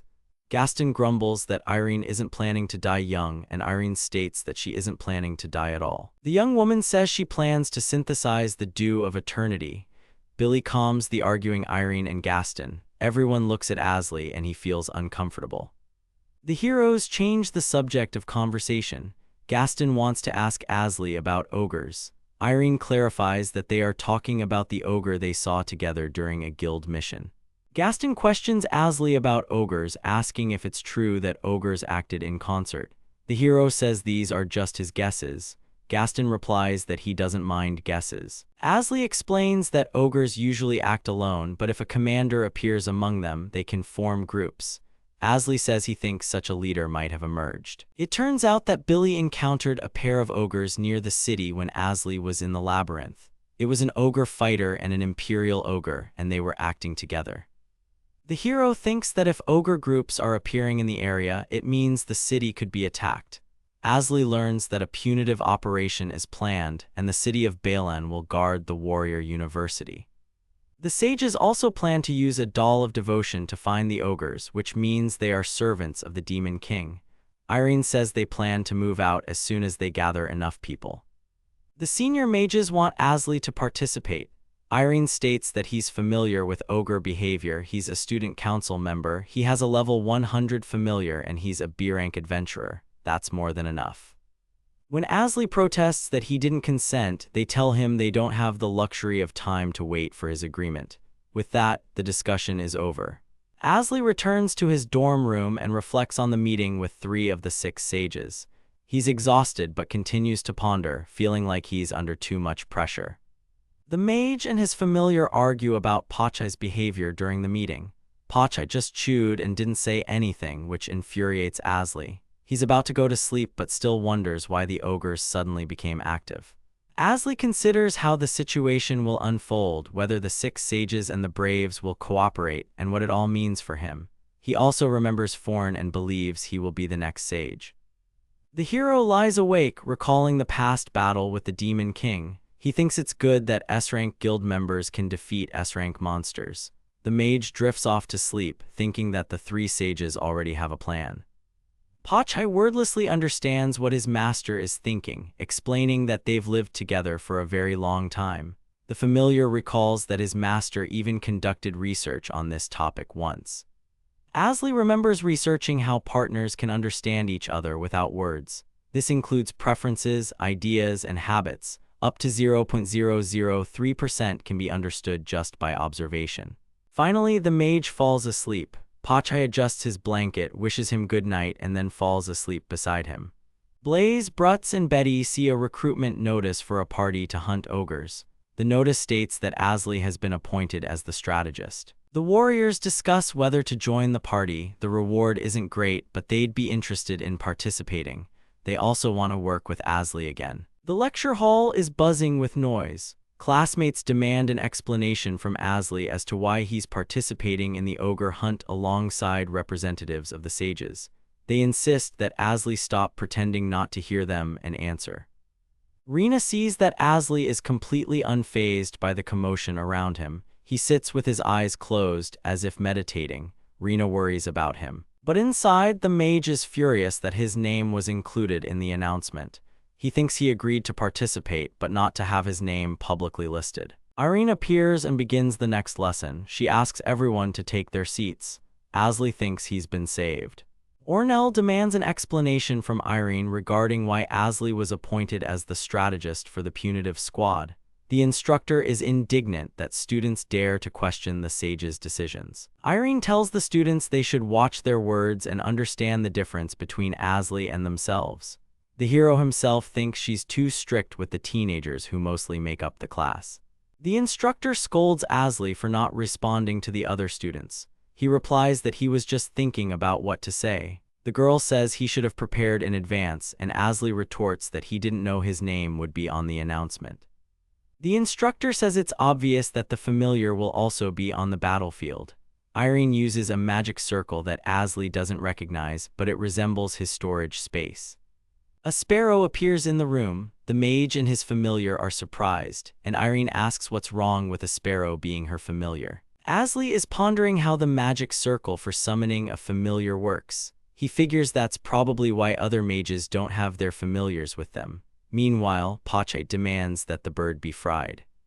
Asley encounters Forn, who is also participating in the punitive expedition.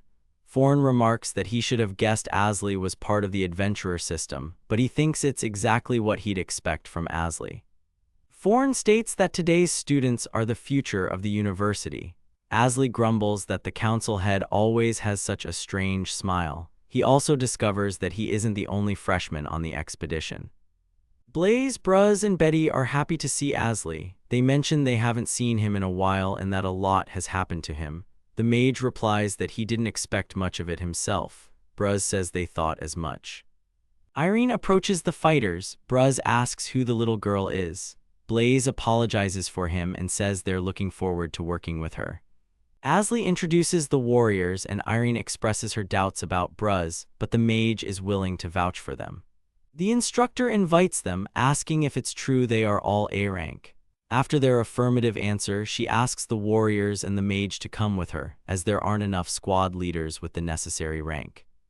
Blaze, Bruz, and Betty, among others, are appointed squad commanders. Besides them, Irene, Forn, Red Sword, and Gaston are also among the commanders. The warriors get acquainted with Gaston and Red Sword. Blaze explains to Asley that Red Sword's nickname refers to the blood of slain monsters. Gaston notices Forn's arrogant demeanor and introduces himself. Forn showers him with pleasantries, then asks Asley to explain the route. The squad leaders discuss the situation and the information Billy obtained using the devotion doll. Then, they distribute tasks among the squads. The commanders note that there are many students in their squads. Irene says they have little experience in real combat.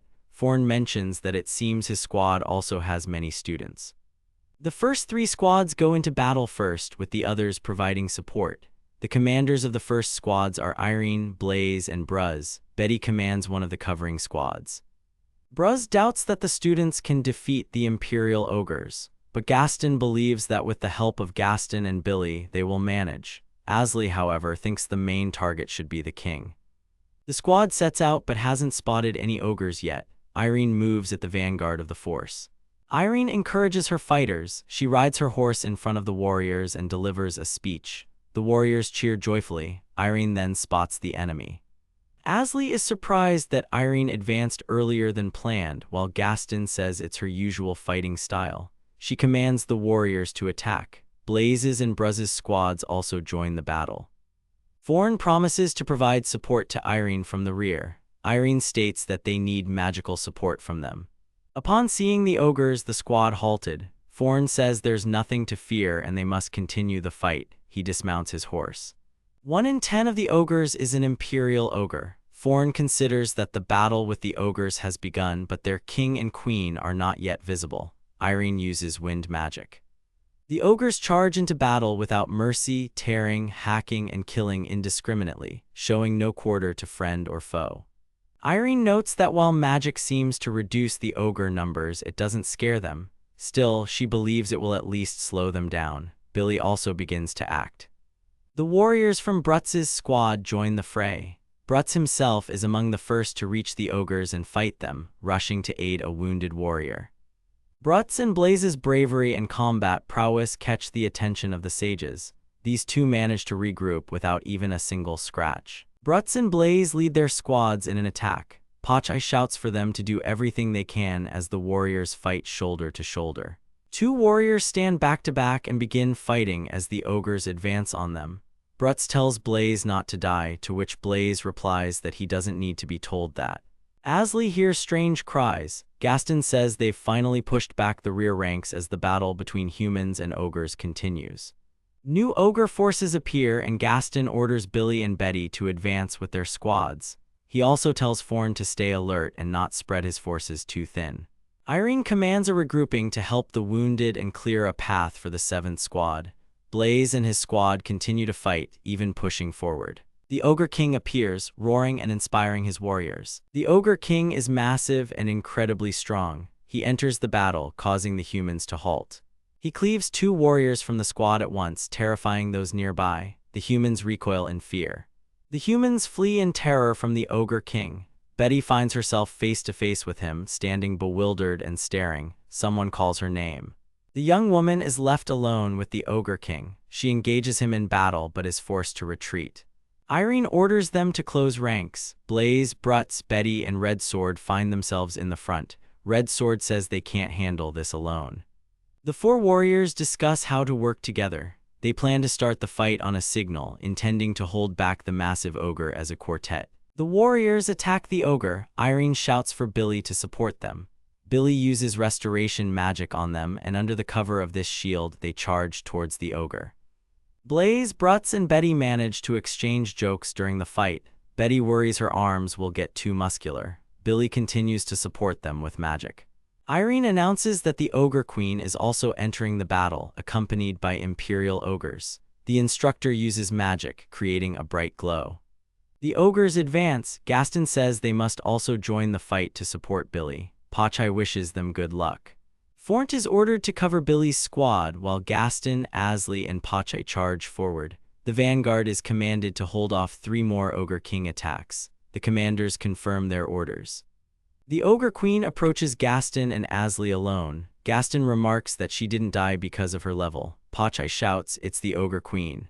Gaston activates his 8-corner barrier. Pachai exclaims that it's stronger than his master's. Asley can only use a 6-corner barrier. The sage tells Asley to join the fight as well. Cracks appear in Gaston's barrier and Asley still hasn't acted. Gaston orders him to engage. Asley and Pachai enter the fray, using magic. Gaston grumbles that Asley isn't doing anything to finish the fight. Asley thinks that even if it's just a joke, he doesn't like it. He then uses health reduction magic. Now the hero uses acceleration magic, which surprises Gaston. The latter asks if they have time for that. Pachai replies that it's just the beginning. The queen rapidly loses strength. Asley explains that the spell initially drains 10 points per second, but with acceleration, it's 100 per second. Gaston tells Asley and Pachai to finish off the enemy. The familiar delivers the finishing blow to the queen. Asley is surprised that Gaston could control his familiar. Then the mages see that Irene needs help. Gaston says he will go to her aid. Billy supports the fighting warriors of the squad, while Blaze, Betty, Brute, and Red Sword continue to repel ogre attacks. Blaze grumbles that they were told to hold off the enemy 3 times, but they've already repelled attacks 10 times. The warriors see a flash. Blaze says it won't bring anything good. Irene commands everyone to retreat except for Aranx. The battle continues. Blaze, Brute, Betty, and Red Sword attack the enemy. Irene tells everyone to close their eyes. She then blinds the enemy. Gaston charges into battle, dragging Asley with him, who protests that he's only a B rank. Gaston replies that it doesn't matter. Brute is one of the first to attack. Blaze, supported by the mages, fights the ogres. A fierce battle rages. The ogres roar in fury. Betty and Red Sword also continue to attack the enemies. The mages support the warriors. Billy and Irene work together. They attack the Ogre King, who falls to his knees. Irene shouts that the Ogre King has already regained his sight. Gaston again uses his 8-corner barrier but says it won't hold the king, and it's Irene's turn to act again. Asley uses a 6-corner barrier and a rain of sparkling swords. Gaston is surprised that the young man can use a 6-corner barrier at his age, but he demands Asley show everything he's capable of. Billy and Asley observe Asley. His barrier has held back the Ogre King. The warriors see this and rush to capitalize on the success before the barrier collapses. The Ogre King is already very weakened. The commanders realize their strength is also at its limit. Gaston notices that Asley isn't participating in the fight but is drawing a complex magic circle. The old mage can't understand what kind of circle it is or what Asley is planning. Pachai asks what Asley is going to do, finds out, and starts arguing with his master. He's unhappy that acid from his stomach will be used. Asley says no one will pay attention to Pachai and that he's going to use the acid anyway. Gaston urges the hero and his familiar to hurry and join the fight. Asley tells Pachai to perform an aerial strike, but Pachai grumbles that it will ruin his claws. Gaston and Irene hold the monster back so Asley can cast his magic. They say they can't hold on much longer and the warriors are also at their limit. Asley tries not to rush, needing to concentrate. Irene shouts for Asley to activate the spell already. He follows the command and everyone is surprised by the result. The warriors don't understand what happened while Irene and Billy try to figure out what kind of magic this is. A dragon, unleashed by the magic, attacks the Ogre King. Brutz yells that he'll crush everyone. Pachai shouts that everything is fine because it's his stomach acid. Asley, meanwhile, is surprised that his familiar was just recently unhappy about his acid being used in magic. Both the sages and warriors are amazed by Asley's magic. Betty says that Pachai's stomach acid shouldn't be underestimated. The sages are surprised that Asley is skilled in alchemy, and Brutz remarks that he wouldn't have had to crawl through labyrinths if he had such a skill. Irene is annoyed and Asley thinks it's time to change the subject. Gaston praises Asley, saying it was probably very valuable acid, and then laughs at Asley and Pachai. Suddenly, Pachai starts to growl. Everyone, confused, asks what happened. Asley realizes that everyone is exhausted and tired, which is why they didn't notice the danger that his familiar has now detected. Near the battle site, the group discovers a very large magic circle. Not a magical circle, but a magic circle. Everyone examines it with surprise. No one can move due to the magic circle's effect. The guy realizes the circle couldn't have just appeared out of nowhere, when suddenly an unknown figure in a cloak appears. The stranger notes that the guy is quite observant. He also says that the guy's pet will soon collapse just like everyone else. The guy shares his magic with his pet and activates a magic shield. He also asks about the stranger's goal. The guy checks the stranger's information and notices a suspicious title. After that, he asks his pet to get everyone out while he deals with the stranger. The stranger says the Ogre King disappointed him and ruined his plan. The guy asks if the king was the stranger's familiar, but the stranger tells him to stop the idle chatter. The guy starts attacking, but his opponent dodges and strikes back. Asley heals himself and uses magic to distract the enemy, while his pet skillfully grabs the guy and carries him away. The pet says it wants to sleep. The guy tells him it's not the time, then gives the pet instructions on what to do. The guy uses magic to engage in close combat. Suddenly the guys are attacked, but the pet asks to heal later. Asley confidently attacks the enemy, hitting the target directly. The guy wins and immediately traps the enemy in a barrier. Finally done with the opponent, Asley heals Pachai and thanks him for the help. The guys discuss the stranger's words, and the guy says he can understand him because he experienced something similar. Suddenly, the opponent regains consciousness, which gives the guy a bad feeling. The guy doesn't understand why the magic circle didn't disappear after the enemy lost consciousness. Asley realizes it's a setup type magic, to which the enemy asks if the guy can change it. Unexpectedly, the enemy awakens the Ogre King's zombie, which genuinely frightens the guys. The guys try to calm down and come up with a plan. The zombie lifts an unknown person, breaking through the barrier. The young man then orders the zombie to kill everyone. Unexpectedly, the zombie devours its summoner, which surprises Asli and Pachai. They simply assume the monster lacked understanding. The young man thinks about what to do and tells his pet to keep its distance from the zombie. He prepares to unleash magic and warns Pachai not to touch it. The young man drains MP from the zombie using magic, which visibly weakens it. The zombie isn't giving up and raises a spear, preparing to hurl it at him. Asli realizes they might die, but they have no time to dodge. The young man opens his eyes and realizes they are alive, but the zombie no longer has its spear. He wonders why and notices something strange on his body. It turns out to be his storage space, which he forgot to close. Fortunately, it saved them by absorbing the spear. The group devises a plan, then begins attacking the zombie. In the end, the young man uses a barrier, and the zombie finally disappears. The young man clears the immediate area a bit, after which the group returns the residents to their places. Asli comes up with a story to tell the others when they wake up. Ultimately, the young man puts his pet to sleep to make everything seem believable. Soon, everyone woke up. Unexpectedly, Asli was asked what the super acid was made of, and the young man answered. After this, the young man is asked if he drank the acid, to which his pet responds affirmatively. Now the old man understands why the young man's magic is unknown to him. The young man asks how he figured it out, and he's told that Spinako were exterminated over 1,000 years ago. The girl demands that Asli tell them everything. The young man begins listing ingredients. The girl asks what he's talking about, and he says they are ingredients for a cake. The young man says that some liquid needs to be added and the potion will be ready. His recipe greatly surprises the girl. The people continue on their journey. The pet asks the young man if it's possible to add a title, to which he replies that the prospects are grim. Asli is training to move his pet into and out of a magic circle. After moving the pet, the young man begins practicing pet teleportation. The guy starts asking his pet questions, but the pet gets scared, thinking it's in another world. Ultimately, the training sessions concluded, and the young man moved one step closer to his goal. A girl comes in for the guy and they head to class. On the way, Asli asks how she's doing.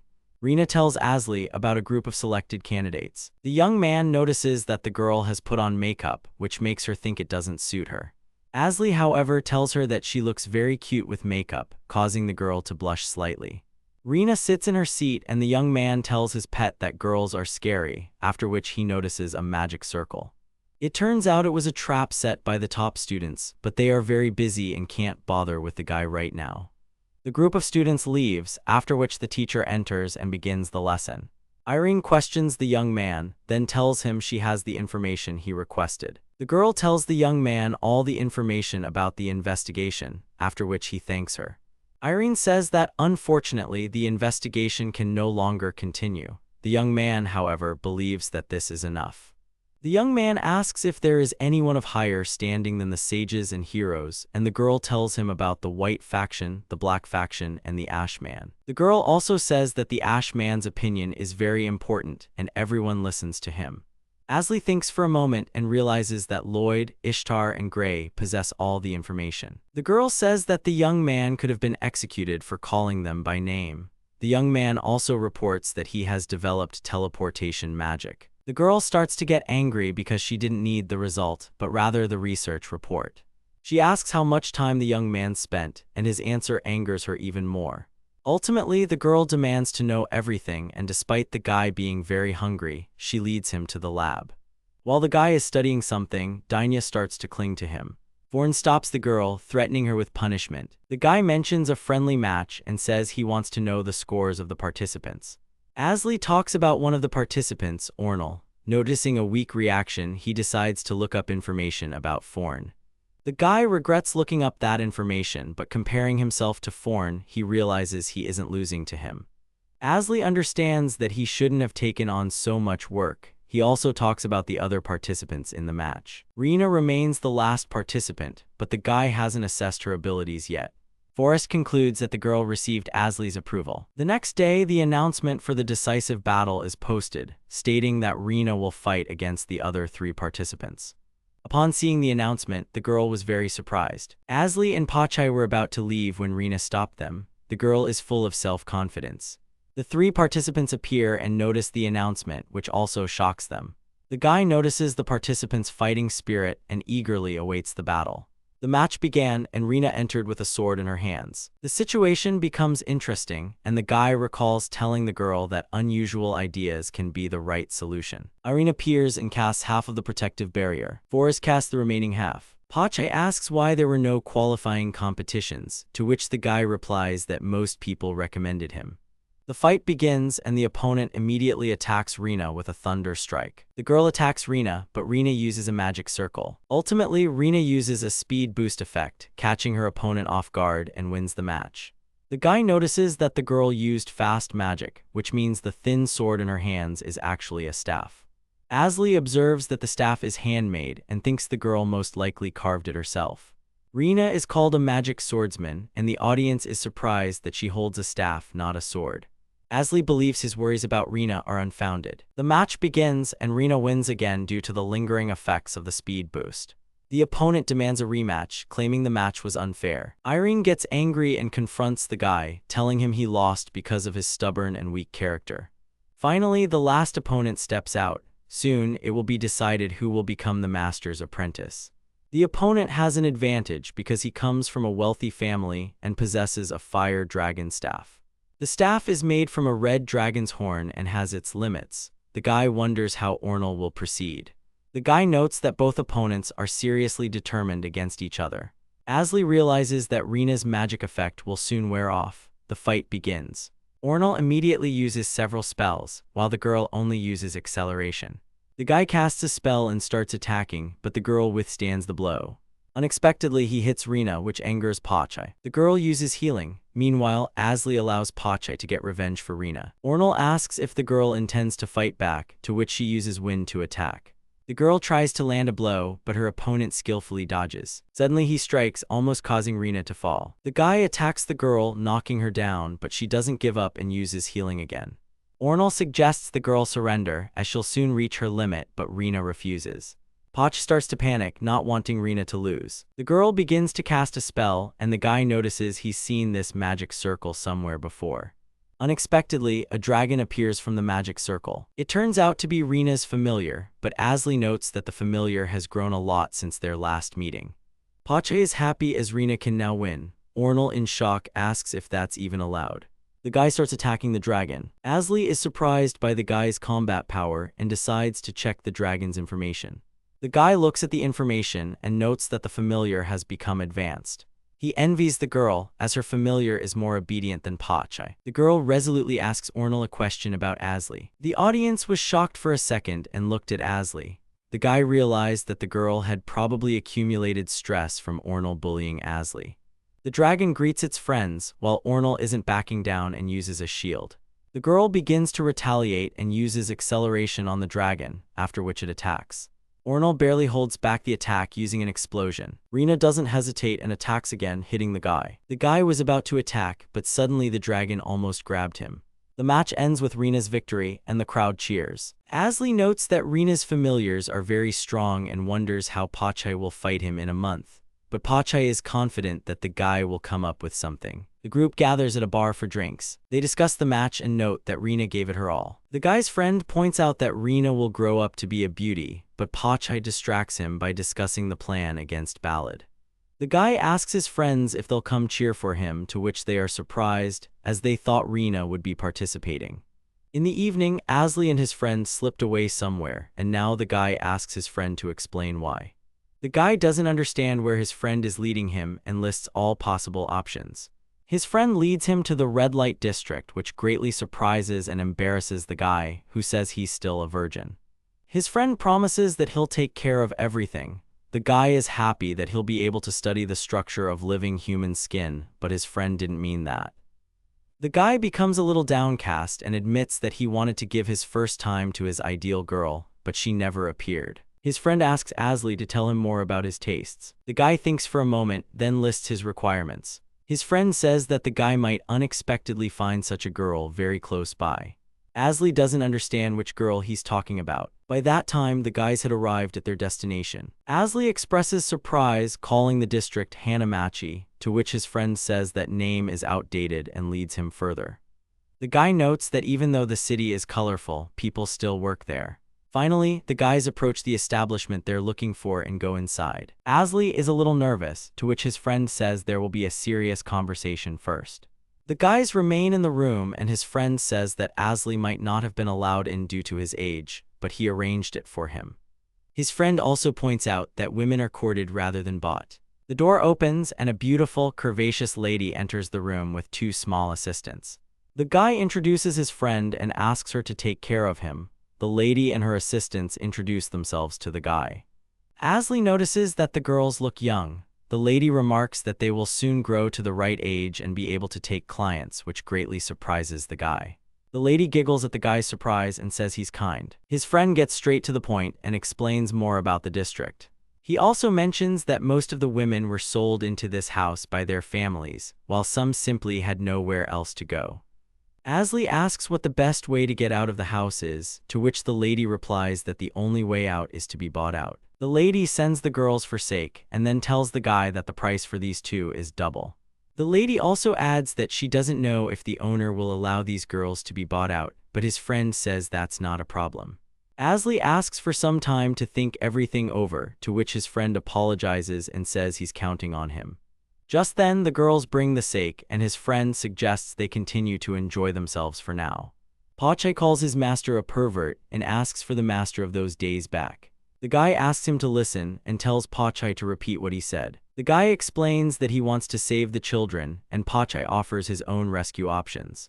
Rina suddenly appears, and the guys congratulate her on winning the match. The girl decides to join the guys for a cup of tea and asks what they were talking about.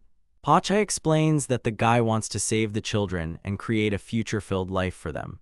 The girl smiles and says it reminds her of what the guy did for Fulton. Asley then asks for her opinion. The girl expresses her opinion. The guy takes off his glasses and wonders what to do, to which Rina tells him to do something. The girl thinks it's good that the guy does what he wants. She also says that he has never been wrong about anything. The guy gets a little embarrassed, saying the girl is right, but Pache interrupts the moment, pointing out that Asley was wrong all the time in the past. Rina believes that if Asley can help, he should try. However, the guy isn't happy with the plan of just taking the children and running away. He turns to Irene, asking how to earn money quickly. The guy states a specific amount, which completely shocks the girl. He then explains why he needs such a large sum. The girl notes that not only did the guy break curfew, but he's also frequenting such a place. He tries to justify himself, but she objects to his plan.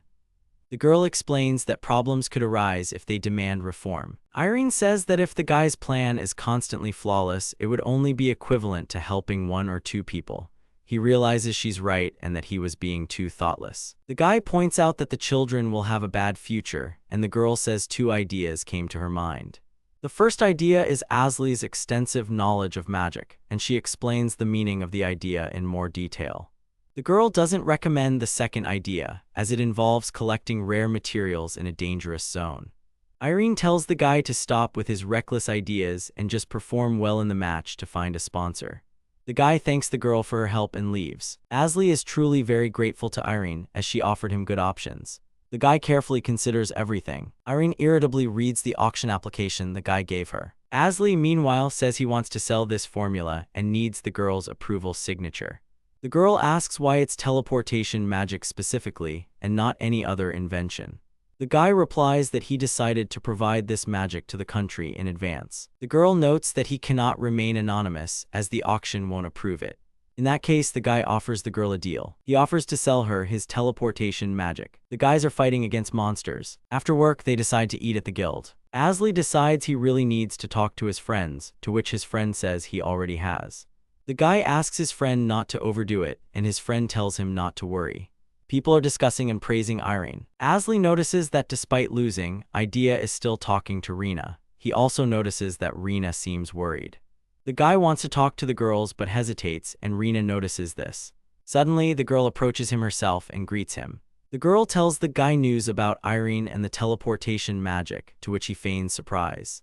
The girl puffs out her cheeks, slightly annoyed that the guy already knew the news. Pache notices this and reaches her paws towards Rina's cheeks. The guy points out that Irene has become more famous thanks to the teleportation magic. Irene tells the guy that she transferred half the amount to his account and will transfer the rest after receiving the reward. The guy realizes that the girl tried very hard and was under a lot of pressure, but then he appeared and helped. Irene asks how the guy plans to free the hired workers from the food district, to which he says he will organize a new enterprise. The girl says she will join him if she finds it interesting. The guy meets up with his friend and they head into the forest to fight monsters. The guy notices that Brutz's style is changing and that his friend might rank up. Asley asks what their friends are doing, to which his friend says everyone is busy.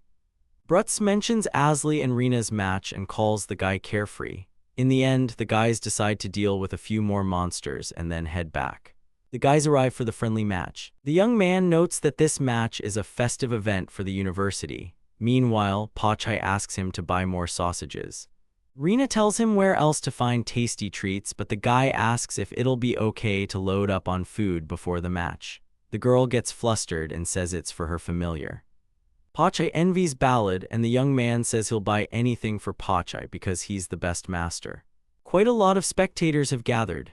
The guy notices that Irene and Billy are acting as judges this time, while Pache asks for help.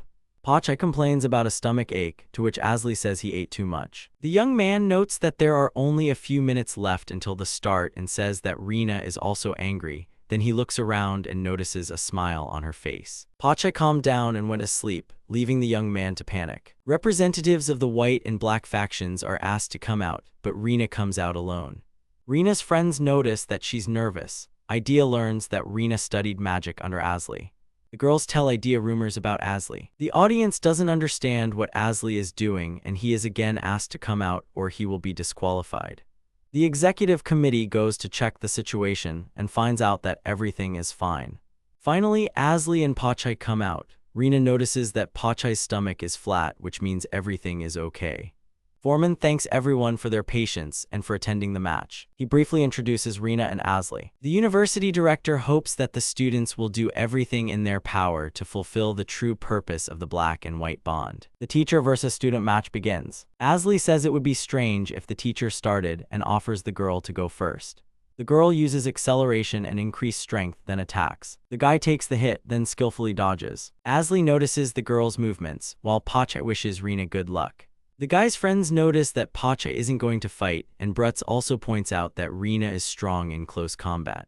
Charlie thinks the guy is a complete idiot when it comes to magic. He finds Asley amusing. Gostin asks Charlie to enjoy the match. Meanwhile, the two continue their fight, moving very quickly. Asley observes that the girl can still use support magic, but she's still in the practical application stage. The guy thinks it's hard to counter the opponent's magic, but last night he and Pache decided that Asley would nullify the magic. The girl attacks again, and the guy barely dodges. The girl attacks once more, and this time she hits the guy. Asley tells Rina that she has completed her training and congratulates her. The girl is pleased and begins to conjure a magic circle. Pache declares that she will fight with all her strength. The girl is confident she won't lose. Rina arrives with Ballad's sword in hand. Pache notices that the dragon has grown again, while Asley spots the sword and decides to check his information. He realizes that the dragon has started using magic and asks Pache to hold Rina back. Pache jumps on the girl, preventing her from moving. The dragon asks them to take care of him and the girl, then begins to attack. The dragon starts moving towards the guy, who tells it not to come closer. The guy dodges and the dragon crashes into the barrier, damaging it. Asley uses a chain and begins to bind Ballad. Unfortunately, the spell doesn't work. The guy hopes the barrier will be repaired in time and starts chaining the dragon again. He asks Ballad if he knows that magic remains active for some time after activation, then asks the dragon's opinion on the magic used. The guy uses a control spell and completely binds the dragon. The dragon falls and admits defeat. Finally, Pache gets off Rina, and she is very surprised. The crowd cheers Asley has won. Everyone starts congratulating Asley, saying it was a great match. Rina also congratulates him, to which he replies that she also did her best. She starts crying, saying she gave it her all, and the guy tries to comfort her. Ballad is also crying, asking to be unchained, and Pache says he'll take care of it. The guy tells her that everyone is congratulating them, and she smiles. After the match, the guys sat on a bench to rest. Asli was surprised that Rina taught the dragon magic, which was quite amusing. The guy notices that the sophomore matches have started, and someone asks if he doesn't have student council duties. It turns out to be Gostin. The guy grabs Pachai and asks what they'll be discussing today. Gostin says he heard about Irene, that the guy had planned something interesting. Plus, he heard that the guy was the one who created the teleportation magic. The old man suggests meeting in the evening at the restaurant they visited the other day, and the guy agrees. The guy asks what business Gostin came for, and the conversation turns to Rina. He confirms the old man's words that Asli taught the girl. Gostin hopes that after graduation, Rina will want to accept the invitation to the Magic Corps of Guardians. The guy is surprised and ponders. He thinks it's not a bad conversation but worries about the girl as the Guardians' work involves danger. Pachai says it's Rina's decision alone. Gostin remarks that the guy is still as cowardly as ever. Gostin says he wanted the guy to be in the Magic Corps, but now he wants him and Rina to be together. The young man hears a noise from the stands and decides to watch Forn's match. Forn is fighting against Jean, who is still popular among the girls. The fight begins and the girl immediately attacks, but Forn skillfully dodges. The girl continues to attack. Asli, meanwhile, studies her magic, noticing that it has improved. So far, the young man doesn't notice anything new in the fight. Suddenly, the girl uses a spell he hasn't heard before. The guy is surprised to realize that the girl only pretended to attack, using the time to boost her physical abilities. Asli decides that Forn has won. Pachai doesn't understand why he thinks that, so Asli tells him to look at Forn. The girl starts attacking, but unexpectedly, Forn grabs her using earth magic. The match is over. Forn has won. Pachai asks for an explanation, and Asli explains what happened. In the student council, Forn isn't surprised that the young man noticed his magic. Forn asks why Jean didn't come, to which Asli replies that she doesn't like him. Asli thinks that even though he doesn't like Forn, the guy has a talent for using people.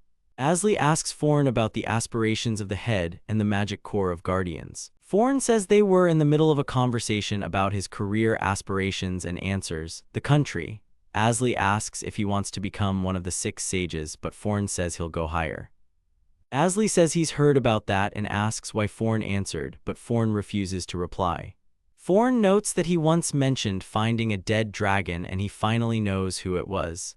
Asli is surprised he remembered, as it was a quick report. Forn says the killer was Charlie. Asli asks how he found out, and Forn explains that he spoke with Charlie after the match and Charlie told him everything himself. Forn mentions he has some business to attend to and leaves, reminding the young man not to forget to lock the door before he goes. Asli says he also needs to finish up and head out. Asli meets up with Brutz, who congratulates him on his victory. The young man says he has plans and asks if his friend would like to join him. Pachai suddenly jumps on Brutz and insists he come along. The young man explains that it's a meeting with Gostin. In the end, his friend agrees to go with them. The guys arrive at the restaurant, where Gostin is already waiting for them. His friend introduces himself and then they all sit down at the table. Gostin's first order of business is to congratulate the young man on winning the match. The food is served and looks incredibly luxurious. Suddenly, Pachai's stomach rumbles. Pachai says he's fine and the old man asks if he wants to eat. Pachai starts drooling and Gostin places a plate of food in front of him. The food turns out to be so delicious that the little dog gets completely covered in sauce. The young man thinks the old man is surprisingly kind. Finally, Gostin gets down to business. Asli asks for assistance with employment. The young man lays out his conditions. The old man says that even if he allowed it, the country wouldn't permit it. The young man understands completely. He thanks the old man for his time and says he would like to receive mediation. The young man requests mediation from internal specialists. Gostin understands what the young man wants and promises to think about it. The old man asks about the other girls, to which the young man replies that Brutz will help him.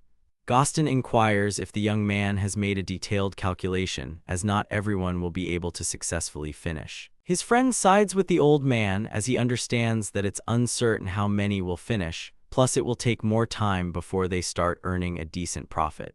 Asli states that he intends to get money from Gostin, which surprises both the old man and his friend. The young man offers the old man a deal to buy his sorcery. The young man offers ancient sorcery. he also gives the old man a price list. Gostin is clearly pleased and says that the young man has exceeded all his expectations. Asli wonders if the other two will join the conversation, to which the old man says there's no reason to refuse. Gostin says he hasn't decided whether to buy or not, but the young man claims the answer was written all over his face. Ultimately, the conversation ended, and Pachai, delighted, said he wanted dessert.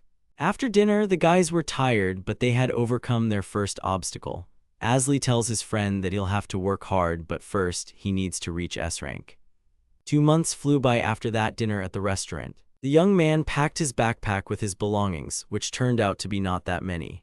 The guys are getting ready to leave. Pachai notices that Rina looks sad, to which the young man says he's not dropping out of university. The young man calls his work buying people, and he and Pachai briefly argue over the best name for it before they leave.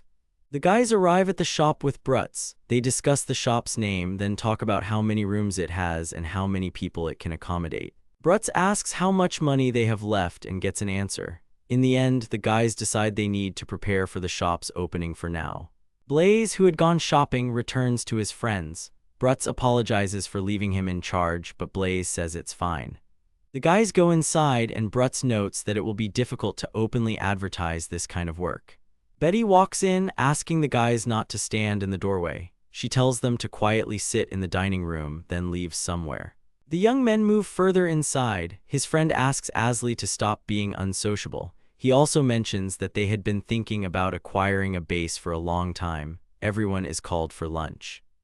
In the hallway, the young men meet a girl with her small assistants. Bruts asks the girls what's on the menu today, but they say they won't tell him. Everyone sits at the table and prays before eating. Afterward, everyone rejoices and begins to eat lunch. Asli is about to go somewhere and asks Pachai to wait for him at home, but Pachai refuses, assuring him that the master's safety is his top priority. They eventually agree, and the young man leaves. On his way, he reflects on how easy life has turned out to be, even though he had expected it to be difficult. Everything went according to Asli's plan, but what happened next was completely unexpected. Duncan from the guild spread a rumor that the adventurer had started buying people. Also, his friends became more famous. The guy walks into the guild to continue working when he suddenly hears students arguing. Asli approaches Rina and asks what's going on. The girl is surprised and her friends are annoyed to see him. The girl asks the guys to give the quest to her. Idea explains to Asli that, in her opinion, the guys aren't capable of finishing the quest, and they got a bit heated hearing that. The guy thinks for a moment, then turns to Ornal. Asli says he doesn't like them putting the university's name out there because if they lose, the university will be held responsible. He says the girl isn't much better because if the guys chose this quest, it means they believe they can handle it. Asli asks Rina about the goal of the conquest. After learning the goal, he ponders it. Asli believes there are no problems and the guys leave, while he suggests the girl observe them. Despite the guys' eagerness, the guild refuses to let them take the quest, stating their rank is too low. The girl remembers she hasn't introduced herself yet and does so to the guy. The guy also introduces himself and pauses for a second. Meanwhile, the girl says the guys have already left. The guy goes to take the quest that the others weren't allowed to, and Mel goes with him. He successfully takes the quest, and he and Mel set off to complete it.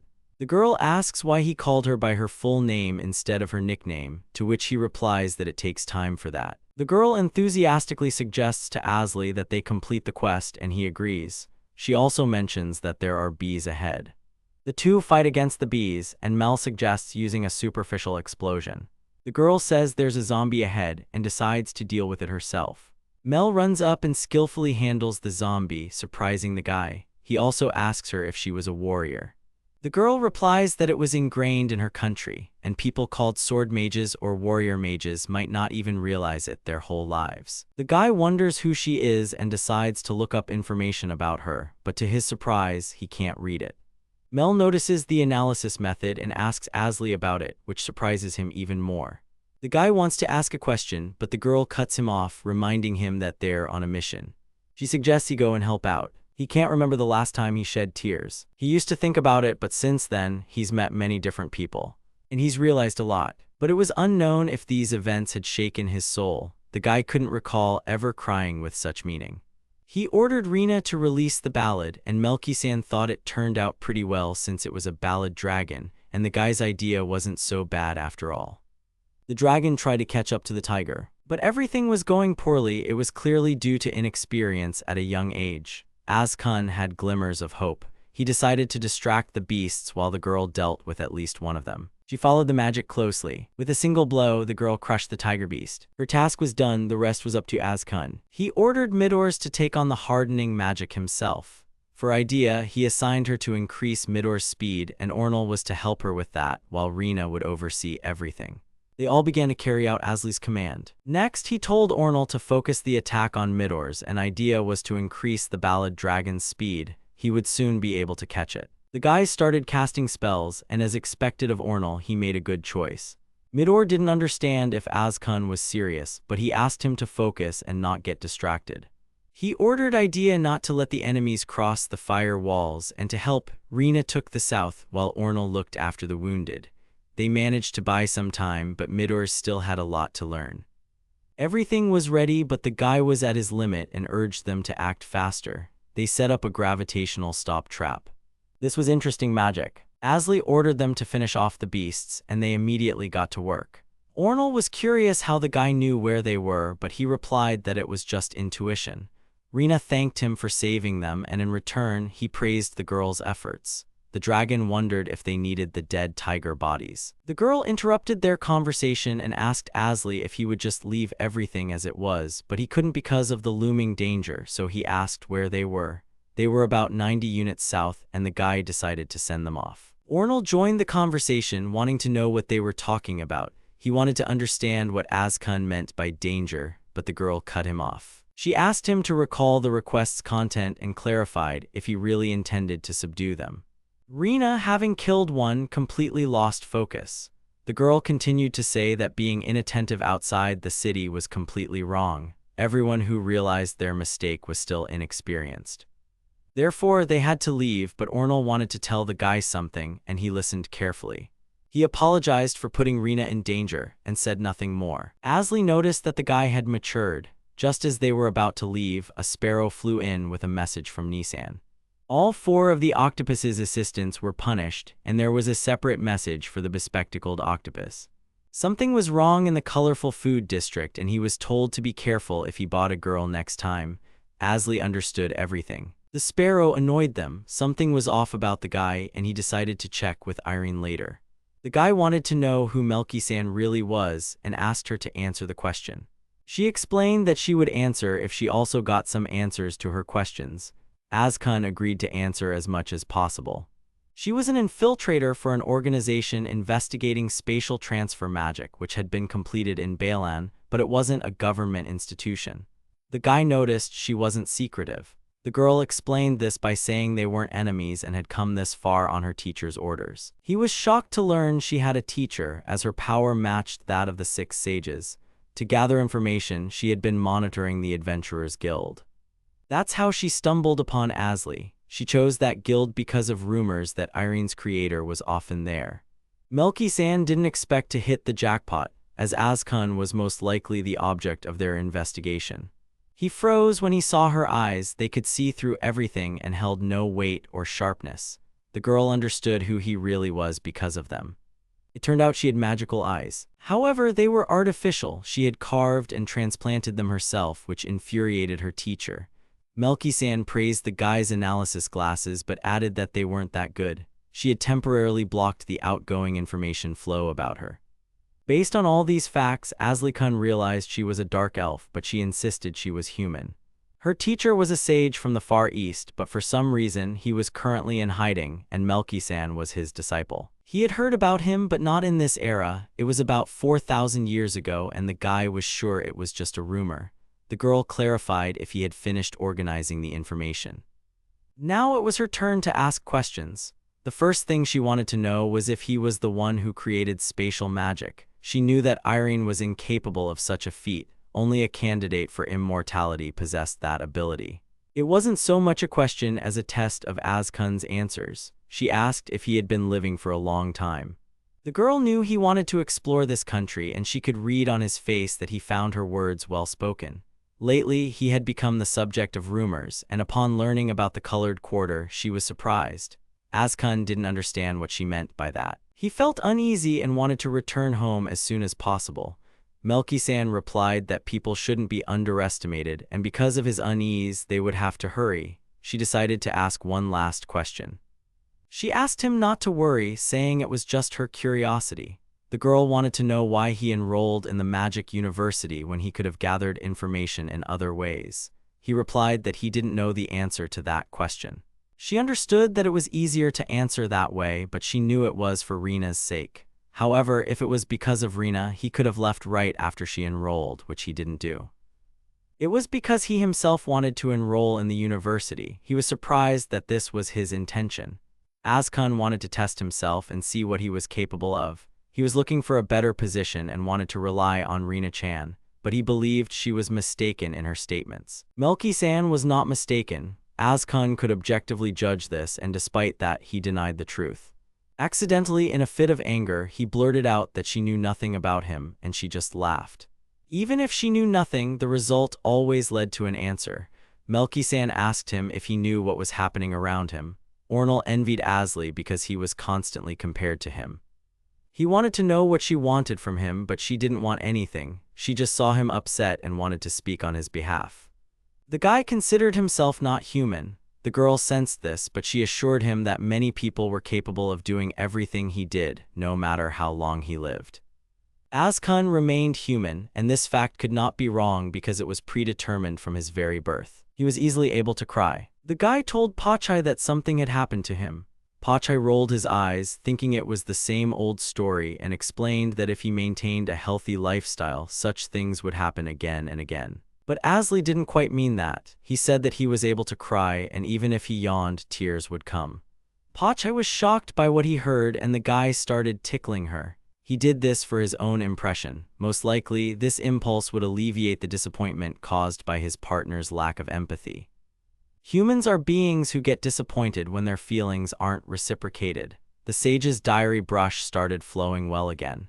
Pachai doesn't understand what happened. She explained that tears started flowing, but it's unclear to her how that could have revived the guy. He suggested it might be because he was able to release everything that had built up. Pachai then remembered Irene-san's letter. That's why Asli rushed home. Everyone was back and they needed to have a meeting in the dining room. He recited a spell. The young man apologized for gathering everyone and asked if they had noticed anything strange around them. Many replied that everything was normal, but only one person noticed something unusual. On his way back, he stopped by the flower food district where security had been increased. He wouldn't be able to approach the owner and his daughter for a while. Moreover, when the guy tried to get closer, the man moved his lips, telling him to run away. He either meant to run away from that place or from that house. Azkan doesn't know who he's up against, but he knows for sure that something is wrong, so he suggested everyone hide. He asked Betty-san to take the money stored in the safe. Now the question was what to do with Haruhana and the other girls, as they might attract attention. Asli turned to the girl and asked her to listen carefully, and she agreed. The group gathered and announced they would wait near the inn.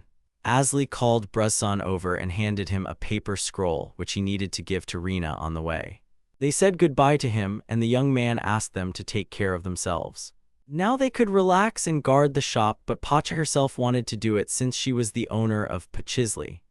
Azkan was the owner because an application couldn't be filed in a familiar's name, which is why his name had to be included in the title. Thinking about it, the guy had a busy day. Someone knocked sharply on their door and announced that it was Strarag, the head of security, demanding they open the doors. The young man asked them to open it. As soon as the people entered, they pointed their spears at them, and Pachai asked what they were doing. But the man told her to be quiet because they weren't looking for a familiar, but for Asli. He was arrested on suspicion of trafficking a large quantity of counterfeit coins. He understood what was going on. They couldn't complain, and discontent was growing, and the only one who cooperated was the owner of Nature's Beauty. Pachai tried to explain to the guards that her master was not involved, as he had only made a labyrinth map out of saliva. Objections were not accepted, and the less they resisted, the better. The familiar was scared. In the crowd, Azkan spotted a man he had once bribed, but this time, money couldn't win him the fight. The young man explained to Pachai that being caught in a store was much better.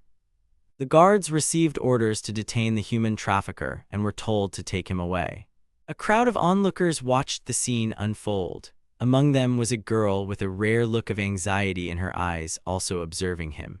Pache tried to catch up to him, but she wasn't allowed to go any further. Now it was uncertain if they would ever reunite.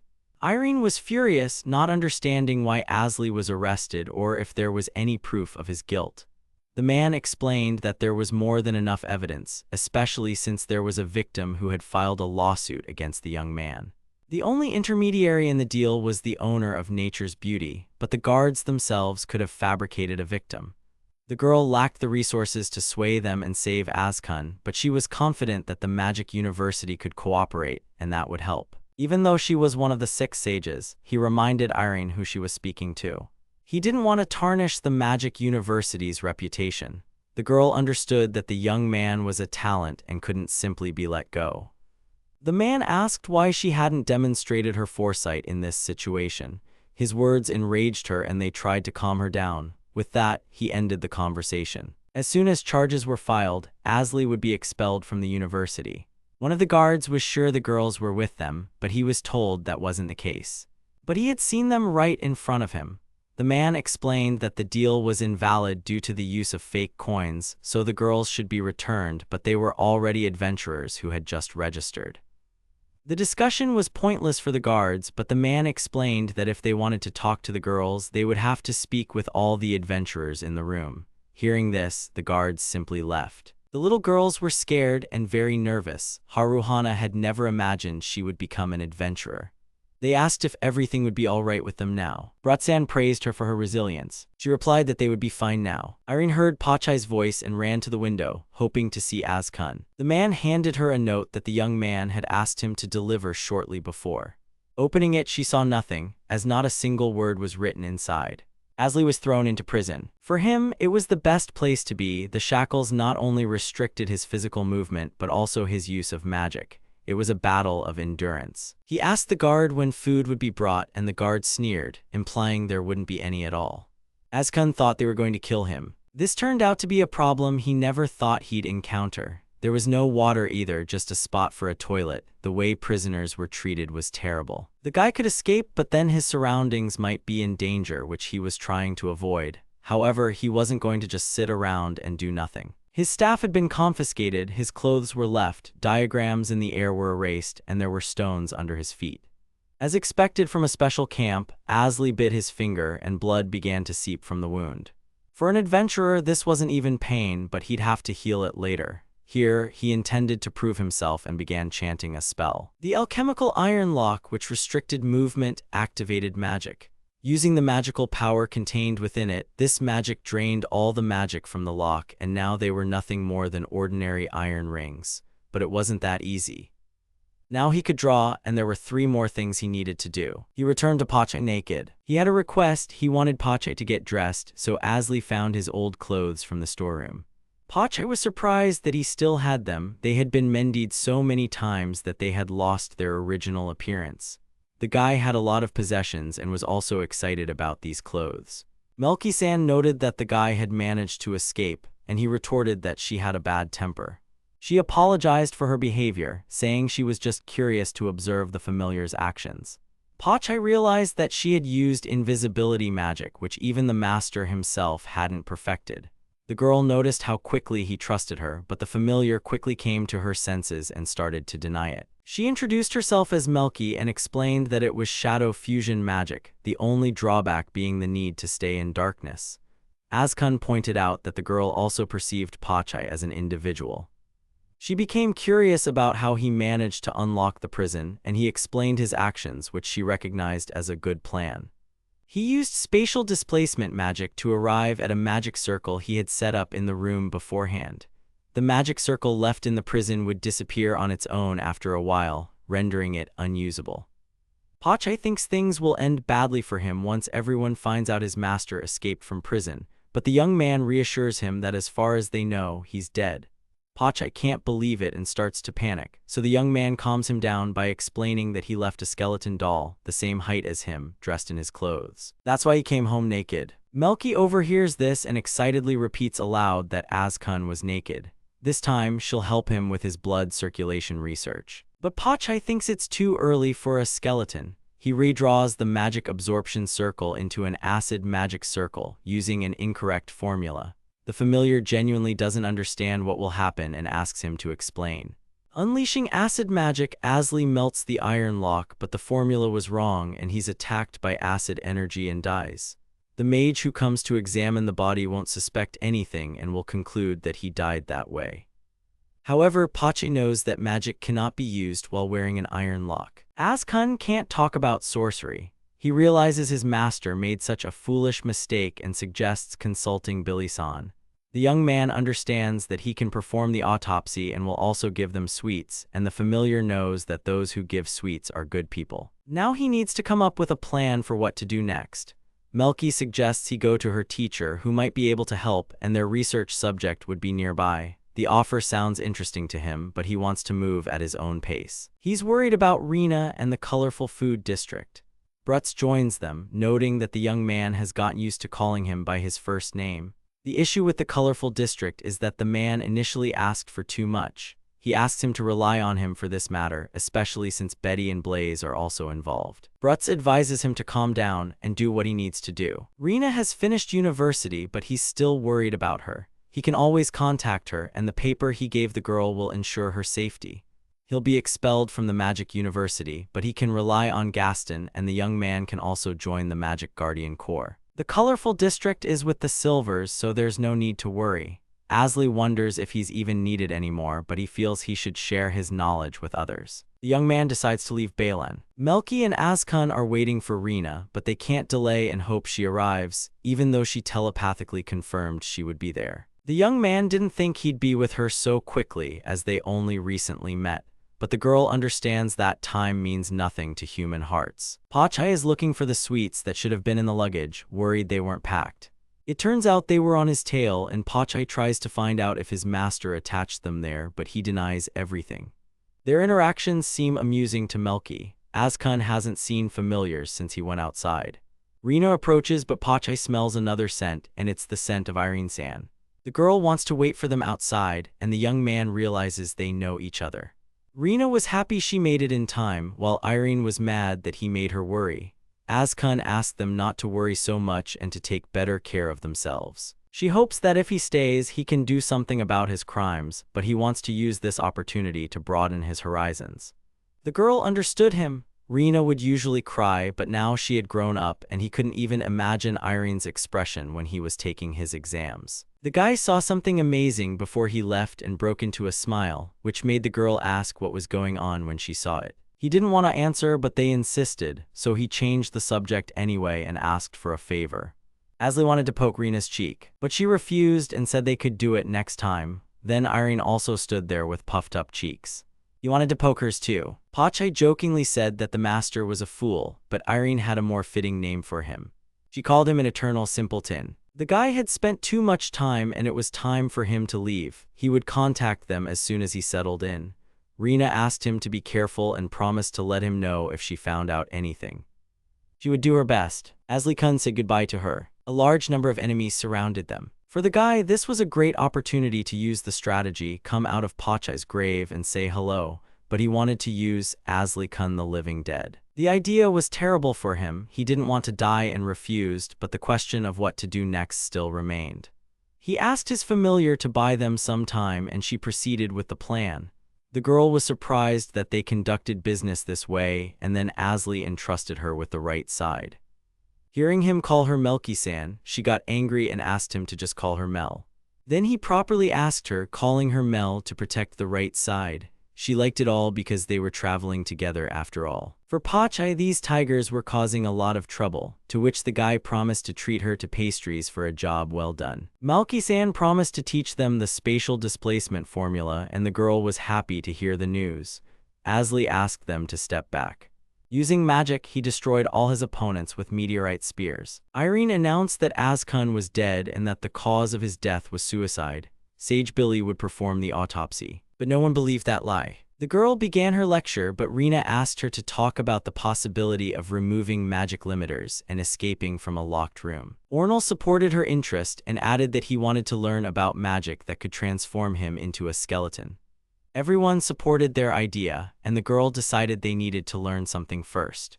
She demonstrated the spatial displacement magic she had opened earlier. Rena had already seen something similar. Irene then asked a question. She wanted to know if anyone knew who the creator of this magic was. Ornal thought it was her magic, but she explained that she had simply legally purchased the rights to it and asked what the creator had done with the money. Rena replied that the money was used to protect children from the colorful food district. Next, she wanted to discuss the black and white nature of contracts and asked them to tell her about it. Irene asked who between the one who tried to save others and the one who expelled that person from the university acted according to their will and the contract. She explained that they all needed to train both physically and mentally, and continued her lecture on limiters. Pachai's store has many guards, which prevents Brutz from putting the girls to bed. Betty believes Asley's death will end this situation, and they won't want to look for more trouble. Ari is worried if everything will be all right. The guy said the same words to both Brutz and Betty in the end. She received a message from Azkun, and it seemed he used magic for it, which surprised the girl. They know the guy still has quite a few secrets. Duncan informed Brutz that he needed to get ready because a message had arrived. The sender was the headquarters of the Adventurers Guild Academy.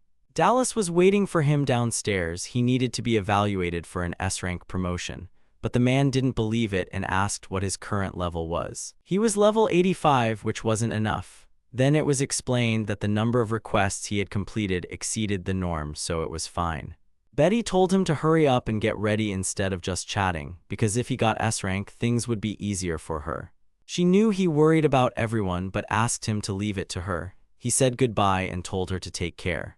Ari saw how happy Brutz was. To Duncan, the man was outstanding because he knew how much work he had put in. Someone knocked on the girl's door and they exchanged glances. It was Irene, and they were surprised when they found out. Betty was curious what she was doing there at that hour. Irene then said she came to talk about the inn. The girl mentioned they could stay overnight at the guild, but Irene was interested in knowing about the children. The girl couldn't say anything coherent, but the other one needed to know how many children there were in total. Betty couldn't seem to collect herself and answer. This annoyed Irene, and seeing the angry girl, she quickly replied that there were 17 children in total, or 20 if you included the silver-haired ones. The girl offered to let them use her mansion as accommodation. The girls were surprised by what they heard and remained silent. When Irene didn't hear a response, she asked if they would live there or not. Coming to their senses, they quickly agreed. Natsu and Fuyu returned home and asked what had happened. They explained that they would now be living in a mansion and there would be enough beds for everyone. The girls, joyful at the news, ran over to thank Irene herself. The sage gave him the task of doing 10,000 squats. Asley couldn't understand when they would ever end. He was a Far Eastern sage living in the Far East, and the first thing Pachai said when she saw him was that he looked like an ogre.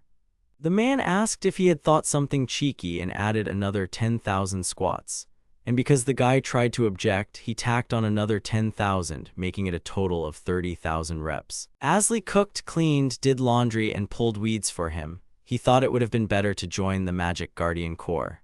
His first year went well. He was taught magic and sorcery. The only thing was he had trouble memorizing and spent a lot of time on it. The sage, however, absorbed everything like a sponge, and the results between Asley and him were vastly different. He finished his squats and felt exhausted.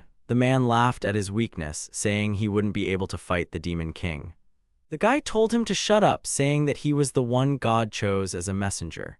The sage believed he wasn't chosen because he only believed in himself, and the unlucky lottery ticket went to Azkun. Azkun then asked how he could not believe in the return of the Demon King. The man didn't want to know, which is why he didn't believe. The guy was curious about the situation and asked what the Demon King's goal was. What had he done that the holy warriors were fighting for? The guy guessed it was to prevent world domination, which was true. The king's goal was the same as humanity's, making it irrelevant to the sage. The guy asked if he believed in God and received the same answer. He only believed in himself. He would move if the world was destroyed, but the Demon King wasn't suicidal enough to allow the world's destruction. Even so, a few blasts of immense magical power could finish him in a second. Knowing all this, the man wasn't going to get involved. Asley could have argued, but arguments wouldn't work on the muscular Dharma who lived like a monster. But he also lived on Earth, and it couldn't be said that he had nothing to do with the matter. The the man ordered him to do 20,000 push-ups. He heard news that a new silver member had appeared, and it was most likely Haruhana.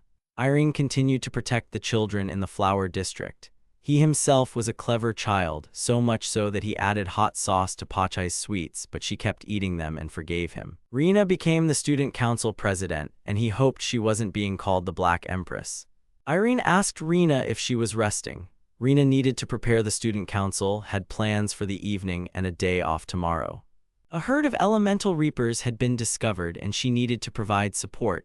Irene clarified if they were a rank floating gas monsters. She planned to go with all the silvers, but the girl knew they weren't very compatible with warriors. There was something else too. Exxon, Rina had contacted that pompous jerk again. Irene understood that Dragon had sent them a pain in the butt, but the guy would soon reach A rank, and the girl had already invited him on the expedition, even though he was another warrior wasting time. The girl remembered that this was the first subjugation after the student council president reached A rank, and for Rina, this expedition offered a chance to see Asli's back. Although she was still far from him, on the other hand, her teacher had contacted Irene at the beginning, given a few instructions, and immediately disconnected, and since then, there had been no news. Rina tried to contact him, but without success. He had made it possible to communicate only one way. Azkun used paper with magical letters that appeared and disappeared after a few days. Rina had already developed several plans and managed to contact Pachai-san. The girl became a little sad when she learned that Pachai was receiving many messages from him. Seeing this, she asked what was wrong, but Pachai explained that everything was fine and said that today's meeting would go well even if Rina wasn't present. Asli wanted to quickly create a cure for physical fatigue and, using time reversal, make the formula that returned some time ago more powerful. But this would mean losing the body's experience that the guy had trained, so it would be better to create magic that quantitatively determines one's physical strength and then create magic to restore or replenish it. He stumbled upon the sage and Melsan's training. The latter was already exhausted but wanted to continue fighting. She lay tired. Asli praised her efforts, but it seemed to her that the longer she trained, the further she got from the master. She suspected he was secretly training somewhere else.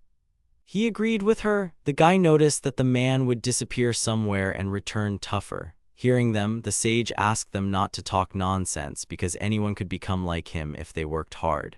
He's curious when Asli will return to Balen, remembering that he planned to do so in the first month. The guy said he would leave tomorrow or the day after. The master reminded him that he couldn't return looking like that. He didn't want such a man telling him that, but all people should be treated equally.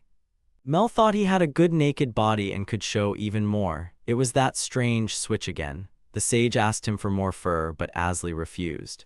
The girl reminded him that he wouldn't be able to enter the regalia in that state. The guy gave in and asked her to make something decent for him. Melky used all her exquisite taste, and that worried him. She suggested he go with her and asked where Pachai was. It turned out she fell asleep after Azkun groomed her. This style of clothing was unfamiliar to him. Mel explained that it was a suit, a common Western-style tailoring. The guy wanted to cover his exposed stomach, but the girl didn't allow it and asked him to unbutton the bottom button.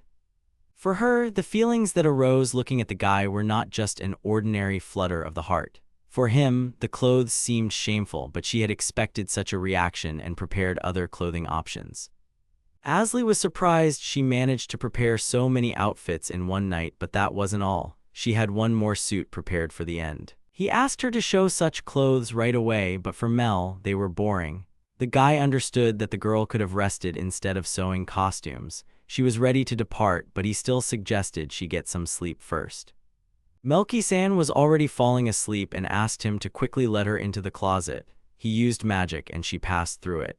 Pachai was also ready to meet all the sweets and then everyone else. She was looking forward to it.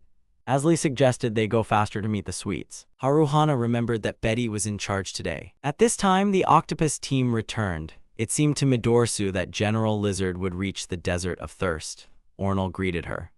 He asked where Rina was, and the girl said she was at formation with Blaze-san and the team. Midors believed that if he was there, everything would go well, especially since there weren't many targets. Besides, Egg-san was with them, and he was good at his job and was a student of Dragon-sama. They wondered if Haruhana was going to raise her rank, as the university didn't seem inclined to do so. She preferred silver ones. Idea joked that the girl liked Blaze more. Ornal noted that the guy had a power to attract people, and thanks to him, they became stronger. 2 years had passed since that situation. Exactly 2 years had passed since the incident with Asli. Without wasting time, Haruhana laughed, hinting that Idea often thought about the guy. The guy, however, was confident that the gap between him and Azkun had significantly narrowed. Midors joked that there was another one just as good. Ornal wanted to leave because he was a bit nervous and hoped his fears were unfounded. They followed him, leaving Haruhana alone. Duncan was furious that they left without paying, but the girl quickly calmed him down, explaining that she was responsible for the payment. Egg was praising Blaze-san. The latter asked him not to lose focus and stop wasting time on flattery, but the young man turned to Rina, promising to protect her. For the man, the nocturnal opponents were still a problem. Brutz reported that they were 40 meters away from them. There were more than a dozen of them, and Egg noticed their movements had slowed down. There were 16 bodies, and that was bad news. A collision was expected to happen in 4 seconds. Brutz hated the gas type, but they had to keep cutting, as that would slow down their regeneration. The barrier was under attack at 9 o'clock and 3 o'clock. The barrier began to crumble, and soon the monsters would break through. But Ornal and the other guys arrived to help them. There were twice as many opponents as the information provided. Everyone thanked the young man for his help. Midors noted that Egg was as cheeky as ever. For his cheekiness, he got hit on the head by Blaze, who then protested, not understanding why he was hit. The man explained that this was a great opportunity for a conversation and there was no need to bother Tigradona with trifles. He advised them to feel the weight of every life and every word. Everyone instantly became alert and felt the intent to kill around them. They used light magic. An unknown man stated that the Silver Lion, meaning Blaze, was a rare guest for him at this time. He also called Brutz the Silver Wolf and recognized Rina, whom he called the Silent Mage. The man didn't know him, but the unknown individual said it was an honor to meet such people. While the enemy was speaking, Blaze asked how long it would take Egg to break through the crowd and gave him 10 seconds. While Brutz bought them time, he was supposed to take Rina and the others and escape. The unknown man asked if they had finished their discussion and reassured them, explaining that they had a special attitude towards the girls. Brutz now hoped that Betty had found a young man, but she angrily told him to shut up. The enemy also added fuel to the fire by saying that there would be no one for her. The girl, in a rage, took down some of the opponents. First, they needed to destroy the surroundings and then help Blaze's group, but Eggson was hit by an arrow and he asked Ornal to heal him quickly. But he was too late, enemies had already surrounded them.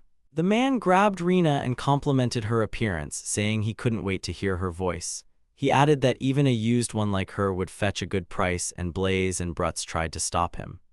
However, he warned that he would definitely kill her if they didn't shut their mouths. The enemy commander ordered them to kill all the men and leave. Rina realized that the guy had already arrived. Everyone listened as Pachai talked to Azkun. The familiar accidentally walked past and the guy asked her to watch her jumps. She suggested they do something since everyone was in a difficult situation, but the guy didn't immediately understand what she was proposing. He then asked the opponents if they understood Pachai's plans. The guy had a plan for a cool entrance and was scolding the beast for passing the right spot, but they decided to descend from there anyway. He recognized them from last time and called the man Mouse. He shamed them for not learning their lesson and continuing to do evil. Pachai then said that his master was the most shameful, and if he called others shameful, it couldn't get any worse. In his eyes, it looked pathetic. The enemy threatened that if they moved, he would cut off the girl's head. Azkun laughed at his phrase, finding it too cliché, and asked him to choose another one. But suddenly, they couldn't even take a step. The guy used instant barrier binding magic. From afar, he saw that they were members of the Laughing Fox group and limited the magic to that name. While he was talking, Pachai had to save everyone. Pachai couldn't believe she had been given such an important role. Asli asked if Blaze was okay. Everything turned out fine because he had an antidote in his cheek. Brutz was more interested in whether he had prepared for this. The man then explained that if you prepare, you don't need to worry. He just miscalculated the timing for the effects to appear. The guy was surprised by his preparedness but didn't want to imitate him, as one mistake could cost many lives. He used recovery magic. For Brutz, the spell was interesting, and Azkun explained that it was isolated activation and could be used multiple times. Blaze then joined the conversation. He decided it was time to deal with the enemies, and it reminded him of the labyrinth of no return, where a person's death left an unpleasant aftertaste. Only Mouse remained, wishing to be killed quickly and have it all over with. Brutz realized that Mouse had managed to assemble a team with the help of an influential person, and the presence of people like him made such places less safe. But Mouse played dumb and didn't want to understand what they were talking about, so Betty threatened that he would either die quickly or after telling them everything. The Silver Wolf came up with a plan, but the enemy quickly told him that as long as he acted so foolishly, he would miss out on victory. He didn't understand what the enemy meant. Suddenly, they were attacked out of nowhere. A girl appeared a little late. Asley had completely forgotten about her and couldn't sense her presence, though he remembered she was quite fast. But not as fast as Melky. Mouse didn't like what he saw, and Pache noticed his smile vanish from his face. The girl simply left, realizing she was no match for the guy. Ornal was annoyed by her escape, but there were other problems. Brutz wanted to know the man's connections, but he resisted and refused to tell. They were about to kill him, and realizing they weren't bluffing, he gave in and decided to reveal everything. Mouse reported about the Black Ishta. After these words, he was killed by an unknown assailant using sorcery. Irene came to check on them because they were delayed. She didn't expect to hear about the Black Ishta, but if they were the Black faction, it wasn't surprising. Brutz asked to discuss what happened after they returned, as he wanted to take a bath quickly. Rena approached Asley. He praised her efforts, and she heard his voice every time he came to help her. He congratulated her on becoming the head of the student council. The girl was a woman of few words. As expected from the silent mage, a nickname Gaston had given her. The guy mumbled a bit and said that the girl had become more beautiful. She burst into tears, and Azkan asked her to let him go already. Egg saw Rena crying and wanted to run to her, but Brutz stopped him and told him not to interfere. The guy wondered if he could still enter the city even though 2 years had passed. Betty suggested he take off his glasses.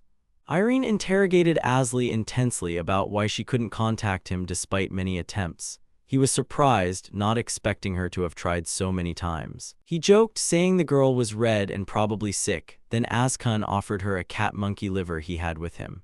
Rena burst out laughing. Everything was back to normal now that he was paying attention to her. Betty quickly joked that he had also turned red, most likely from the cold. Haruhana returned home and saw the arrivals, congratulating them on their return. The young man noticed a change in her. She looked stronger. Pache and Betty were displeased with what he said to the girl. Blaze informed them that Natsu was at Pache's shop and Fuyu was with Gaston Dono. Fuyu was being poached even though only 2 years had passed since the last time, which was quick. She learned so fast because she was Gaston's student. The young man realized that Gaston must have noticed Fuyu's talent, as it was usually difficult to become his apprentice. Rena noted that Gaston looked younger every day. Just recently, he single-handedly defeated an S-rank monster. Brutz wanted to know what Asley had been doing, noticing that his body had changed significantly. The man was worried that an unpleasant smell was coming from him. As they passed through the gate, his appearance momentarily returned to its original state. He understood that such a body required training like a warrior. He also noticed that Asley had simultaneously activated multiple spells. Irene didn't understand what they were talking about, thinking the young man had been caught red-handed.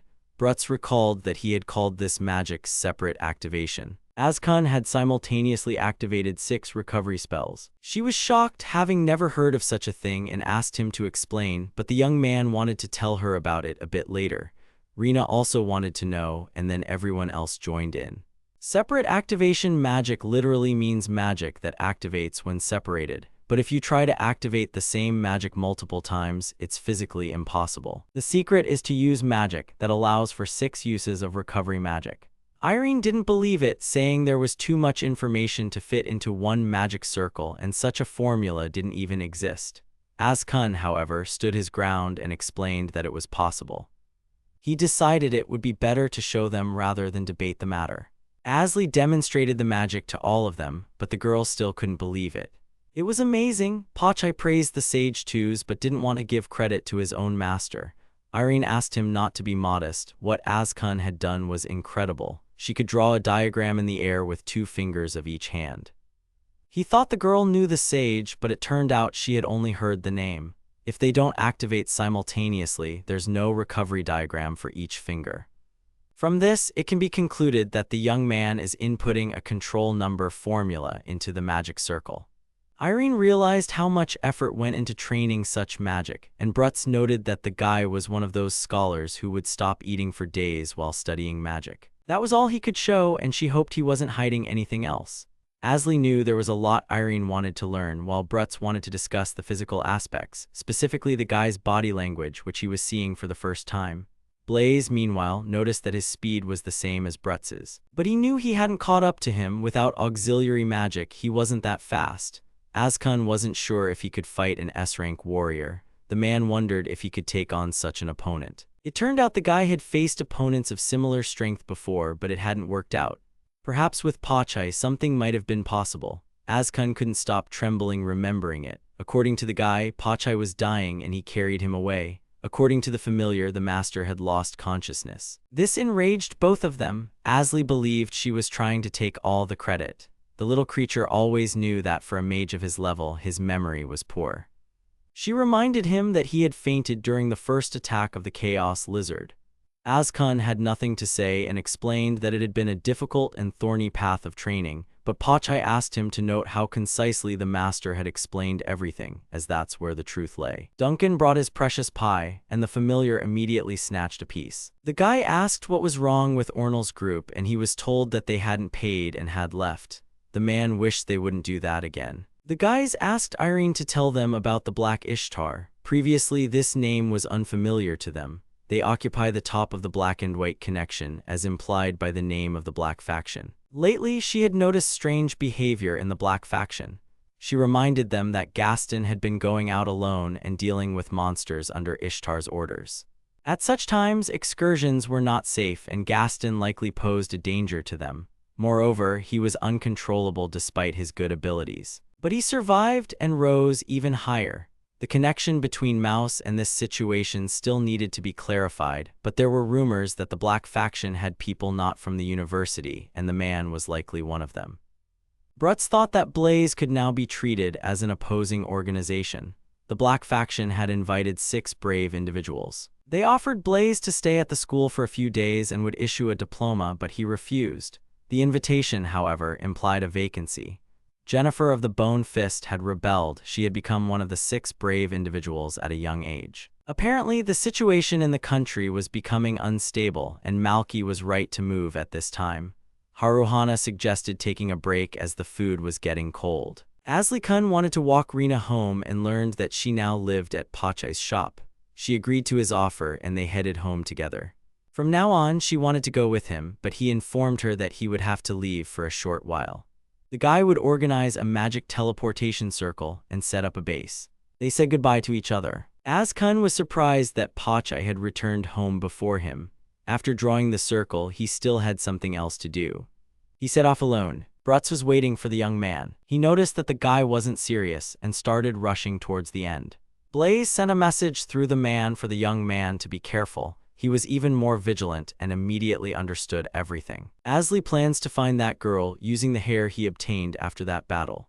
He used a master tracking and illumination spell. They both arrived at a beautiful garden, and the young man realized that human hands had been at work there. It was the same girl, and she was currently tending to the flowers.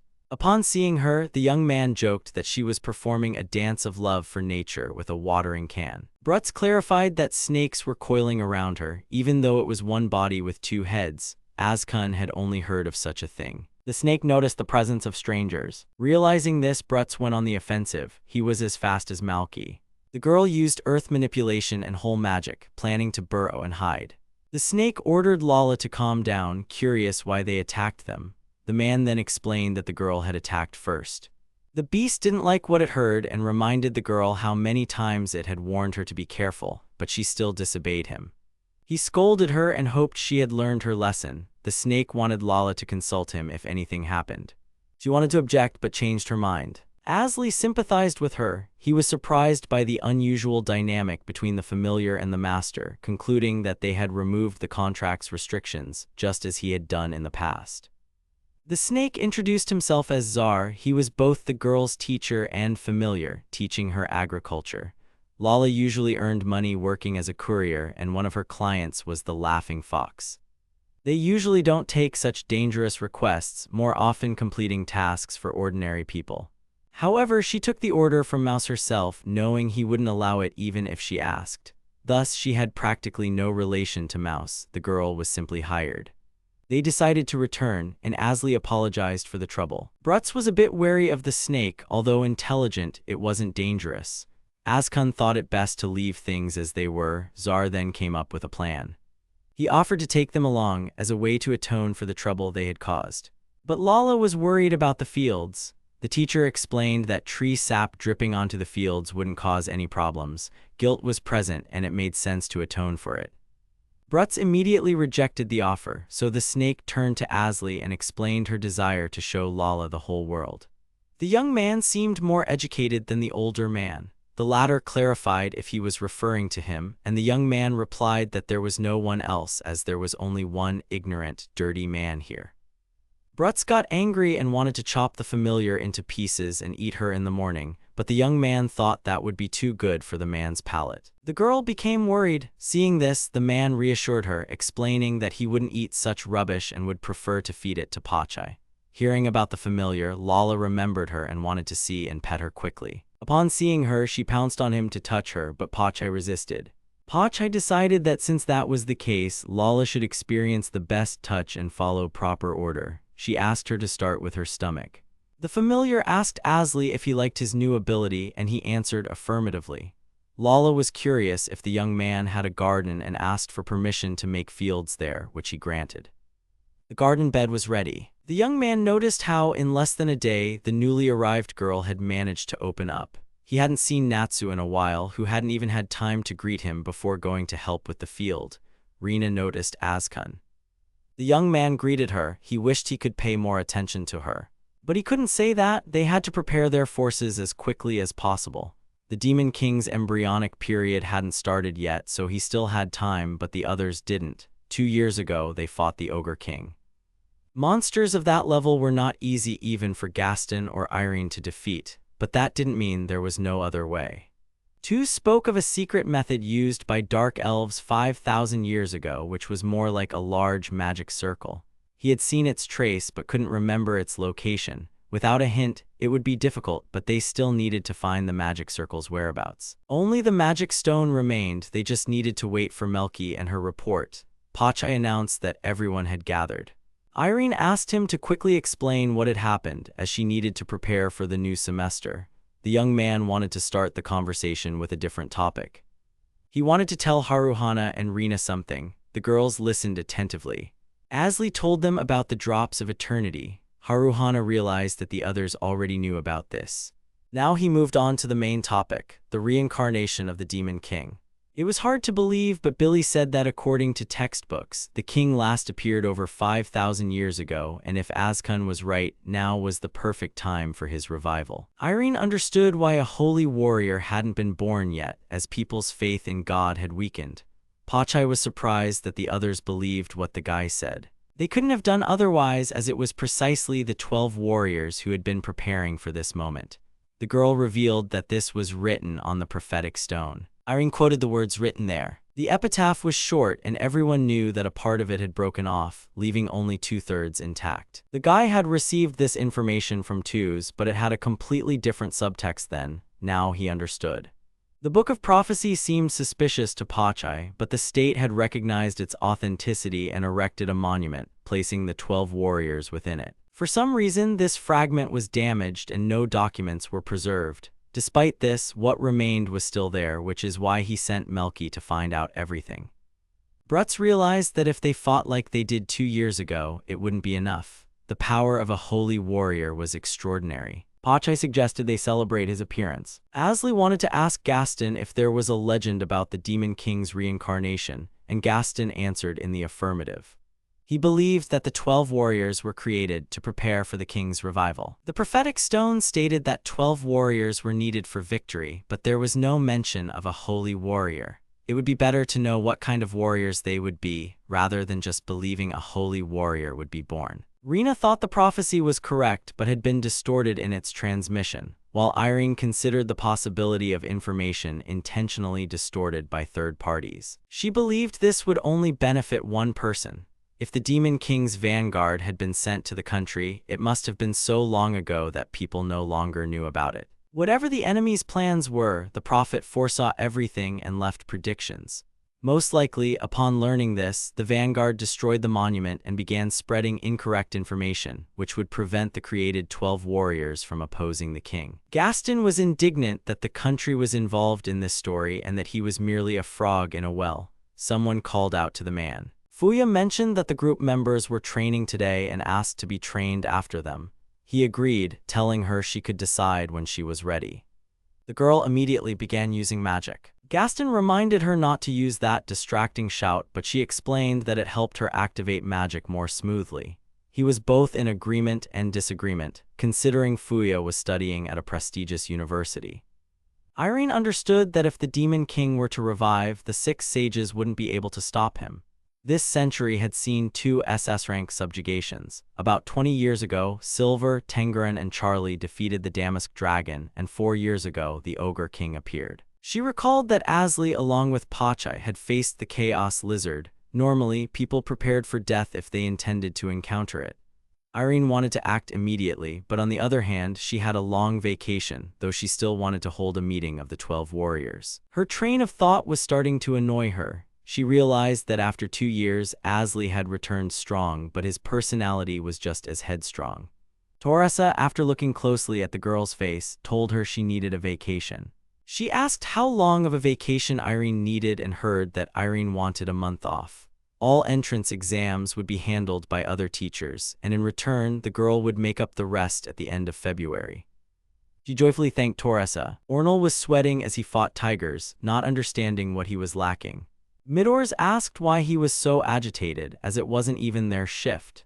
They told him not to lose his composure just because he had reunited with a classmate who shared a similar fate. Blaise-san had previously mentioned the mental weakness that Idea pointed out. He needed to become more disciplined.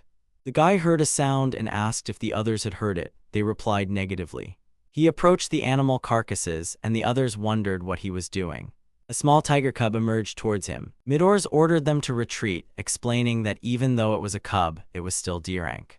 Ornal understood that it was innocent now, but the guy reminded him that it would soon become a threat.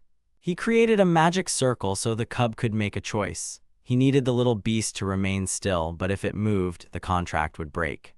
The guy was conflicted between 2 choices, kill it or leave it. He ultimately decided to form a contract and asked the cub to swear to give him its power and become his familiar. From today on, its name is Mega. Lolly was admiring a green berry tree, and Pachai noticed that she liked every plant they encountered. She wanted Asli to slow down, but if they stopped every time, the sun would set and they needed to cover a certain distance quickly. It was surprising to them that Lolly didn't fall behind, even with her frequent distractions. Pachai wondered if they had contacted the guy. He had tried to reach them regularly, but there was no answer. The familiar started to worry, even though Asli had tried changing the time period before, and it usually helped. He suspected the city was taken over by a disease, a monster, or some unknown force, but Pachai didn't want to think about it. Zar kept giving the girl instructions, asking her to lift her knees higher and spread her arms for better physical training. He showed Lolly Pachai. Her flexible paws stepped well and felt the ground, which was magnificent, and he told her to learn from Pachai. Pachai saw Lolly start to imitate her, and now considered herself a master. 80 meters in their direction, there was a group of 10 square slimes. They offered high experience points, so Azkun and Lolly began using magic. They finished the fight and the guy's level increased. Zar knew the girl had many strengths and urged him to utilize her more. He wanted to let her get the finishing blows, and the next ones would be specifically for her. The guy understood that this wasn't enough for him. He wanted to surpass that muscular sage. Both of them flopped onto the bed, exhausted. Zar and Asli told them not to jump and to wipe their feet. But even so, he liked having company that could keep up with his pace. If things continued this way, they would reach the city quickly. The children quickly fell asleep, and the guy wanted to go have dinner. He suggested to the snake that they go somewhere tomorrow. Zar wanted to talk about the girl he liked. He noted that Rina was strong and wondered if he would marry her. Asli left him without an answer, simply wishing him good night. But he didn't give up, as he couldn't be fooled by feigned sleep. Then the guy said he didn't know, as he hadn't seen her in 2 years and hadn't had a proper conversation with her yet. The snake roughly understood him and offered lolly if things didn't work out with Rina, but the guy asked him not to be so flippant about the girl. Czar realized what he said was a mistake and asked him to forget about it, after which they said goodbye and went to sleep. The girl doesn't understand why this happened to her, but she's glad she managed to send her away. And she hopes Tifa is okay. Garm asked to be taken in. He didn't have an owner. A few months ago, he stumbled upon a piece of marbled meat in the forest. The guy used a contract to claim him, which was unexpected for the beast and quite underhanded. From that moment on, a series of humiliating days began, with his owner constantly scolding him. If it weren't for that contract, he would have torn him apart. He would have killed such lizards instantly, but something went wrong. The human used magic and saved him, but on the other hand, he was also aiming at Garm. He thanked him for the help but hinted that he had been careless. His owner was tired of hearing this every time and asked him to do something worthwhile after such a long period.